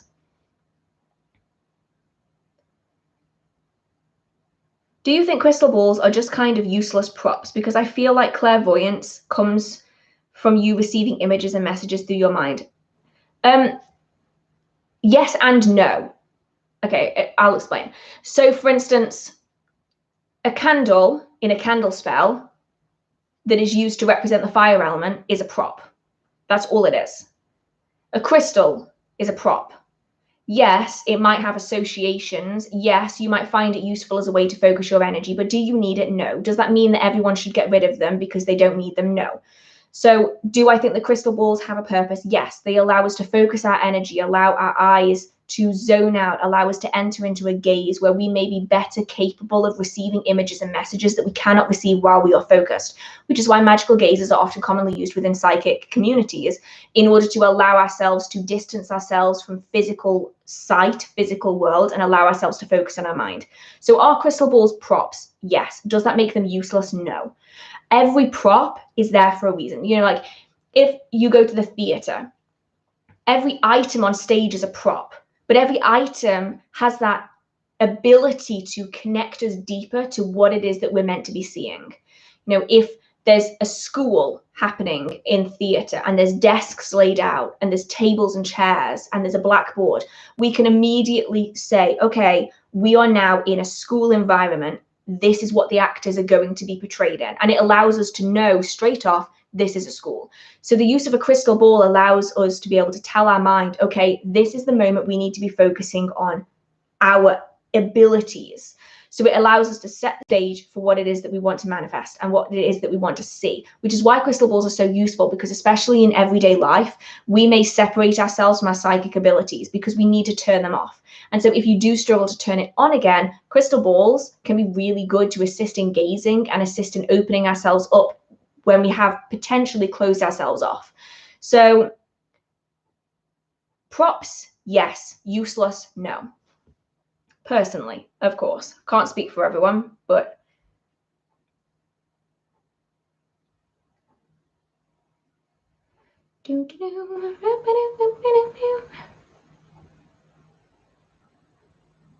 oh, it jumped. It jumped.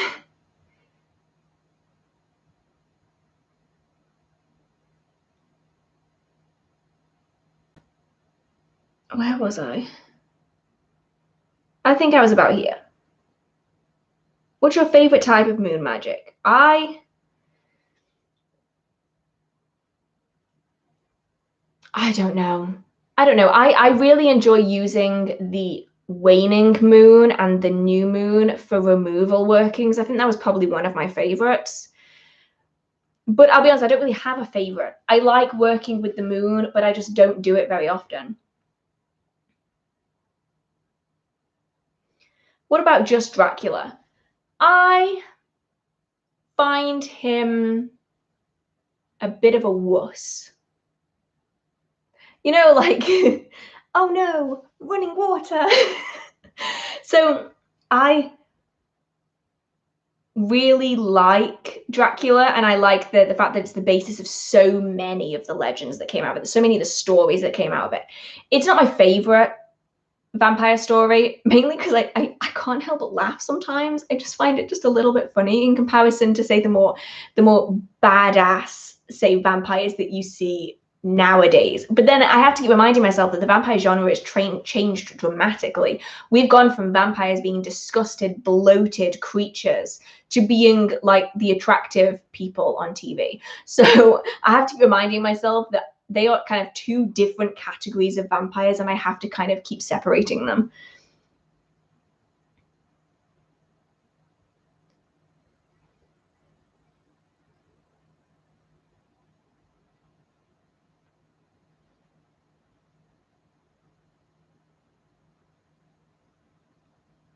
Do you think there are limits to human powers, or do you think we truly are limitless but are led to think otherwise?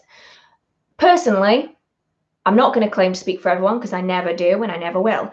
The world we live in has natural laws. We know that these laws are there. And so for me, I don't believe that we can break natural laws.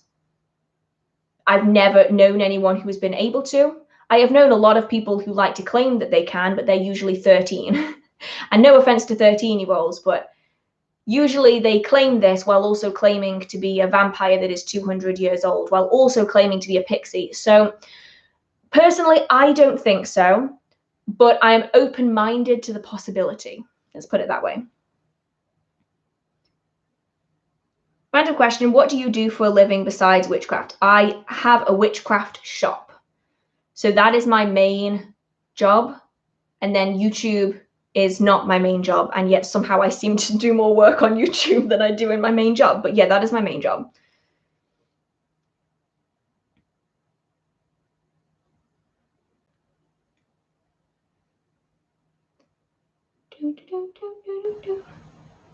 What are your thoughts on being in Salem, Massachusetts for Samhain? I honestly don't have any because I've never been to Salem. I don't really know what it's like. From the people that I do know who have been to Salem, they actually have said that the energy in Salem is kind of dead. And that is possibly, they have put forward as a thought because of just how many tourists are there. And also the fact that the majority of the people that were even tried for witchcraft in Salem were just innocent people. And so there isn't going to be a huge amount of kind of witchy energy in a place where, more likely than not, most people that were tried for witchcraft were just innocent people, just in the wrong place at the wrong time. But I would love to go, and I would love to be able to see for myself and feel for myself what it's actually like there, because I've heard so many stories about Salem, and it was like, you know, the one place when I was a kid I wanted to visit, because obviously I grew up with the Sanderson sisters and Hocus Pocus and all of that. And so I know I'd love to go, but I don't know if it's quite what people make it out to be. You know what I mean?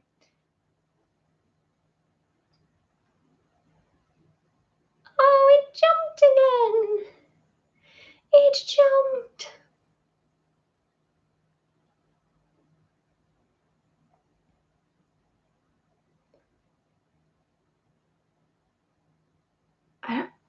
I don't even know where I was. Where was I? Here I was. I'm not too far off the bottom now, which is good because I've been on for 4 hours. That is a long time.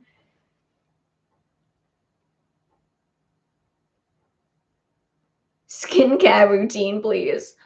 I don't really have one, but I've been asked this a whole bunch. I have a few products that I use. If you want to know more about I get asked, like, every comment section, I get a question about something. If you want to know more about kind of skincare, fashion, lifestyle, makeup, I would go to my second channel. It's really small. I use it as basically just a dumping ground for the videos that I really want to create that are outside of education. And on there, I do talk more about skincare, makeup, fashion, lifestyle, that kind of stuff. So if you want to know more about that, I might make a video on my second channel about it, but I have already touched on aspects of it anyway on there if you are interested, just in case.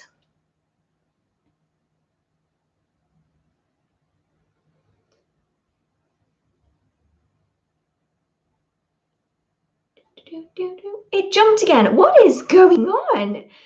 I'm getting close to the bottom and it's like, hurry up. Hurry up. Sparkle Disco Humanoids. I am so guessing that you were talking about Twilight Vampires. Are you? Please say that you are. I've not got that far yet. Everyone needs a Klaus Michelson. See, I don't know. I always preferred Cole. Cole was my favorite. Cole and Elijah. But Cole first, then Elijah. Well, no, let's face it. It's Damon first, then Cole, then Elijah. Have I spent too much time creating the list in my head? Of course I have. How did you get started in the practice or in the craft? I got started completely accidentally. I was manifesting things without realizing what I was doing. And then when I was old enough, I went to the library and I found a book on witchcraft, and I started in library books, reading. But I realized that in library books, what they were doing, it was similar to what I was doing, but it wasn't the same. Now I know that it's because what I was doing was energy work, and what was written in the books was Wicca. No shame to Wicca at all. It was just different than what I was doing. And then it just kind of tumbled from there. I just kept reading and reading and reading and reading and reading, and then reading some more. And then eventually I picked up the courage to actively start practicing. And now we're here.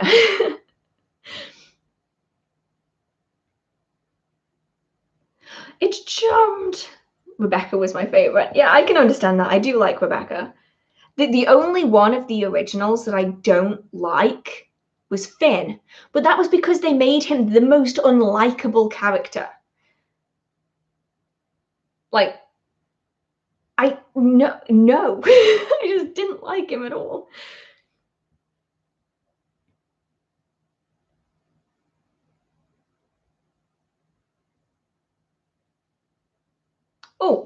I find lots of information about using runes for divination, but not much about using Ogham, largely because the Celts' propensity to keeping their tradition oral. Any suggestions? I think I just smushed all of those words together. The book Celtic Tree Magic. It's the yellow one. Who did it? Forest. Celtic Tree Magic. It's got a yellow spine and it's got a tree that's all wound together, and it is brilliant. I think that one goes into the Ogham because I have a set of Ogham staves in one of my chests. It's not that one, it's the one in the other room. And Love that one. There's also a book.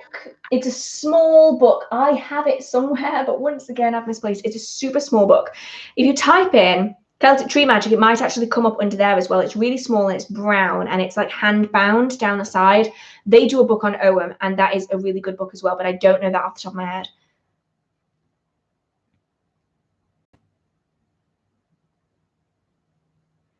Do, do, do, do, do, do. Do you ever use bones in your practice? What is your opinion on it? I personally don't right now, mainly because I don't really have access to them. I'm definitely not against using them as long as they're obviously like collected through ethical means, but I just don't at the minute. I honestly don't even think I have a space to put anything else at the minute. I need more storage.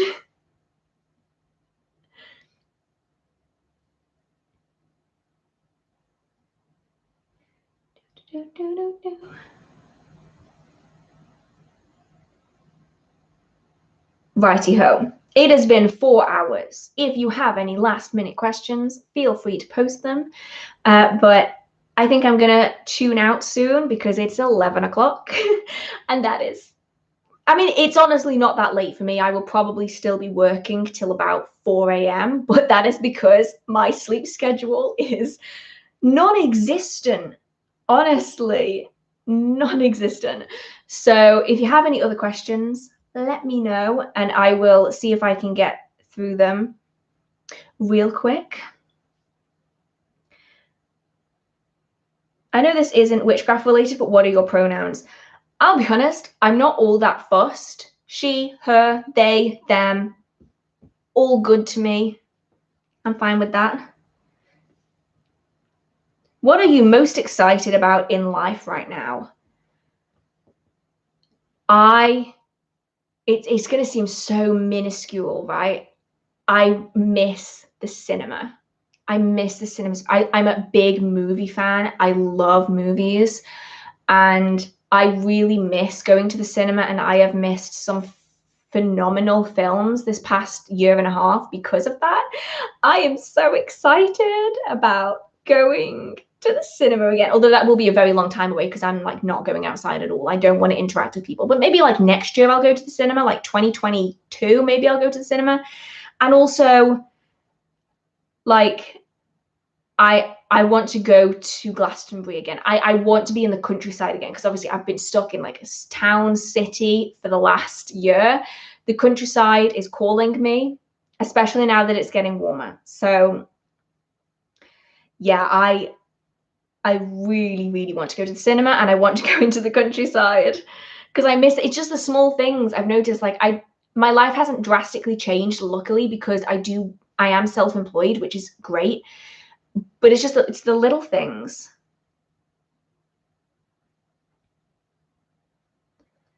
I actually refer to you as the alphabet. Oh my god.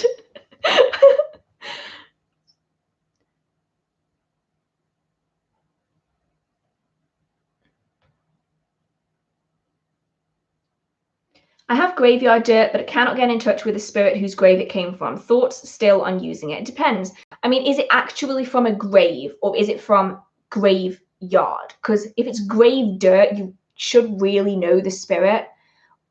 If it's graveyard dirt, then you can just use it for the purposes of returning things to the earth or closure, you know, putting things to sleep. But if it is specifically from a particular grave, it is really ideal that you know who it's from. Otherwise, you're basically wanting to work with them without wanting to get to know them, and that's when it gets a little bit tricky.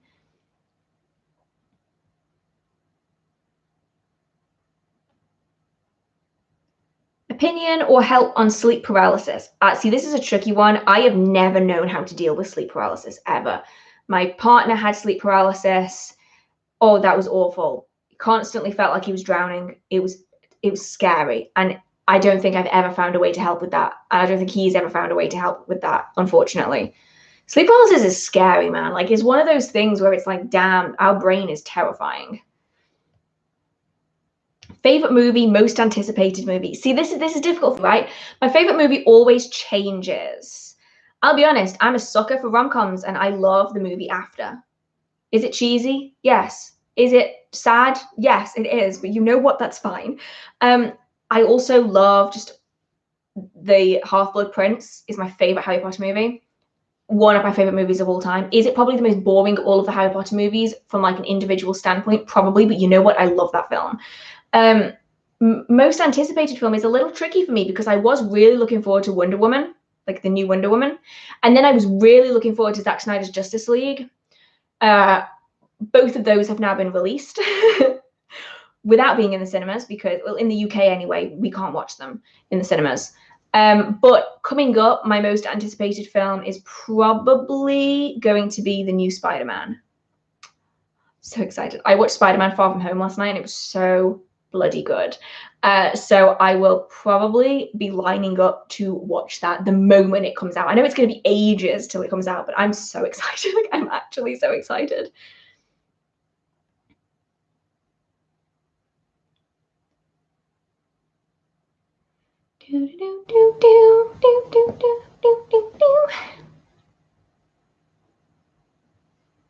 They say that sleep paralysis is caused by a sleep demon. What do you think about the sleep paralysis demon? I'm pretty certain that sleep paralysis is caused by your brain waking up faster than your body. So your brain is functional, but your body is not. So you are actually paralyzed because your body has woken up slower than your brain. And then your brain is in the time between dream and awake. So the things that were in your dreams are almost visibly seen in your mind because your brain is half awake and half asleep. Isn't that what causes sleep paralysis? I thought that was just a known thing with sleep paralysis. Or am I just making that up? Oh no, I thought that was what caused it.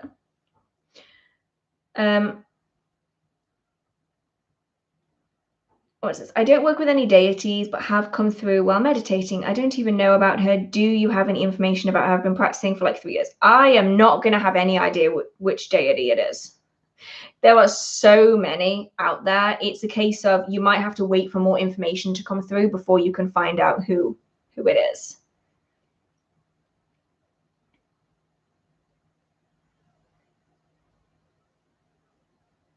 Do, do, do, do, do, do.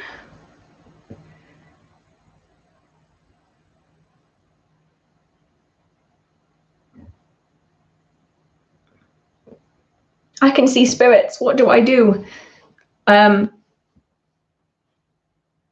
don't know the answer to that question. What do you want to do? There we go. I will respond to a question with a question. You can see spirits. What do you do? What do you want to do? Do you want to stop seeing spirits? Do you want to interact with them? What is it that you want?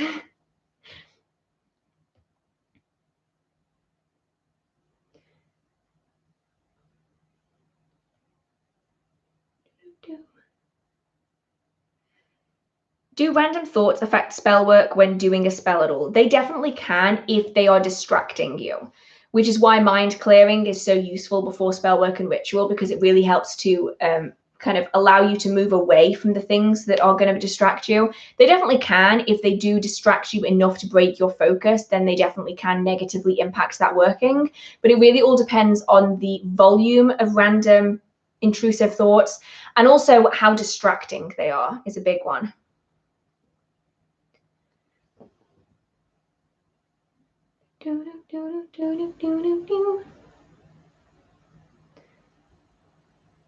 Practical magic or the craft? Can I go for none of the above? I hate both of them. If I had to choose, I'd go practical magic over the craft. But you guys know how much I dislike the craft. If you've been here for a while, oh, that caused so many problems. And even practical magic, that causes problems in itself because they literally killed someone. So like, that one's not great for us either. But if I have to pick one of them, it will be practical magic over the craft.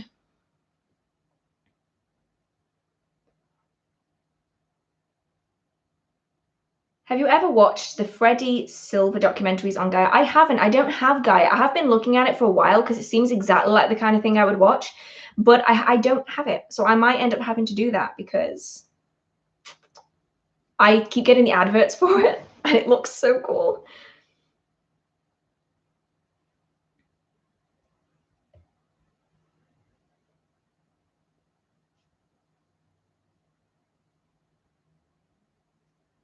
When it comes to spirits, if you want to get rid of spirits, it's important to cleanse, protect, see if that works. If that doesn't work, it's a case of asking them to leave you alone. If they still won't leave you alone, then you do a banishing, and then you do a cleansing, a banishing, and then a protection, and hope that that works. Usually that's enough to get rid of them. A lot of the time they just want someone to interact with, and they're just going to pester. So that typically is the way to go about it, usually.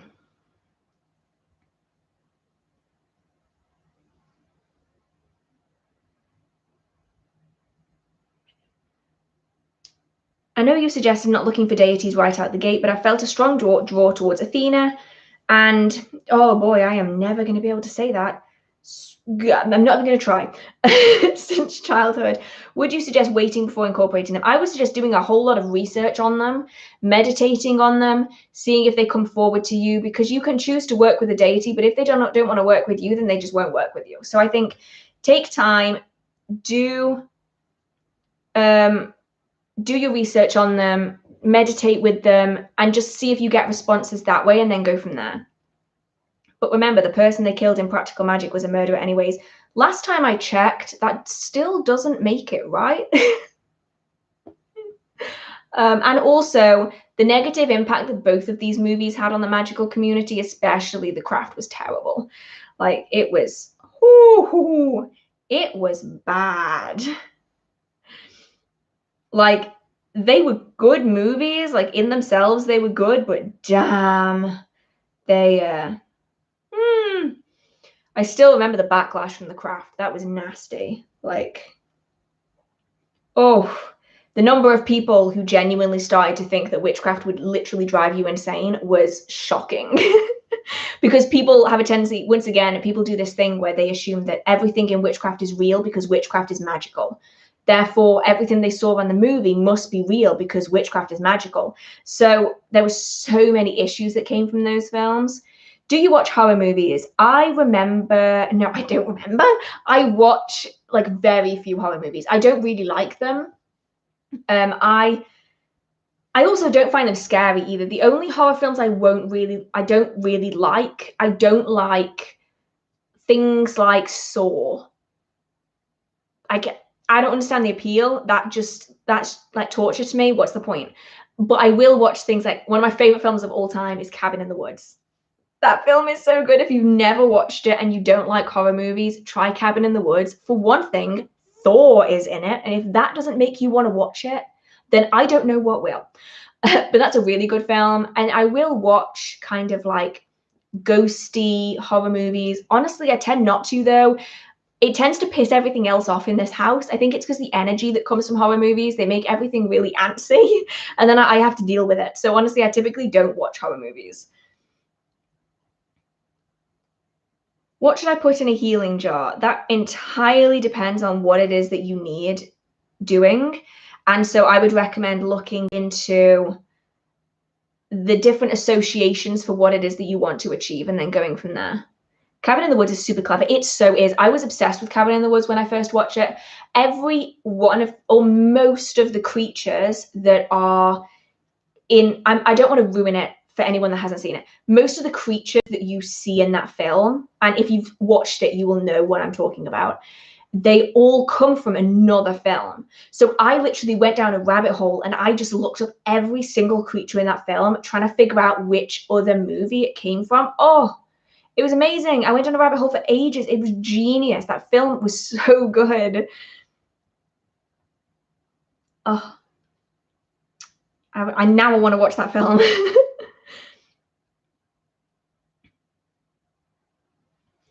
Where can I find the negative impacts on the witch community because of The Craft? Or what was the worst thing? Genuinely intrigued. I mean, I briefly touched on it there, but I don't want to ruin any of these movies for anyone that hasn't seen them.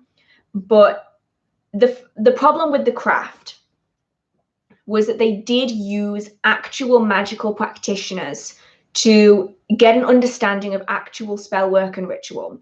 And a lot of the workings that were used in The Craft were real spell work and ritual that was used by actual magical practitioners. And they really promoted this, that, you know, it was based on actual magical practice. And so the first half of the film, that is true. and it's good and it's decent. And then quickly they made it bad. And so if you put real magical practice in the first half of the film, and then you put all of this bad shit in the second half of the film, and you don't differentiate the fact that these two things are not one and the same. The first half is real magical practice. The second is a horror movie, essentially. People genuinely believed that what happened in the second half of the film would happen if anyone practiced what was shown in the first half of the film. And so you had this huge, essentially, panic from parents and people that were worried about the people in their life that were practicing magic and witchcraft, because they believed that what was happening in the craft was real and that you would actually go insane. And so it created this problem of, yes, it added a lot of interest into witchcraft, but equally it created a lot of fear mongering around it. And so it was almost frowned upon to practice witchcraft because you were just like anticipating going insane. It was weird. Like, it was like, no. And so I can appreciate the film as being a good film, but equally, because I know what happened because of it and what people still believe because of it, I can't like it. Do you know what I mean? It's one of those films where I just can't like. Does banishing harm the spirit? How do you help a spirit move on? I did speak about this earlier on, so I'm not going to go into too much depth. Banishing is just pushing it away from that space. It'll find somewhere else to be. And helping it move on, I don't know the entire details of it, but generally spirits are still around because they don't realize that they're dead, and usually just giving them a push in the right direction and like gently informing them will allow them to move on. But if you do have a spirit that's really, really sticky and doesn't really want to go, helping them move on is not something that I know how to do in that circumstance. I'd have to talk to some people that were more experienced, some mediums, to see their opinion on it and all that.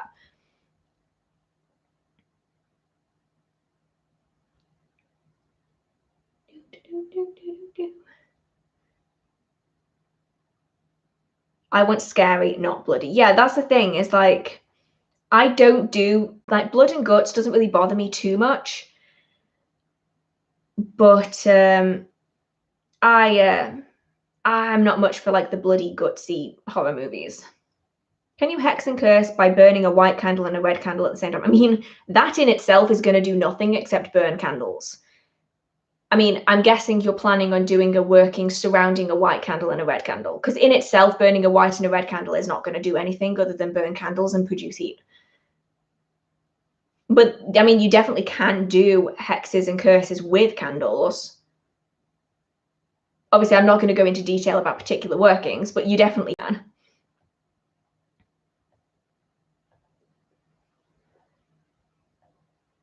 My brother says I am unintentionally cursing or hexing when just trying to represent the elements. I mean, that's not how that works. Representation and active magical practice are two very different things. And representing the elements is not in any way a curse, because you're not doing anything except adding representations of elements. Yeah, honestly, education is key here for your brother. Yeah, more education is important.